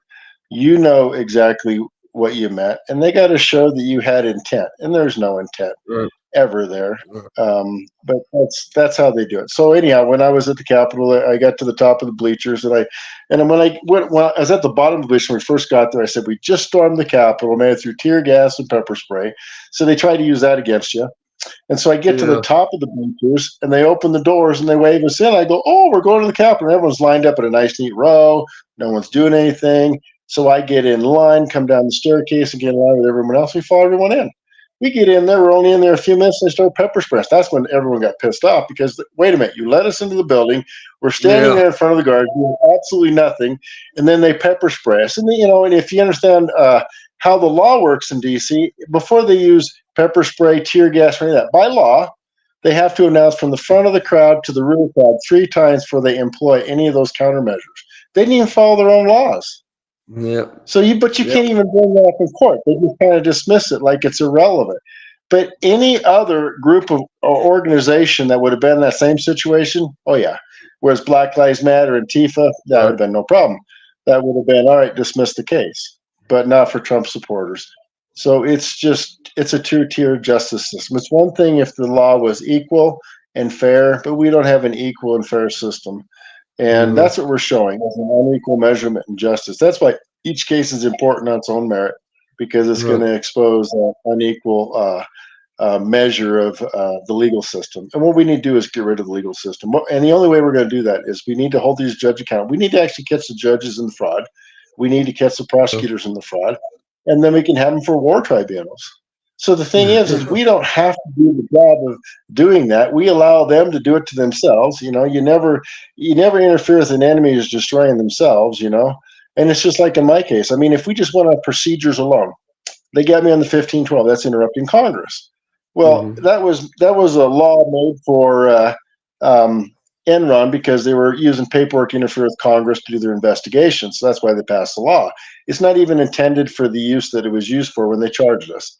That's why it's going before the Supreme Court to be appealed. But here's what's really funny. If we're going on a factual matter, and in my case, so anyhow, I couldn't have interrupted Congress because Congress adjourned at 2:30. I got there at 2:45. Congress wasn't even in session. So if I interrupted Congress, that's like saying I arrived at a crime scene. There's a dead body on the ground. The person was already dead before I got there, but I'm guilty of killing the person. Same Procedurally, it doesn't even fit, not only substantially as well. Yeah, same. I'm in the same story as you. I got there, late, probably about 3:20 or so, somewhere around there. And I left it I wasn't even there an hour at all. And what they got me for, I was is for 3 minutes. 3 minutes. So you got did you get the 1512? I think the other one's a 231, which is I didn't get restricted building. No, I got 231A, 111A, 2 111As, 1752, 2 of them, 3 of them, 1, 2, and 4, and then the 5104E, 2 of them. So, well, they're just stacking charges. So I think, and I have to remember, I think I had 4 misdemeanors. They made it to 5, and then 2 felonies. One's the 1512, and the other one's I think is the 231 or something like that. One's entering and remaining restricted building, and the other one's basically interrupting Congress. Civil disorder. Civil disorder is a misdemeanor, so they have that in there as well. Picketing and all that, which those are all things defended by the Constitution. I don't even know how they can be legitimate things, but they're doing it. Yeah. They had me with 8 felonies and 3 misdemeanors. 8 felonies. Yeah, active physical violence at the Capitol grounds, disorderly conduct in the Capitol building, engaging in physical violence in the restricted building or grounds with a deadly dangerous weapon, disorderly and disruptive conduct in restricted building grounds with dangerous weapon, assaulting, resisting, impeding certain officers using dangerous weapon, assaulting, resisting, impeding certain officers, and civil disorder. So Yeah. let me kind of bring something else up because it's really important. I saw a lot of Brady law violations in my case. I was actually sitting in, I think his name is John Todd III. I was sitting in his court case. He went into the building like 5 people in front of me. And I thought it was very interesting because there's things in his court case that wasn't in mine, which I should have had in discovery.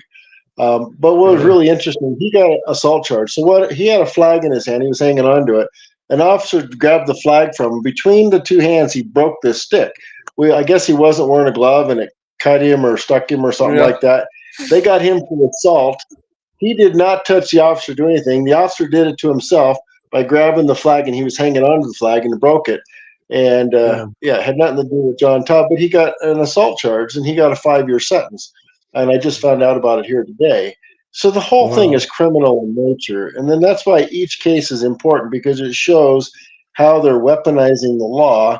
Like he didn't assault anyone. I mean, it was definitely the officer that did that. And in my case, so they withheld some of the Brady law violations where they didn't provide the information. I was assaulted by 2 officers. Didn't do nothing wrong. But Yeah. one of them struck me over the head. The other one used a baton and was sticking me with it.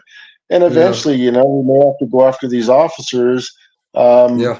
to get things handled if that's what we have to do. I think the officers were put in a really bad situation, as well as the January 6ers. It was not a good situation for anyone, but it was No, it not wasn't. properly handled. It was intentionally done.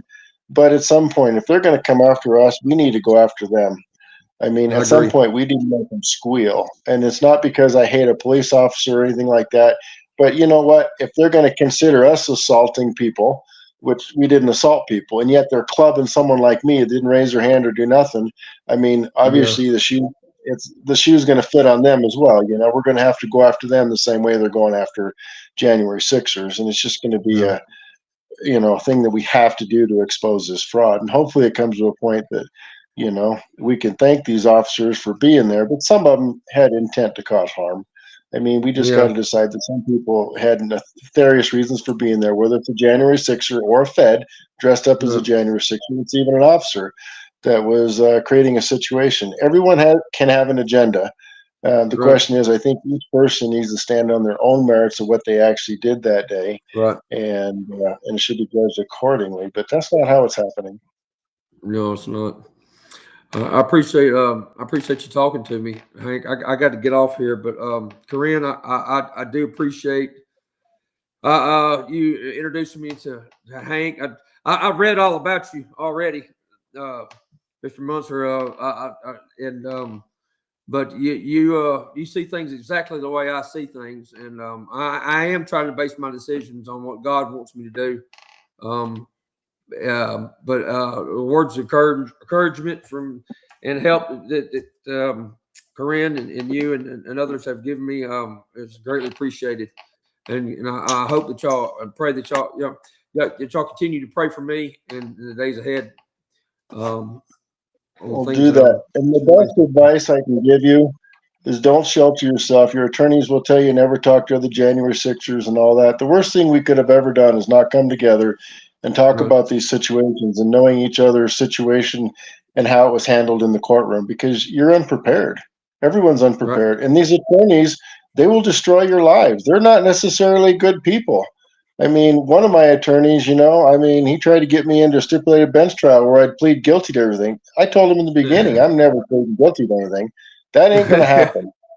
So, yeah, I nailed into the crossroads on that. They got to follow what you want, and you just need to instruct your attorneys as to what you want to do. Well, That's they what haven't I'm done going to that at tell all you. on me, though. That's the problem. They haven't done that with me at all. And I've been screaming the same thing the whole time. Well, you got 2 choices. You can fire your attorney, get another one if that's what you need to do. But you need to have an attorney that does what you want him to do. If he doesn't do it, get rid of him, get another one. That's what I'll tell you. Okay. That's what a lot of people are telling me. You have to go through the fire to understand it. Yeah, you're right. You do. I'm praying about it. And I need you y'all to pray for me too. And we'll come. I'll come to the right, the right decision. And just terrible times we live in, and we shouldn't be facing none of this. This ain't what our forefathers had in mind for Americans to have to even go through like this. They're forgetting who the good guys and the bad guys are. You know what I mean? It seems it's sad times, but I appreciate everything. Yeah. God bless you, Bunky. We're all here for you. There really is a J6 community. Yes, there is, and I appreciate it. Nice to meet you. I'll have Corinne give you my phone number. So if you ever want to talk to me, I'm happy to talk to you. I'm an open book. I'm happy to give you any advice that I have. But I always say the biggest thing that you can do is you need to do it based upon your own principles. And I always say, there's no such thing as a wise man, because a wise man can only be wise if someone else has gone through the experience first so that he can learn from it. So no one is wiser. I mean, whether you're the person going through it the first time or the person who learned from someone else's mistakes, we're all in this together, and no one's above one another. We just got to remember that. Some of us are blazing a trail in unknown territory. Some of us, like me, have been through part of it, and I can share some of that with you, and I'm happy to do so. Thank you. Thank you. That is so eloquent. Thank you. Well, y'all have a good night tonight. God bless you. Thank you. God bless you.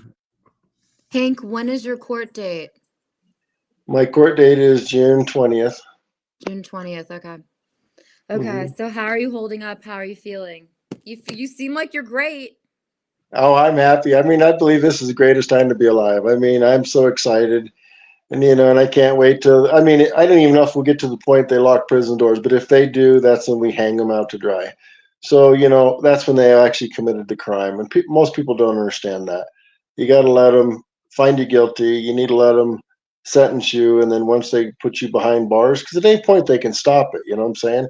That's when the damage occurs. So you got to understand the real war doesn't begin until they actually put me behind bars.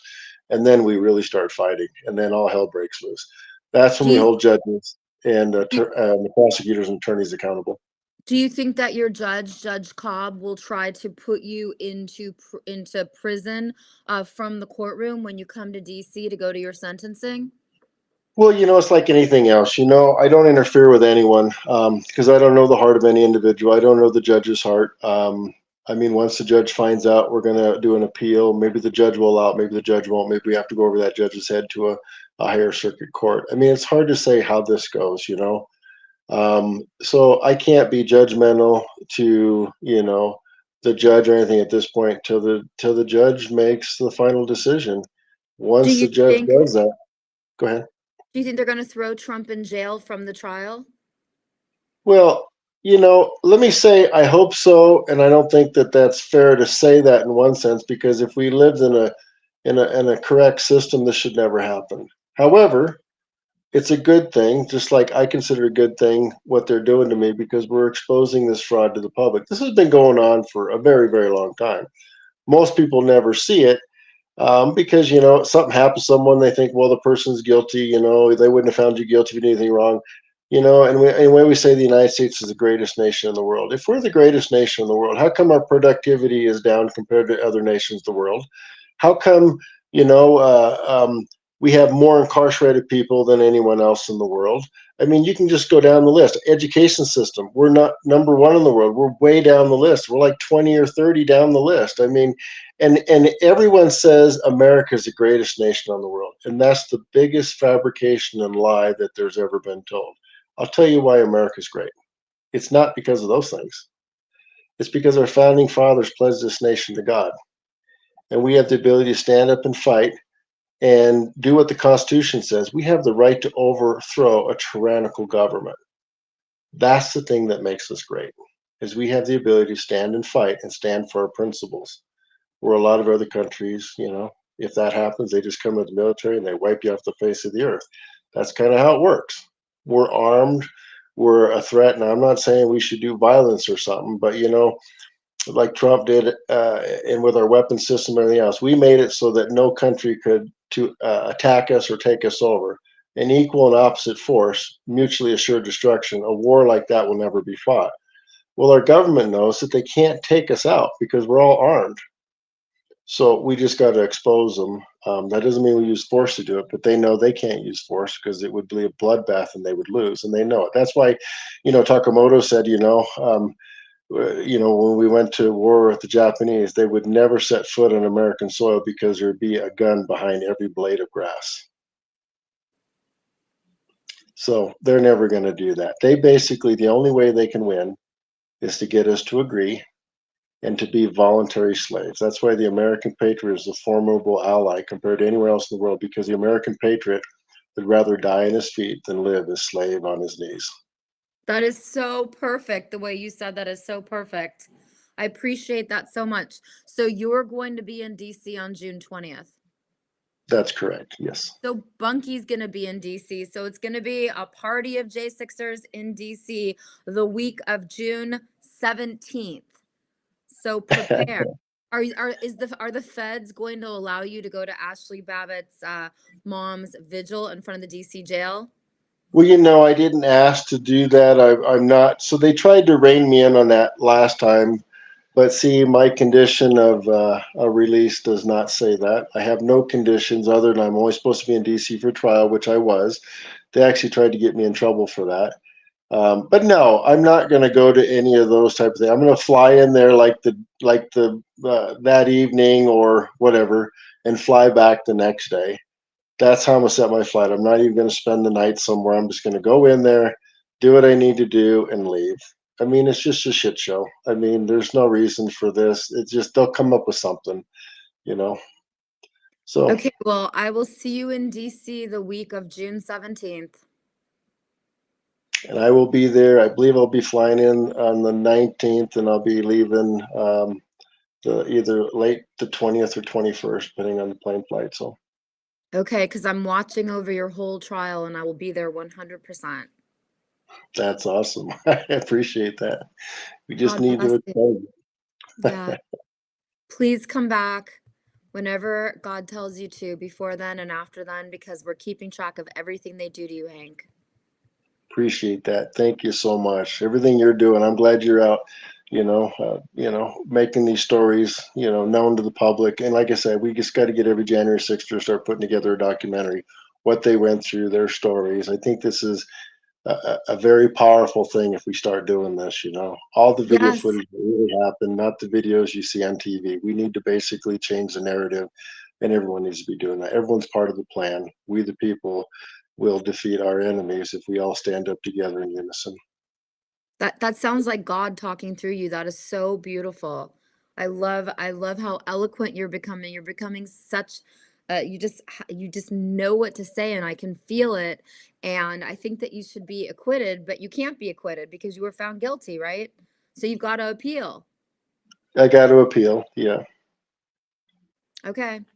So prepare. You're prepared. You're getting your life in order. You're prepared for this. You know what? 3 meals a day and a place to stay. I've never had that easy in my life. Oh my gosh. Okay. Okay. Okay, well, I'm going to introduce you to some other Christians who are getting persecuted in the state of Montana. So I'll tell you about that when the timing is right. But the bottom line is that, everybody's praying for you, Hank, and this is shocking. What happens if Trump doesn't win? He will win. This Okay. country would be in a civil war if that didn't happen. I would feel sorry for all those people. I mean, if they try this again, yeah, I think batten down the hatches. I mean, here's the problem. I mean, there's going to be innocent people that would be hurt if that were to happen as well. But I tell you, the ruling class that we see today, they'd all be wiped off the face of the earth, whether they're good or bad. Nobody's going to know the difference. They'll go after every judge, every attorney, everyone in government. I'd feel sorry for anyone in political power right now, because if we can't tell the difference between good guys and bad guys, you have to eliminate them all. That's what would happen. We'd have to completely start over. It'd be a bad deal. So, they should pray that that never happens. They really want Trump back in there. Even the bad people want Trump back in there because, yeah, they might get in trouble. They might get some time behind bars, and removed. And some people will be executed because of the high crimes. But I'm telling you what, it's a death sentence if the American people come after them. They won't be safe walking down the street. That's what will happen. And we're watching all of these judges and everything they do, and every time they over-sentence a J6 political prisoner, it's unacceptable behavior. And it is. And I'm the person that's holding the Patriots back. I think we'd almost be in civil war if it wasn't for people like me and others knowing there's a plan in place to right this wrong. We got to allow, it's just like Jesus, you know, he had to be beaten down, go through all these things before he finally defeated his enemy. And it's just the art of war. We got to allow them to attack us, you know, call us names, destroy us, whatever they're going to do. And at the very end, you know, expose them. So it's just the way it Okay. has to play out. Okay, we are all ready for this. We're ready. Peaceful, 100% peaceful. Everything we do is peaceful. Thank you so much. Peaceful. We need to stand up. We don't want to riot or anything like that. That falls into the enemy's trap. We want to be peaceful, but we need to show up in masses and not put up. But remember, if you show up in masses, they're going to try to put people in there that are going to create problems, just like January 6th. So be very, very cautious if you show up in masses. But yeah, but we do There need will to be make a another false flag, and we all have to make sure we don't get stuck in that false flag. That's what I think about every single day. When I wake up and ask God, what am I supposed to do today? I say, just protect me from all false flags. Right. But I will Exactly. be exposing election corruption, especially in the state of Virginia, because I'm already getting information and leads on it. So Monday, I'm going to be investigating the election corruption that's already happening in Virginia. So stay tuned. And I wish that there was more to say. I just feel like someone needs to step in and just acquit you of everything with respect to J6, because you did nothing wrong. You got attacked by police on January 6th. They physically beat you. You should be suing them. Well, when the documentary comes out, that's what's going to be important. The people can judge it because I'm going to put, you know, all the information together the whole time I was in the Capitol. So no one can say, well, you must have done something. There's all the evidence. This is exactly what happened. It's a whole different narrative than what you've been told. People are starting to understand it because of Trump's trial. I mean, I've been telling people till I'm blue in the face until I put my first little clip out there that, well, I shouldn't say I did, but I had Tommy Tatum do it with the officer assaulting me over the head. Everyone was shocked. They couldn't believe it. I told them it happened, but until they physically see it, because we live in a digital world, they don't understand it till they see it for themselves. Okay, well, thank you, Hank. Please come back. Thank you, Corinne. Thank you for everything you do, and I appreciate you. Yes, and I will see you in DC the week of June 17th. All right, that is I awesome. want your Thank Judge you. Cobb to know that you have media attention and that everything she does, we are watching. It's about exposure. You got it. And publicity. So these judges know that they have to be held accountable for over sentencing nonviolent Christian American patriots. It's unacceptable. Well, the problem is they're even turning the nonviolent ones into violent by making assertions that aren't true. It's even worse than that. It's just like in Trump's trial. You know, they're all misdemeanors at best, which he didn't even do. And on top of that, they turn them into felonies. This is what's happened to us. Most of the people, one of the people that was in my group of people who went in the Capitol, who was right behind me. Anyhow, he got misdemeanors, no felony charges, did the exact same thing I did, but he plea bargained in the early stages and basically got like 30 days in jail or 30 days detention. I'm not sure what it was, but it was a very short period of time, but no felony charges. But yet the people that are fighting it, they're nailing, or the people that are outspoken, they're trying to go after. But they got some real issues they're going to have to deal with pretty quick, especially once my documentary comes out. It's gonna bite them in a big way. So people are going to be shocked. But Okay, that's when's the documentary coming? When's the yeah. documentary?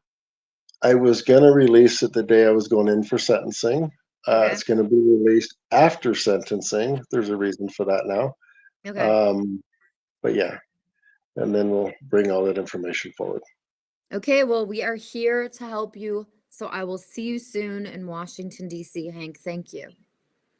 Thank you, Corinne. Appreciate you. God bless you. God bless you. Turn myself off. I love this. Turn on, turn off. I love changing the cameras around. I want to bring in one of my favorite preachers in the world, Everett Triplett, and he is going to end the show with a very serious warning about the first week of June. The first week of June 2024, Everett Triplett says, according to the Bible, you better be prepared because anything can happen. Welcome, Everett. We're here to hear your very important warning for the first week of June 2024. Okay, well, the warning really is not from me. It is something I did discover in the Word of God. Over and over, I found in the Bible it says, "Thus saith the Lord." Behold, and it is Ezekiel 7:5. Thus saith the Lord, behold, an end is coming, a disaster. It is coming. And it's unique, a unique disaster. It's coming. So, Corinne, what do you think it is? What kind of disaster do you think is coming?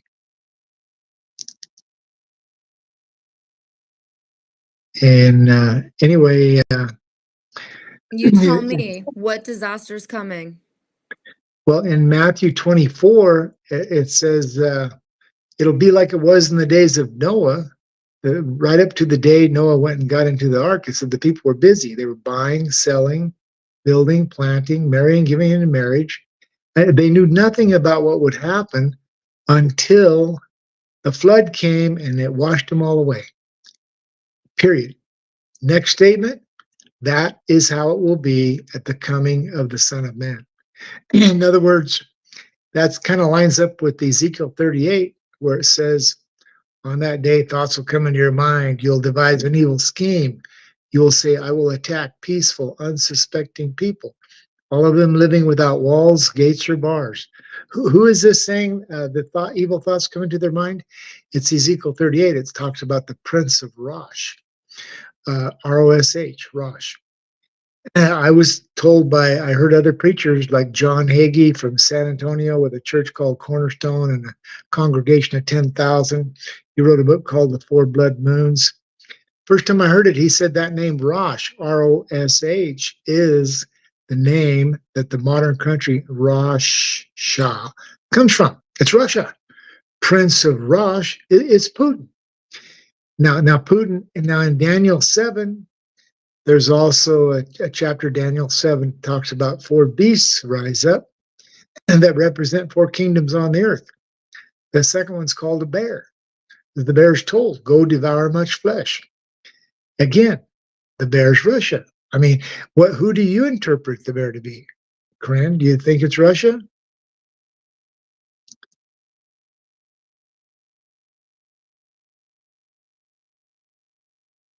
I have no idea. I don't know.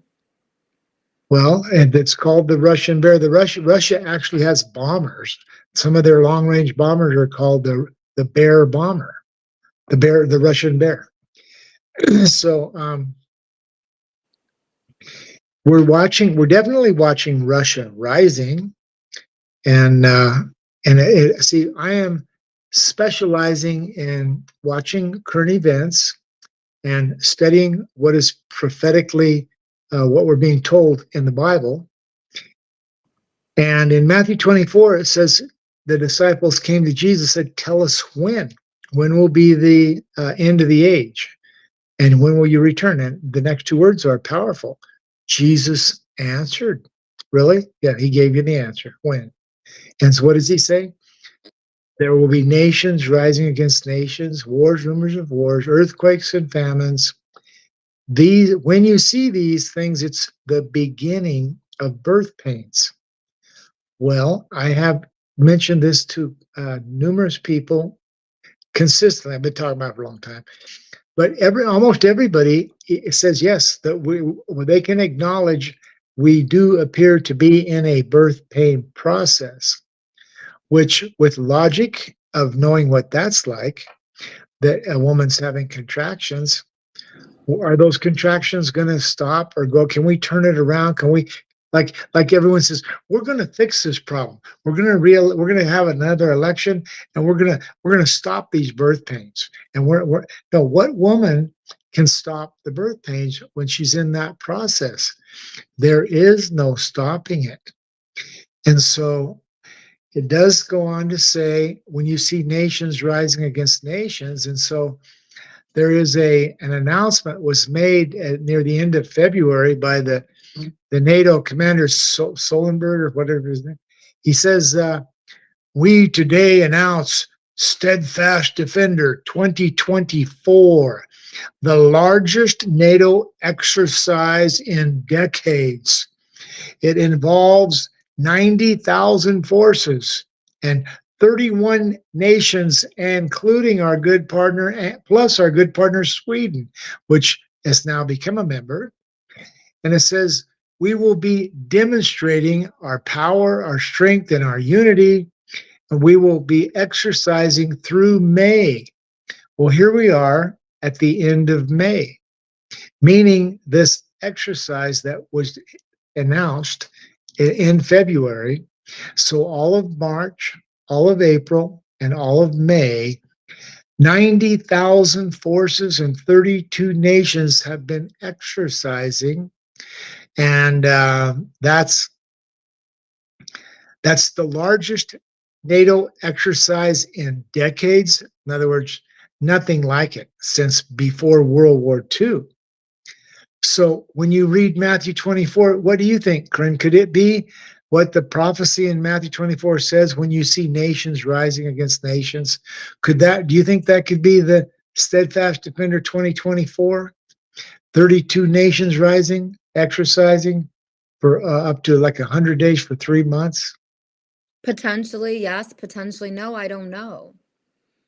Well, to me, because what I found out is I'm being told you're wrong. Your interpretation of the Bible. So I've decided to just tell people what I see happening, and then tell them what the Bible says, and then ask them, how do you interpret this? You get to decide yourself how you want to interpret what it says. It says, when you see nations rise against nations, it's the beginning of birth pains. And we're seeing 32 nations rising and being informed that it is the largest NATO exercise in decades. And NATO is known as the world's largest military alliance. In other words, they think there is no one else that compares to them and the power they have joined together militarily. But what I've been watching Putin for over 10 years. Ever since I saw him on the front page of the Forbes magazine with the title, the most powerful man in the world, I have been following Putin very closely. Clear back in 2014, he made a speech at the Valdez Discussion Club. He spoke in Russian for 2 hours to the rich upper class oligarchies. And in his speech, I found a 10 statements that were condensed in English translation, where he basically said the world peace is in ruins, that there's no security any longer, that the entity that destroyed world peace is the United States. He goes on to talk about those trying to form their new world order. It was the first time I ever even heard anyone mentioning those trying to form the new world order. And so I looked it up. I did spend a lot of time researching who they are and what they're doing. And they're the ones behind everything you see happening. They actually own and control Biden and a lot of the politicians, and they own and control the judges and the court systems. There's a famous little speech by George Carlin. He says it's a big club and you're not in it. He says they've long since bought and paid for the judges, the congressmen, the senators, the politicians. He says then they got the judges in their back pocket. And so these people with insane amounts of money also have a very disgusting, despicable sexual perversion with pedophilia, Epstein Island, gay, Pizzagate, all kinds of stuff that we know about. And I began to understand the Bible says about the prostitute. It says there's a prostitute that rides a beast, but the beast hates the prostitute. So in my trying to analyze who is a prostitute, what is a prostitute? Oh, prostitution. Define prostitution: sex and money. Sex for money. It's all about money and sex. So I go, that would be potentially the description of the global elite. It says, but the prostitute rides a beast. Well, what is the beast? Because when a cowboy gets on a horse to ride the horse, he believes he can control the horse, and the horse will take him where he wants to go. And in Putin's speech, he talks about there's a chance to form a new world order, and we could avoid a world war, but it must of necessity include the United States. And I began to realize there's no other way for them to achieve their objective of a one world government unless every country, especially a big prominent nation like ours, we all have to be in agreement that they have the power to rule the world. And who we are, like Hank, your previous guest said, we're free men. We'd rather die fighting as free men. We'd rather die fighting as free men than live as slaves. And so Putin said that in his speech. He said there's only one way we could avoid a world war. The United States has to agree to the same terms as everyone else to be subject to international law, which is global government, which is to consent. Then I later found out they had been repeatedly making a speech announcing, hey, everybody, we're going to have a global government. It's coming one way or another, whether you like it or not, either by consent, which is to go along with them, or by conquest, which is what you're seeing happening to our country. Once you wake up and understand they are behind everything you're seeing, watching. They're behind destroying Trump. They're behind the J6. In fact, insurrection was announced on January 6th. I'm always seeking information, and I did not understand exactly what that term meant, insurrection. I looked it up in the dictionary. It said it's the overthrow of a legitimate existing government. And then I realized that's what happened to our legitimate government on November 3rd, 2020. Our government was overthrown because we were a nation, a government of the people, by the people, for the people. We, the people, got to elect who we wanted to rule and who our president would be. And we did elect Donald Trump that night. He is, in fact, our president.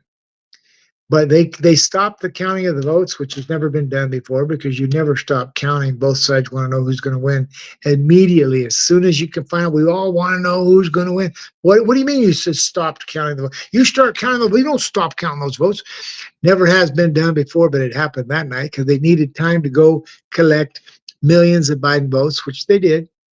And then when the vote counting took up again, oh, guess what? All of a sudden they had millions and millions of Biden votes to count. And so it's an obvious election fraud. Our government was overthrown. And so insurrection did occur that night. But then I've also come across professional psychiatry information that states that often the perpetrator of the crime, upon committing the crime, will immediately begin yelling and announcing, look what they did. Hey, did you see what happened over there? They want to draw attention away from themselves, and they falsely accuse innocent party of doing what they themselves have done, which is exactly what we're watching happening. The J6 thing is a false accusation of insurrection by the insurrectionists themselves. And so my understanding is pretty clear about all this stuff. But everyone can say, I don't know what I'm talking about, but I've done too much research, and it's all conclusive that we're in the birth pains and that I'm seeing the sudden day of disaster coming that's mentioned in prophecy. And in Matthew 24, it does go on to say that it will happen when summer's near, it's at the door, because no one knows the day or the hour. And so you have to ask yourself, are you going to hang on to every word that God says with a great deal of attention, paying attention to everything it says, and then ask yourself, are we watching nations rising against nations? Like it says, that's when the end will come, when you see that. And you have to ask yourself, do you think that it could be happening like it says? And to me, I'm of the opinion that we're watching it happening like it says it'll happen. And meaning when summer's near would be telling us the month, because there's 12 months in a year. There's 4 seasons. Every season's like 90 days or 3 months. And so we're being told the 3rd month of spring is where we are right now. We're in the 3rd month of spring. And then we're told the bear will rise up. And then so we're watching Putin, watching the steadfast defender, 90,000 troops exercising, and they're finishing their exercising at the end of May, where we're getting close to. So when I thought about a man goes to a gymnasium or a gym, maybe he's a member of a gym. He goes to the gym and he lifts his weights and he does all of his exercising, and gets on a treadmill and he run. And after a man's been exercising, and he's all finished exercising, he may very well be in a state of exhaustion. His strength is spent. He's tired, and he exercised hard, and now he wants to take a break. That's right when it appears to me the Bible's saying when the bear is told to devour much flesh, it says in Matthew 24, the sun will be darkened, but the moon will not give light. So, Corinne, if it says the moon will not give light, I have to ask you, you do know the moon makes a 28-day cycle, and every 28 days there's a new moon, and it goes through the first quarter, the full moon, very, very big white, and the night is lit up, and the full moon at night, you don't even need a flashlight. You walk around out at night all night long with the full moon, it lights up pretty good. But the new moon is completely black, no light. Of the 4 phases of the moon, and 4 into 28 is 7. There's 4 weeks in a month.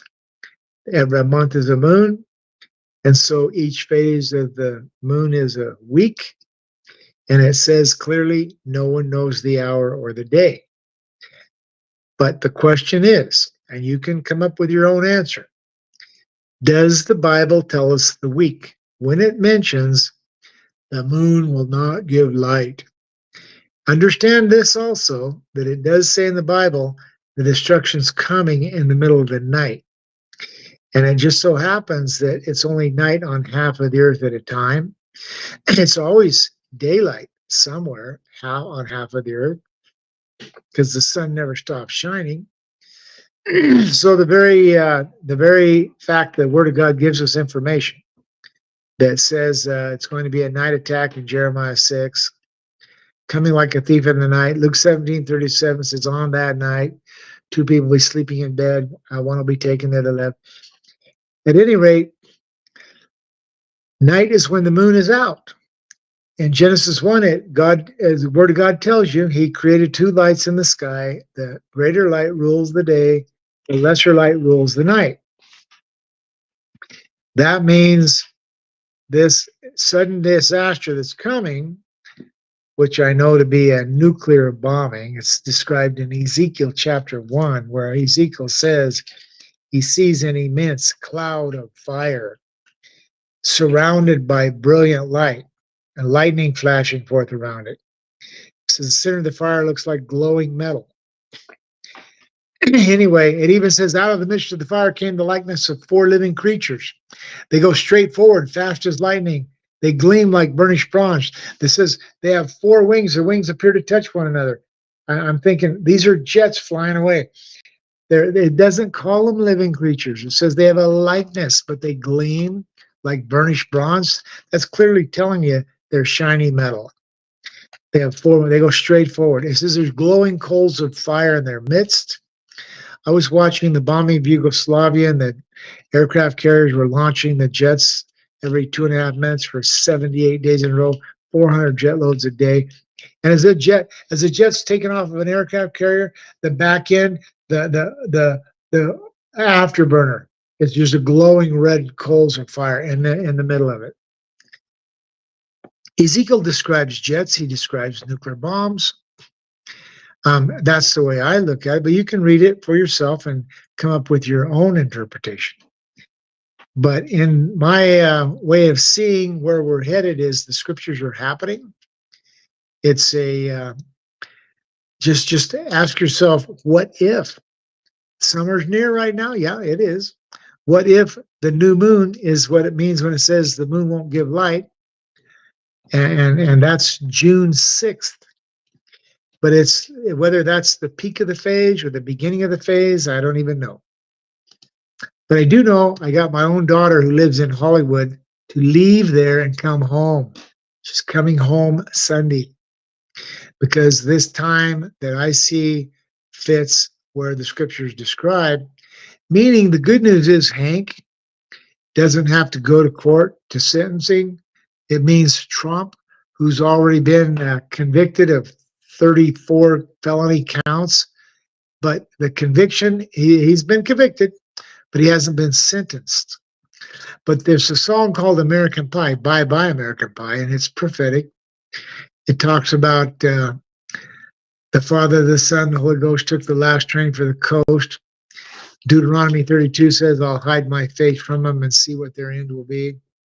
Talking about the end, hiding, the God hides from them. And so it says, the flames reach 8 miles high in the song. Fire's the devil's only friend. Talks about a summer swelter and a fallout shelter. And then it says, the courtroom was adjourned. No verdict was returned.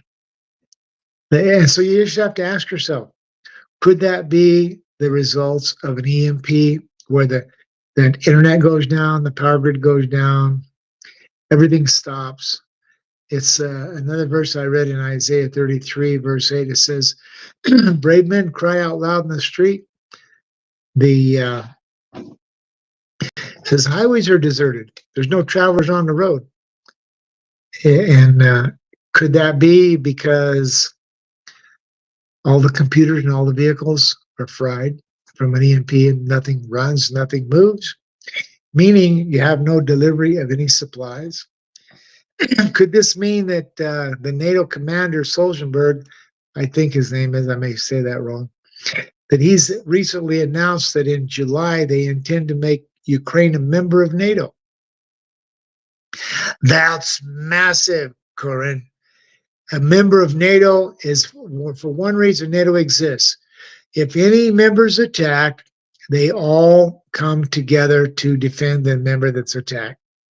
That means in July, all of NATO's 32 members are coming 100% full on to defend Ukraine against Russia.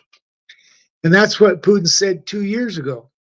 He said Ukraine cannot be a member of Russia. That's where Russia draws the line. And his logic is exactly the same as JFK saying about Cuba missile crisis. Russia is not going to put missiles in Cuba. We'll go to World War III right now. You get your Russian missiles out of Cuba, you're too close. And that's what Putin's saying about Ukraine. You're too close. You get, because when a member of NATO is accepted, then they come and put missiles in that country. And so Putin don't want to see missiles in Ukraine pointed at Russia. He's not going to put up with it.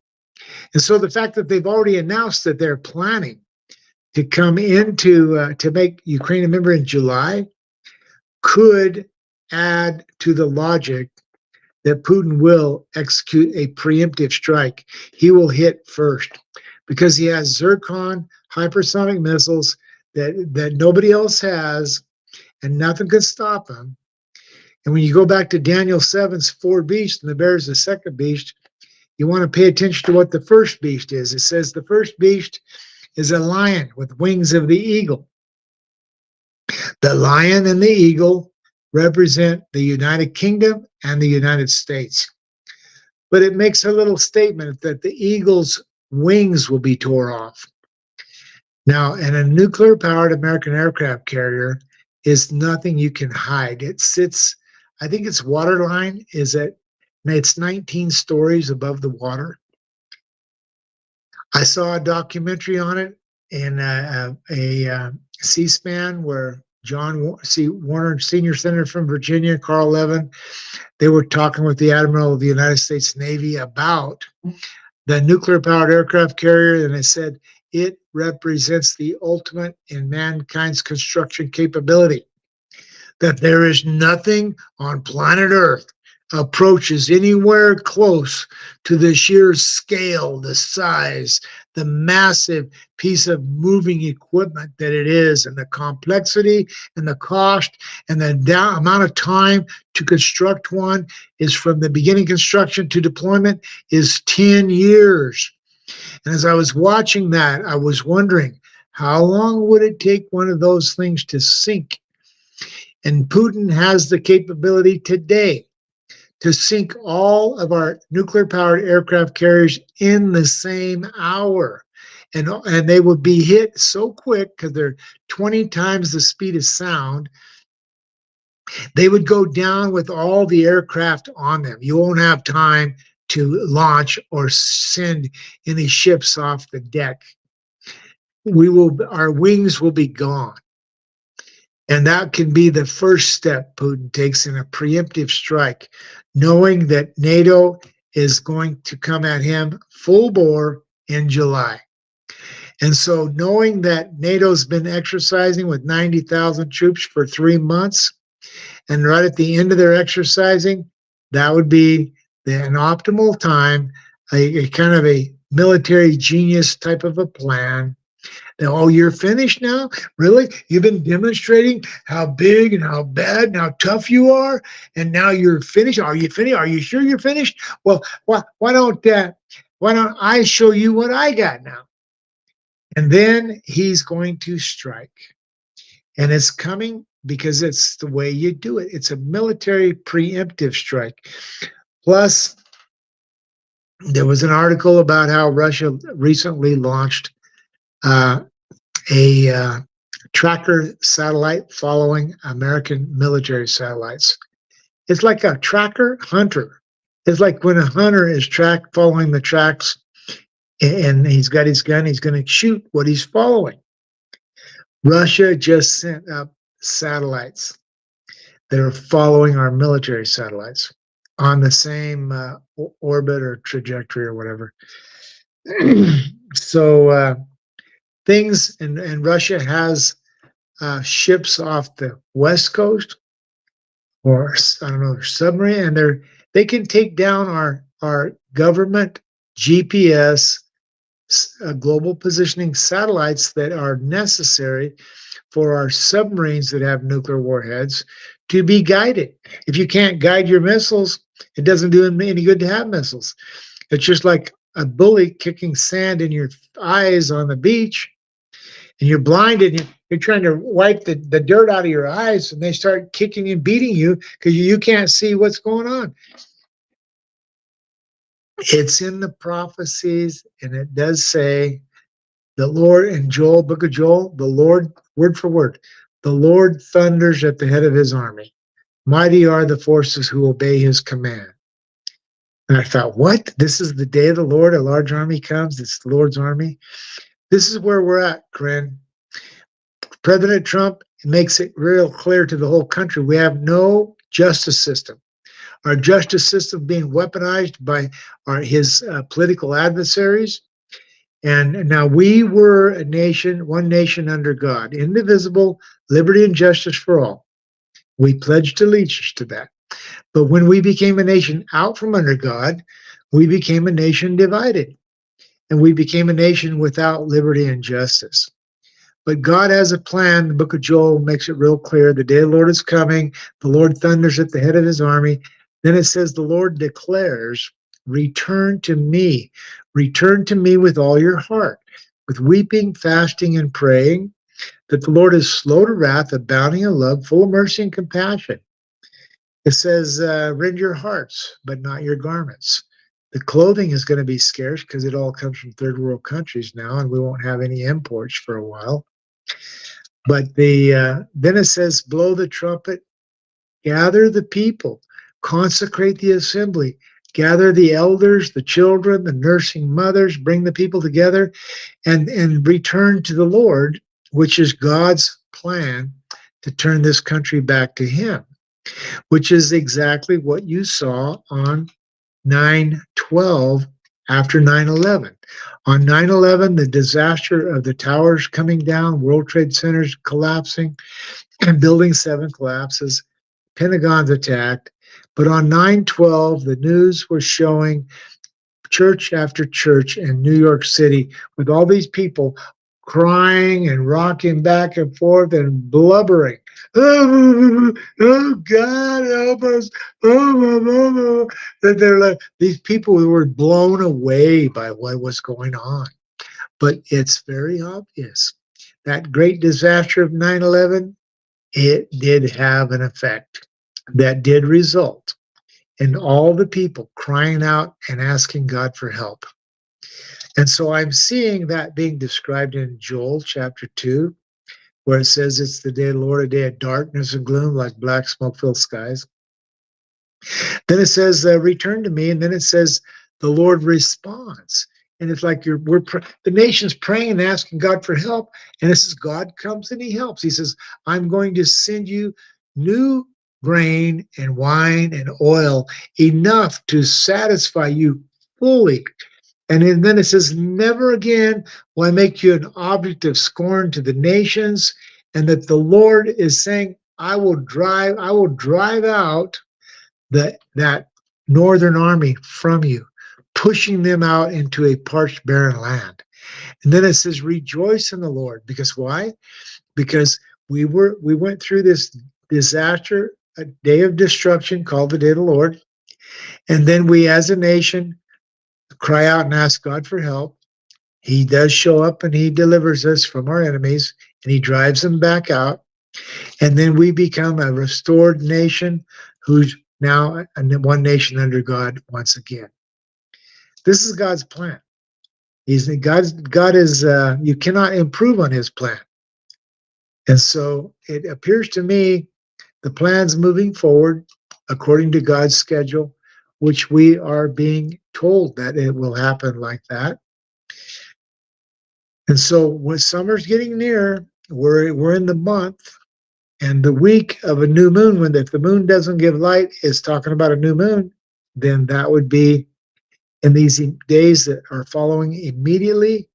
And it fits with military logic that the end of the steadfast defender exercise, that Trump will respond. And the bear will rise up and do an attack. And it's what the scriptures are describing. And it says to tell the righteous it'll be well with them. But woe to the wicked. God's coming with punishment on the wicked. And it says, when the judgments of the Lord come upon the earth, then the people will learn righteousness. Daniel 9 talks about 77s are appointed for God's people to put an end to sin, to finish with transgressions, and to usher in everlasting, that's a long time, everlasting righteousness is coming. And God has a plan, and you want to get with the program. You want to read the Word of God, you want to analyze it for yourself, and you want to pay close attention to it. But it actually does say in Jeremiah that they won't listen, that I sent watchmen to warn them, but they won't listen. And it says, why not listen to the word of the Lord? And apparently it is a very, very obvious to me. Just a lot of people are not listening. And I've been on your program, which I appreciate you very much, Corinne, for giving me this opportunity to share. Because in the event that I have discovered that God's word is revealing to us what's coming, when it's coming, because he loves us and he wants us to know. And that it says 2/3 of your people will perish. We're a nation of 336 million or something. So 2/3 of 36 is 24. That would indicate that a couple 100 million Americans are not going to be around in a year, the 390 days of siege, which they're the sinners, though. They're the people that God has determined they're going to die, because he says, if you turn from your sin, Ezekiel 18 says it real clearly about this whole time. It says, God is pleading with all mankind. He's saying, come on, everybody. Well, why let sin be your downfall? Why not rid yourself of your offensive ways? Get yourself a new heart. Renew a right spirit within you so that you might live. It says, for the Lord takes no pleasure in the death of anyone, but, however, the souls who sin, they are the ones who will die. So come on, everyone. Why not repent so that you might live? And that's word for word out of Ezekiel 18. And it's clear to me that God has a plan to improve our life on earth, that the birth pains are actually a unpleasant process that ends up with a result where a woman is holding in her hands a precious new baby child, and the pains are gone. She's over, and her mind is blown. Look what I have. I have a new brand new baby child. Look at this baby I've got. Oh my goodness. New life is coming. God has a plan. It says there's going to be a new heaven and a new earth, the home of the righteous. All the rotten, no good people are gone. These satanic Luciferian bankers, they're gone. These pedophilia, Epstein Island, adrenochrome drinking, blood sucking people, they're gone. Oh, the wealth of the wicked stored up for the righteous. I had a guy delivering stuff to my construction yard, and we started talking today, and he went off. He knows all about the white hats and all these military underground bases, and he said they went into the Vatican and they found a tunnel. It goes all the way from the Vatican clear to Jerusalem. It's lined with gold. They took all the gold. They took it to Fort Knox. He went on and on and on and on. I couldn't believe it. This today, a guy today, a truck driver, and he does all this research and stuff. And I go, this guy very, very knows a lot, but I said, I don't know that I can believe everything. And he's telling me how Michael Jackson's still alive and all these, you've heard all that stuff, right, Corinne? He said Michael Jackson's still alive. A whole bunch of people. Yeah, JFK Jr., all these people, they're alive. And what are they going to do? They're going to come back and save us? I don't know. Jesus is the one coming to save us. But where do these people get these stories from? It's shocking. They research. It's called Restored Republic, and then there's these white hats, and there's this Gitmo, and they're having all these tribunals, and the military. That's the biggest lie. Listen, I'm assembling the white hats. I'm finding out who the white hats are. I don't know. I told him I'm not sure I can buy into all of this stuff he was explaining. They spread that false gossip so that when Trump lost in 2020, there would not be an uprising. They said, sit back, eat the popcorn, enjoy the show. It was all a psyop. It was all a CIA lie. JFK Jr. is not alive. No one's coming to save us. Corinne, I'm finding the white hats. You are a white hat. Because guess what? If something bad doesn't happen this summer, I totally forgive you, because you are going to house people who've been persecuted and prosecuted by the federal government. You're going to house whistleblowers. So all the stuff you're amassing, all the stuff you're getting, all the food, everything is going to be used eventually for righteousness, no matter what happens. Well, I'm seeing the song American Pie. I've analyzed every word. It fits exactly what I see the prophecy is describing. And it's like, this is where we're at. The American Pie is gone. Remember, after COVID, everyone kept saying, we want to return to normal. Well, normal never did come back, did it? And normal's not happening, because birth pains you can't stop them. They keep on intensifying. Things keep getting uglier, and it can't get any uglier than for the crooked judicial system to take a man that the American people voted to become president and to rip him from one end to the other and try to find him guilty of 34 felony counts. The stupidity continues to increase. It's not getting easier, which is what birth pains do. And that means it's time for the water to break. And the breaking of the water is like Revelation 6. There's a scroll with seals on it, and the sac of amniotic fluid is sealed. But when the pressure keeps on building, It ruptures that sealed sac of amniotic fluid, and it's like breaking the seal in Revelation 6. The Lamb broke the seal. The first horse comes out with the voice of thunder. Thunder is the loud explosion sound that lightning makes. And that's a bombing. And the second horse is red, has a sword, takes peace from the earth, because a bombing starts a war. And the third horse carries scales, a day's wages for a quart of wheat, because war interrupts your normal economy, and delivery of supplies and goods become difficult to get. And the four horsemen, and it says after the fourth horse, that's ash, like fallout ash brings a plague of radiation sickness. It says the four horsemen have power to kill on 1/4 of the earth. So if it's a night attack, that's the earth is divided in half vertically by night and day. And it happens when summer's near. Well, the other part of the earth, winter's near. In other words, you've divided the earth in half horizontally by summer and winter. You divide the earth in half vertically by night and day. You wind up listening to scriptures describing 1/4 of the earth. And then you discover that all the NATO countries, from Canada across the globe to the European continent and the Atlantic Ocean, the top half, it contains all the NATO nations. So the four horsemen that have power to kill on 1/4 of the earth are the destruction of the NATO countries, which is where we're at. And the water's about to break. The birth pains are not going to stop. And then another very powerful scripture I began to process says in 1 Corinthians 10:11, all the stories in Israel's history serve as warnings and examples for not just for anybody, but for those upon whom the end is coming. And it's the end of an age. It's not the end of the world. It's the end of an age. A new age is coming that's better. It's a transition.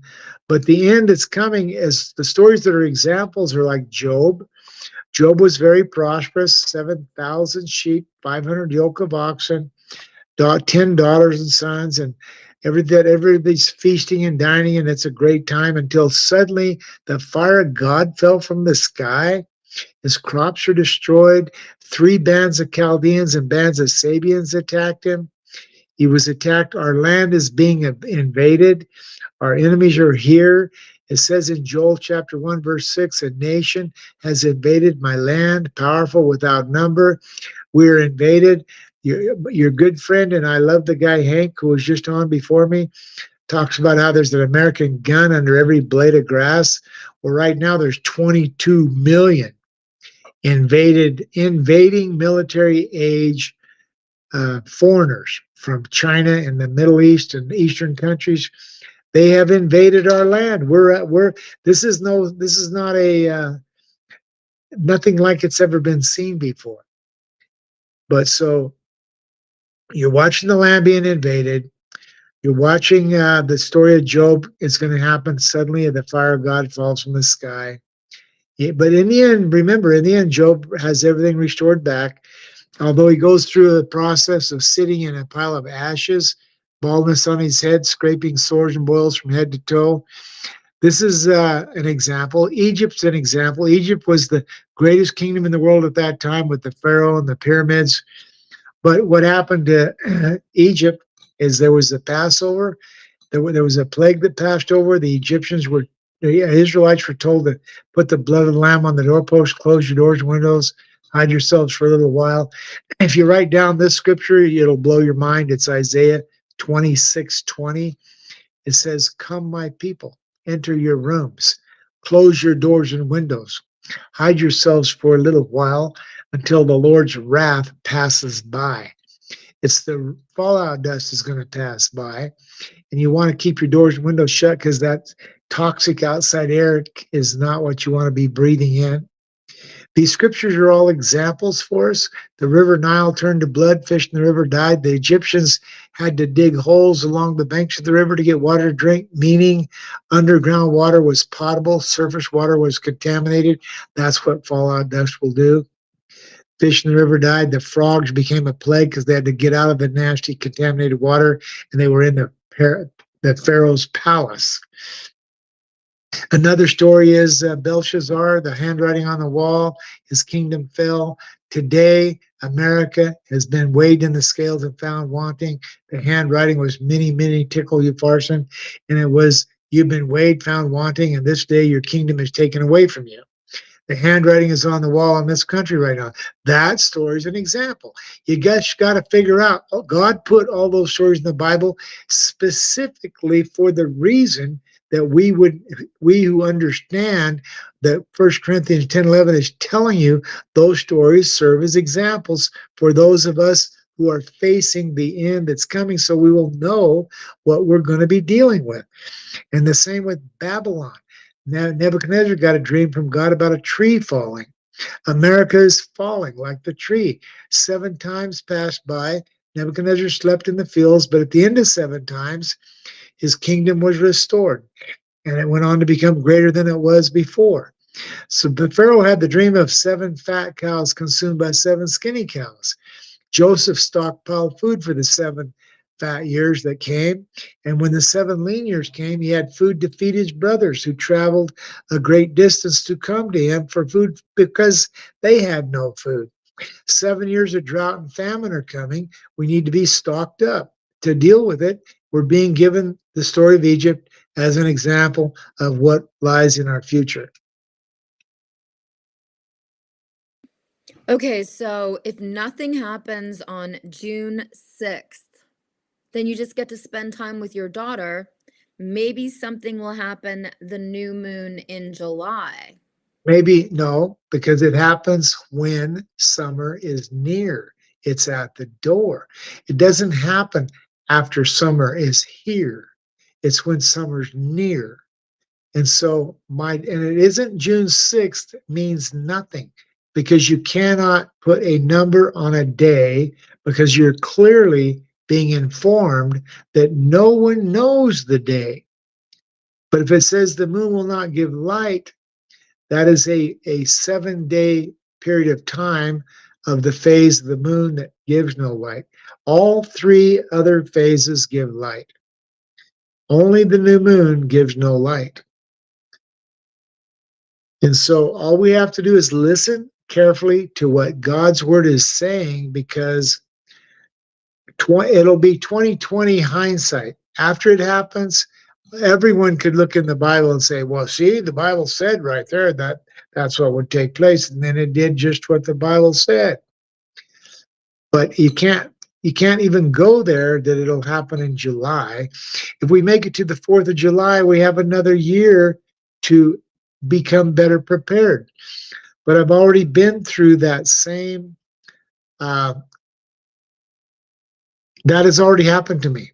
I have already suspected that the year was 2020, 2022, 2021, 2023. Every year I keep watching and seeing that the thing's getting crazier, thinking this could be the year, this could be the year. But I've never seen it as crazy as it is right now. Nothing approaches close to the craziness we're watching right now. For NATO to say they're going to make Ukraine a member, that's the same thing as saying all 32 NATO nations are coming to fight Russia over Ukraine. If you make Ukraine a member, that's their whole basis of existence. We all, one for all for one. Anyone attacks any member of NATO, all the other NATO members have to come and defend him 100%. You're watching the official announcement that World War III is starting in a month. And if you see that, you don't think, if a guy like me out in the Nevada desert can be aware of this, you got to know Putin is watching everything and he knows it too. And if he thinks they're all coming to Ukraine to fight him, he's going to smack them first. And he's got the ability to do it, and it fits the time frame I'm telling you.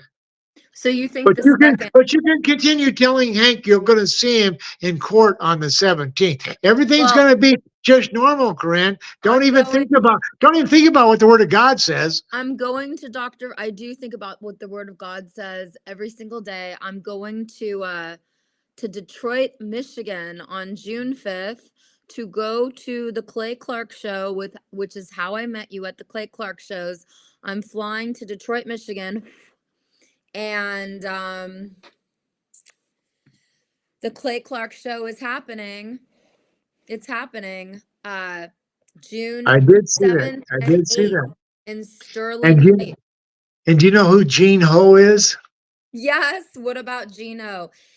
Well, we've been talking, and Gene Ho is telling me I'm going to have to apologize to Clay Clark for telling him to cancel his event, because Gene Ho is saying, Everett, the Bible is never wrong, but your interpretation is.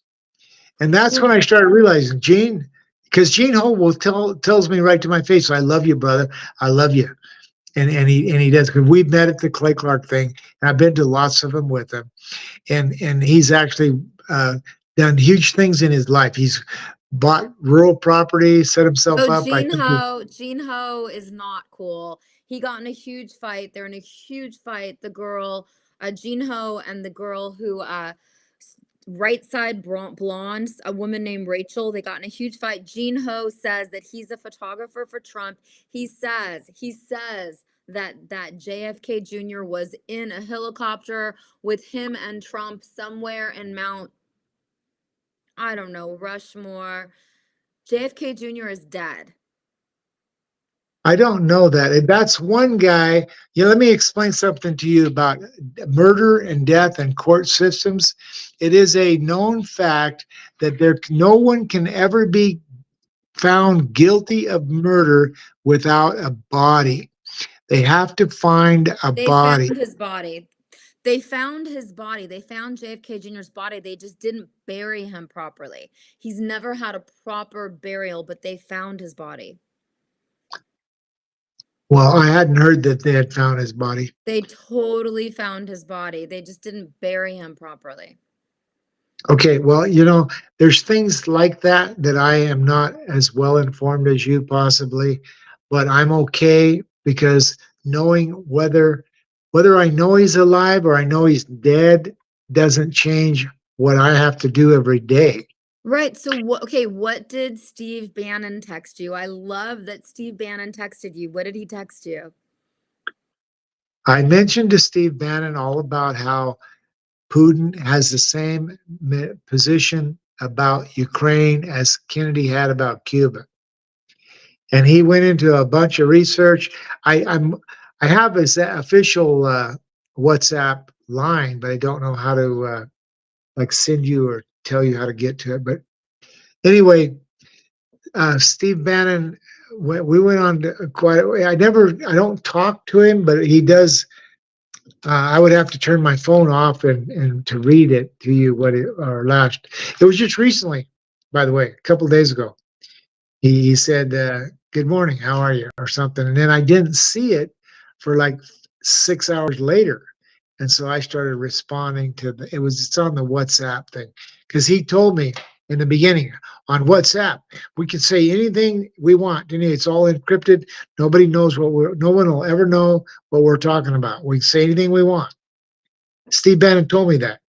In other words, he wanted me to talk to him and open up and say anything that I wanted to, and have complete assurance that it's secure. You don't have to worry about anything you're saying. In other words, he wanted me to open up and give him 100% of my whatever I had to say. Okay, good. Okay, good. Yeah. Well, I will be in Detroit, Michigan with the Clay Clark Show starting June 5th. Okay. You're going there on the 5th of June? Yes. What day of the week is that? Is that a Wednesday or Thursday? Yes. What is it? Wednesday. Wednesday? Yes. Well, Corinne, it says the destruction will take place in the middle of the night. So every night when you lay your head on your pillow to go to sleep, understand that if you wake up and it's the morning is here and you survived the night, then you have all day to not worry about anything, because it isn't going to happen in the daytime. It's going to happen at night, in the middle of the night. And so I actually, if I was going to go to Clay Clark's thing, I would try to find a room at least 30 miles out of the city area, like take a little bit of a drive and have a motel that's not right in the epicenter of a downtown area where there's a nuclear target, like a ground zero kind of a thing. Because it does say in Matthew 24, when you see the abomination that causes desolation, flee to the mountains. It says if you're on the rooftop or whatever, do not try to grab this or that, just leave, flee immediately, meaning that if a nuclear mushroom cloud is going up and you woke up, you had a rude awakening in the middle of the night, you want to run out of your room, even if you're in your underwear, get in your car and put the pedal to the metal and go, because the first ones may get away. But there's going to be congestion. I pictured a Atlantic City nightclub like 20 years ago.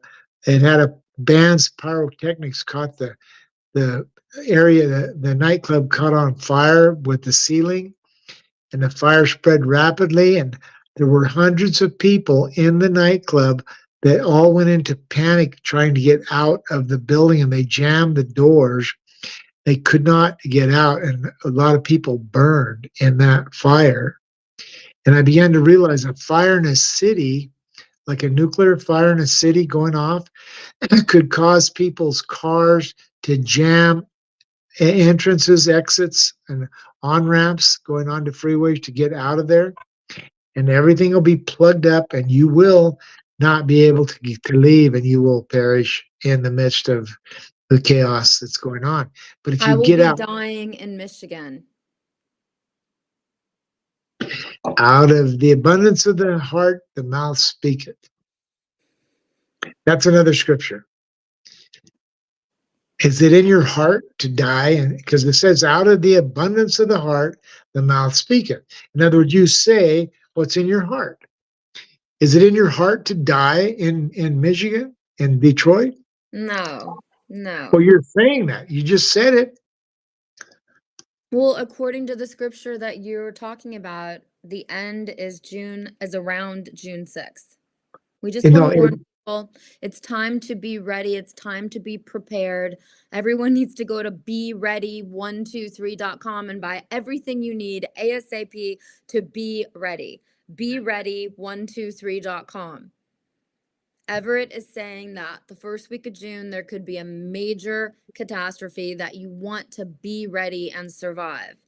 It could even be the first 10 days. I don't know. The 6th, the calendar I have actually says, I'll show it to you. Maybe you can see it on with my phone. This is the month of June is right here.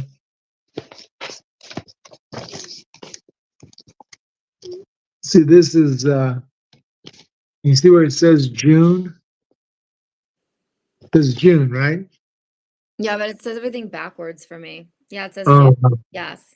yeah. Well, then I can't help that. But anyway, so all these, the black days I have them outlined as dates of new moon. And I don't know the day. But anyway, I don't say the 6th. I don't say the 5th. I don't use a number. I talk about the moon phase. The moon does not give light. That's why I say it that way, because that's the way it reads in the Bible. Okay. What day are you having your daughter come to be with you? She said she will be driving up from Southern California to Northern Nevada on Sunday. Okay. Okay. All right. Well, let's prepare. Let's see what happens. I'm doing my next show on Monday. We'll see what happens. I have all of my gear. I have my escape backpack. If I'm in Washington, D.C., I have a $2,000 backpack that I got on beready123.com. It has everything you need in it to survive an emergency. I have my emergency food. You have water? Everything I need, yes, I have water. I have everything. I have lighters. I have water. Everything you need is in beready123.com. You buy the backpack. I even have pots, pans to boil Wow. water, make food. I put this on my backpack.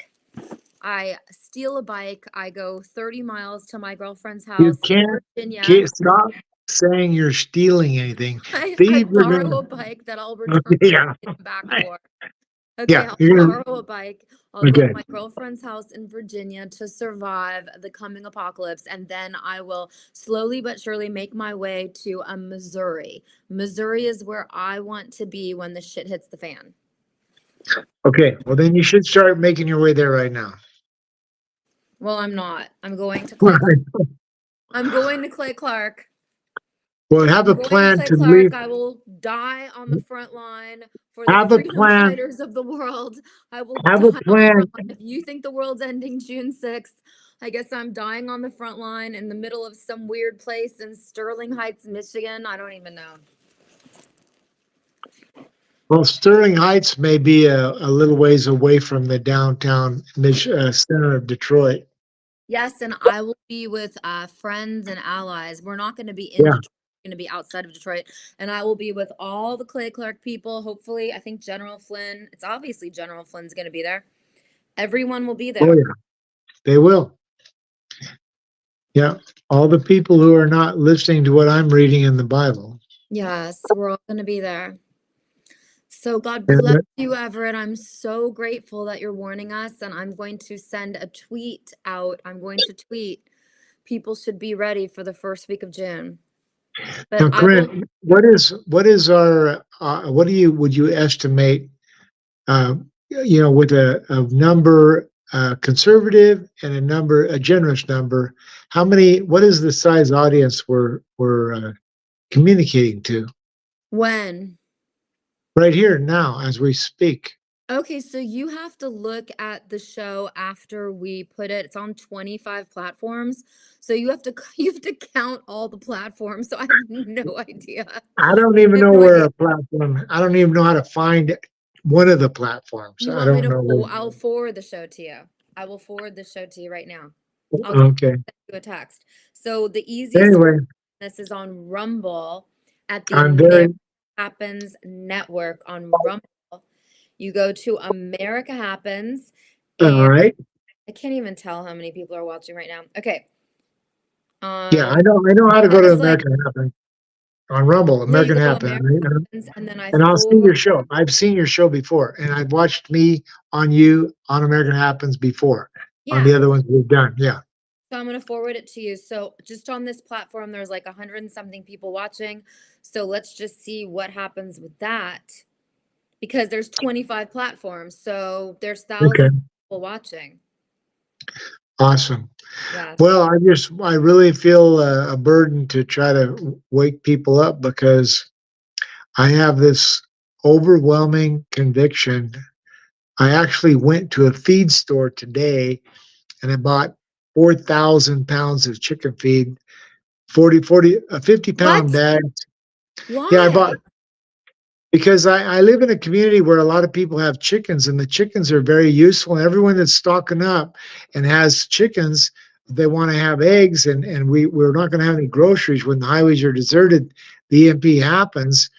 People that have chickens can continue to survive and exist, but 80 bags of chicken feed is actually nothing because there's at least 80 farmsteads or people around here, communities, families with chickens. I only got one bag of chicken feed for 80 people. That's not that much. Okay. Can you hear me? Testing, 1, 2, 3. I better get your address, Everett, in case something happens, so I know how to hitchhike. I'm going to hitchhike to Everett's place in Upper Nevada. Can you hear me? Testing. I think we lost Everett. Oh, wow. Can you hear us, Everett? We are having wacky internet problems today, per usual. Do you think the feds could be targeting my internet? Do you think the feds could be targeting the America Happens network? I mean, I know the feds watch everything we do because there's an Antifa girl named Breanne Chapman who hangs out in U.S. federal court. And anything I do, she tries to give to anyone who will listen, like any U.S. Marshal. They really don't care about me. She'll give it to any person on the side of the prosecution of any J6 case, or actually any case that's in the U.S. federal court. And so, yeah, I definitely know the feds know about the America Happens Network, but we lost Everett. So I guess I'm going to conclude this episode. We went over 5 hours of the America Happens news on the America Happens Network. Sorry, I'm playing with my hair. I just have to get my hair to a way different color at this point. Should I dye my hair platinum blonde, light brown, strawberry blonde? I'm not going to do black. But maybe it's time to just change my hair and be a brunette for a while. I don't know the answer to that, but I do know that General Flynn's movie is playing in Sterling Heights, Michigan for the Clay Clark Show on June 6th, 4 p.m. Eastern Standard Time. You go to watchflynn.com. You all want to fight like a Flynn. That is, if I was ever going to get a tattoo, which I don't believe in tattoos, but I'd probably tattoo a cross on myself, or I would tattoo fight like a Flynn. I love that. When General Flynn's son showed me his fight like a Flynn tattoo, I thought it was amazing. That's the greatest thing. Fight like a Flynn. I want you to fight like Corinne would fight. Fight like Corinne. Fight like a Flynn. This is really important. We are all going to be in Sterling Heights, Michigan, the first week of June. And I'm bringing with me my Kingdom candy. These are $3 each, and these are a whole meal. They come in caramel, chocolate peanut butter. You go to Sherwood.tv, Corinne USA, to buy the Kingdom candy, to buy the Kingdom fuel, the greatest drink. I drink it in the morning, and then I drink it once at night, right before I go to sleep, and then the Kingdom coffee is my favorite coffee. There's no mold in that coffee. There's usually mold in every coffee. I'm getting loopy because I've been on air for 5 hours, but I want to be like Alex Jones, or I want to be like Steve Bannon. They go for 5 hours and they're fine. Well, they go for 3-4 hours. I go for 5 hours. I can handle this. I'm a champ. And then you get the water purification system. This is called Kingdom H2. You press the button. Look how gorgeous that is. That is just stunning. Look at that. That is gorgeous. You press the button and this gets this hydrogenates your water. Look how beautiful that is.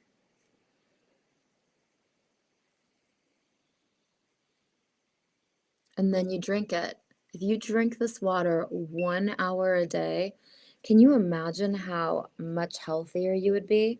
This machine is $200 minus 30% if you use my code Corinne USA. Use my code Corinne USA and you will get 30% off on this amazing water machine. I have more to show you. I'm obsessed. I'm obsessed with the satellite phone. The satellite phone, most amazing thing ever. This is the phone I'm bringing with me to Michigan. In case anything happens, I can use the satellite phone and I can talk to anyone, anywhere. The antenna on the satellite phone is the best. You go to sat123.com. Satellite phone, sat123.com. You better buy these while they still have them because they are running out of these. I tried to get 2 more and I couldn't get them. So you guys need to buy one of these for everyone you care about to have the satellite phone. So important. And then, of course, you have to have the prepper beef. The prepper beef is the key to everything. Corinne, Corinne USA beef. You need to buy a case of this. You put this beef in boiling water and you season it. And this is no hormones, no vaccines, the best beef ever. I interviewed the owner of the beef company about 10 days ago on the show. It was incredible. CorinneUSAbeef.com. while you're at it, you should buy the gold from Genesis. You need to buy some gold just in case everything collapses. You need to go to CorinneUSAGold.com. Corinne USA Gold, that's Genesis Gold. You buy the satellite phone. I really like this money advisor. His name is Carlos Cortez Jr. If you want to talk to him, I will get you his number. You've got to text me, 917-287-1314. I really love Carlos Cortez Jr. for advising you on to how to handle your money, because the CBDC and all of that is coming. And then, of course, oh my gosh, this is my favorite. I got to show this to you. This is the line called Curativa Bay, okay? I'm going to show this to you. It's up there. That is exactly how I make my skin so exceptional. You have to go to Curativa Bay, Curativa Bay. Curativa Bay, the best skincare ever. Go to Curativa Bay. Use my code. Get a discount. Curativa Bay. CuraTivaBay. Corinne USA. So important. I have the best skin from Curativa Bay. Here's the water. It's brewing. While that is brewing, I'm putting Curativa Bay there. Then you guys know that I love, love, love the apricot seeds. The apricot seeds are the best of the best. You go to RNC Store, rncstore.com. Use my code CorinneUSA. Get a really amazing discount if you use my code. So important. You ready for more? Of course, my pillow. My pillow, you can get anything you need for your bathroom. They have the best slippers ever. I gave a pair to my mom for Mother's Day. She loved them. Everyone loves the pillows from My Pillow. You go to mypillow.com. Use my code. I think you get like 40% off if you use my code. Corinne, Corinne USA. You get at least 40% off. So important. What else? I got to show you what else. Oh, Be Ready, 123.com. Get the Faraday bags, get the backpack, get the generators. I've got my generator right here. Can you see it? This is the generator. And of course, this is the most important thing at this point. Are you ready? Phone123.com. Okay. We are all addicted to the iPhone. The iPhone spies on you. The Eric Prince phone is going to be interesting, but this is the only phone that will actually allow you to have a decentralization, and it comes de-Googled, or you can have it Googled, whatever you want. You go to clear.com. You get $100 off of the 620 phone. Clear phone. It's called the Clear phone. You buy the Clear phone, you get $100 off if you use my code Corinne USA. $100 off the Clear phone is so important. Clear phone, 100 off with my code Corinne, Corinne USA. Then you take all of the Android phones, the Clear phone, all the phones that you have, and you hook them up to phone123.com. Phone123.com. It's time to make sure that you have service that doesn't spy on you. You need to go to phone123.com. All of your phones, not the iPhone. We need to get rid of the iPhone. We need to boycott the iPhone. Time for the Clear phone. This is what the Clear phone actually looks like. It comes with a phone case and a charger and a speaker. Look how gorgeous that is. It's huge. It's got a really good camera. Clear phone. Clear phone. Clear.com. This is the 620. Look how big it is. The 620, you get $100 off. It's like, I don't know, $1,000, $800 for the phone. You get $100 off if you use my code Corinne USA. And of course, there's a smaller version. This is called the Freedom Phone. You get $50 off if you use my code Corinne USA. Then you hook everything up to phone123.com. I have just given you over 5 hours of pure information, raw and real. Woo, who does more raw and real news than I do? Who gives you more access to the political prisoner crisis happening in the United States of America at this time? But I got a new background. I'm going to change my backgrounds all the time, but my information is always real and always important. If you find it in your heart to donate to America Happens, please do. And if you find it in your heart, follow me on X at Corinne Clifford. I always have news. I've never had a day without news. It's just shocking. I'm overwhelmed with news. Right now, we're being told the first week of June, there could be very big problems in the world. Take it or leave it, but be prepared, be ready. You better buy everything you need right now at beready123.com. Honestly, the political prisoner situation in the United States of America is getting worse and worse. I don't see anything getting better and better. That's why you should spend the $200 minus 30% at Sherwood.tv, Sherwood.tv/Corinne USA. Buy the water machine, fill this up with water, any water you like. You pour the water in, you could use any water you want. If you drank this one time every hour, you would be so much healthier. I promise you. So important. And the key to life is the kingdom fuel. The kingdom fuel is the key to life. So buy all of this.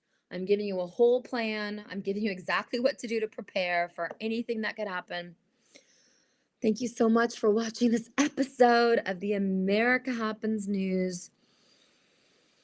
Join me on X, join me on Instagram. My Instagram is totally censoring me, but I do like Instagram because I like the platform of Instagram. I'm beginning to really get addicted to X. And if you want to find me, you can text me. I've got a 24/7 phone line where you can text me, 917-287-1314. I will see you at the Clay Clark Show in Sterling Heights, Michigan on June 6th. 7th and 8th, come find me. And if you have any election corruption you want me to expose, that's what I'm here for. I'm here to track the political prisoner crisis happening in the United States of America at the U.S. federal court. And I am here to track election corruption and so much more. What I really want to do is I want to show that members of Congress are getting really nothing done. So follow me on X, follow me on Instagram. It's time for me to get a really, really serious news show. I'm looking for a co-host. If you know anyone who would be an incredible co-host with me on a news show where we use assets and we show you the daily news, most of the assets will probably be my assets. If you know anyone that you think would be a great co-host, I would love to hear what you have to say, because the news is getting way more interesting than any Netflix. The real news, I mean, I'm addicted to the real news. The real news, the real raw, the real news, unedited and uncensored, is better than any movie you'll ever watch. So I'm going to leave you with that thought. I always pray for you. May the goodness bless your life. God bless you. Peace. Stand up for the U.S. Constitution. I will see you Monday. I think Monday I have to start at 7:30 p.m. Eastern Standard Time. I usually do a 5-hour show, so maybe I'll start a little earlier, like 6:45, 7. I will see you Monday night, and then I will see you at the Clay Clark Show. God bless you. So grateful. Thank you for watching all of this, because this was a jam-packed, full of information show. And if you have any questions, once again, you can text me, 917-287-1314. I'm going to start putting commercials into my shows. So if you want to be a sponsor of my shows, and if you want to actually make a donation where it's anonymous, I'm ready. Just text me, contact me, 917-287-1314. I am going to figure out how to close this episode of the America Happens News on the America Happens Network. God bless.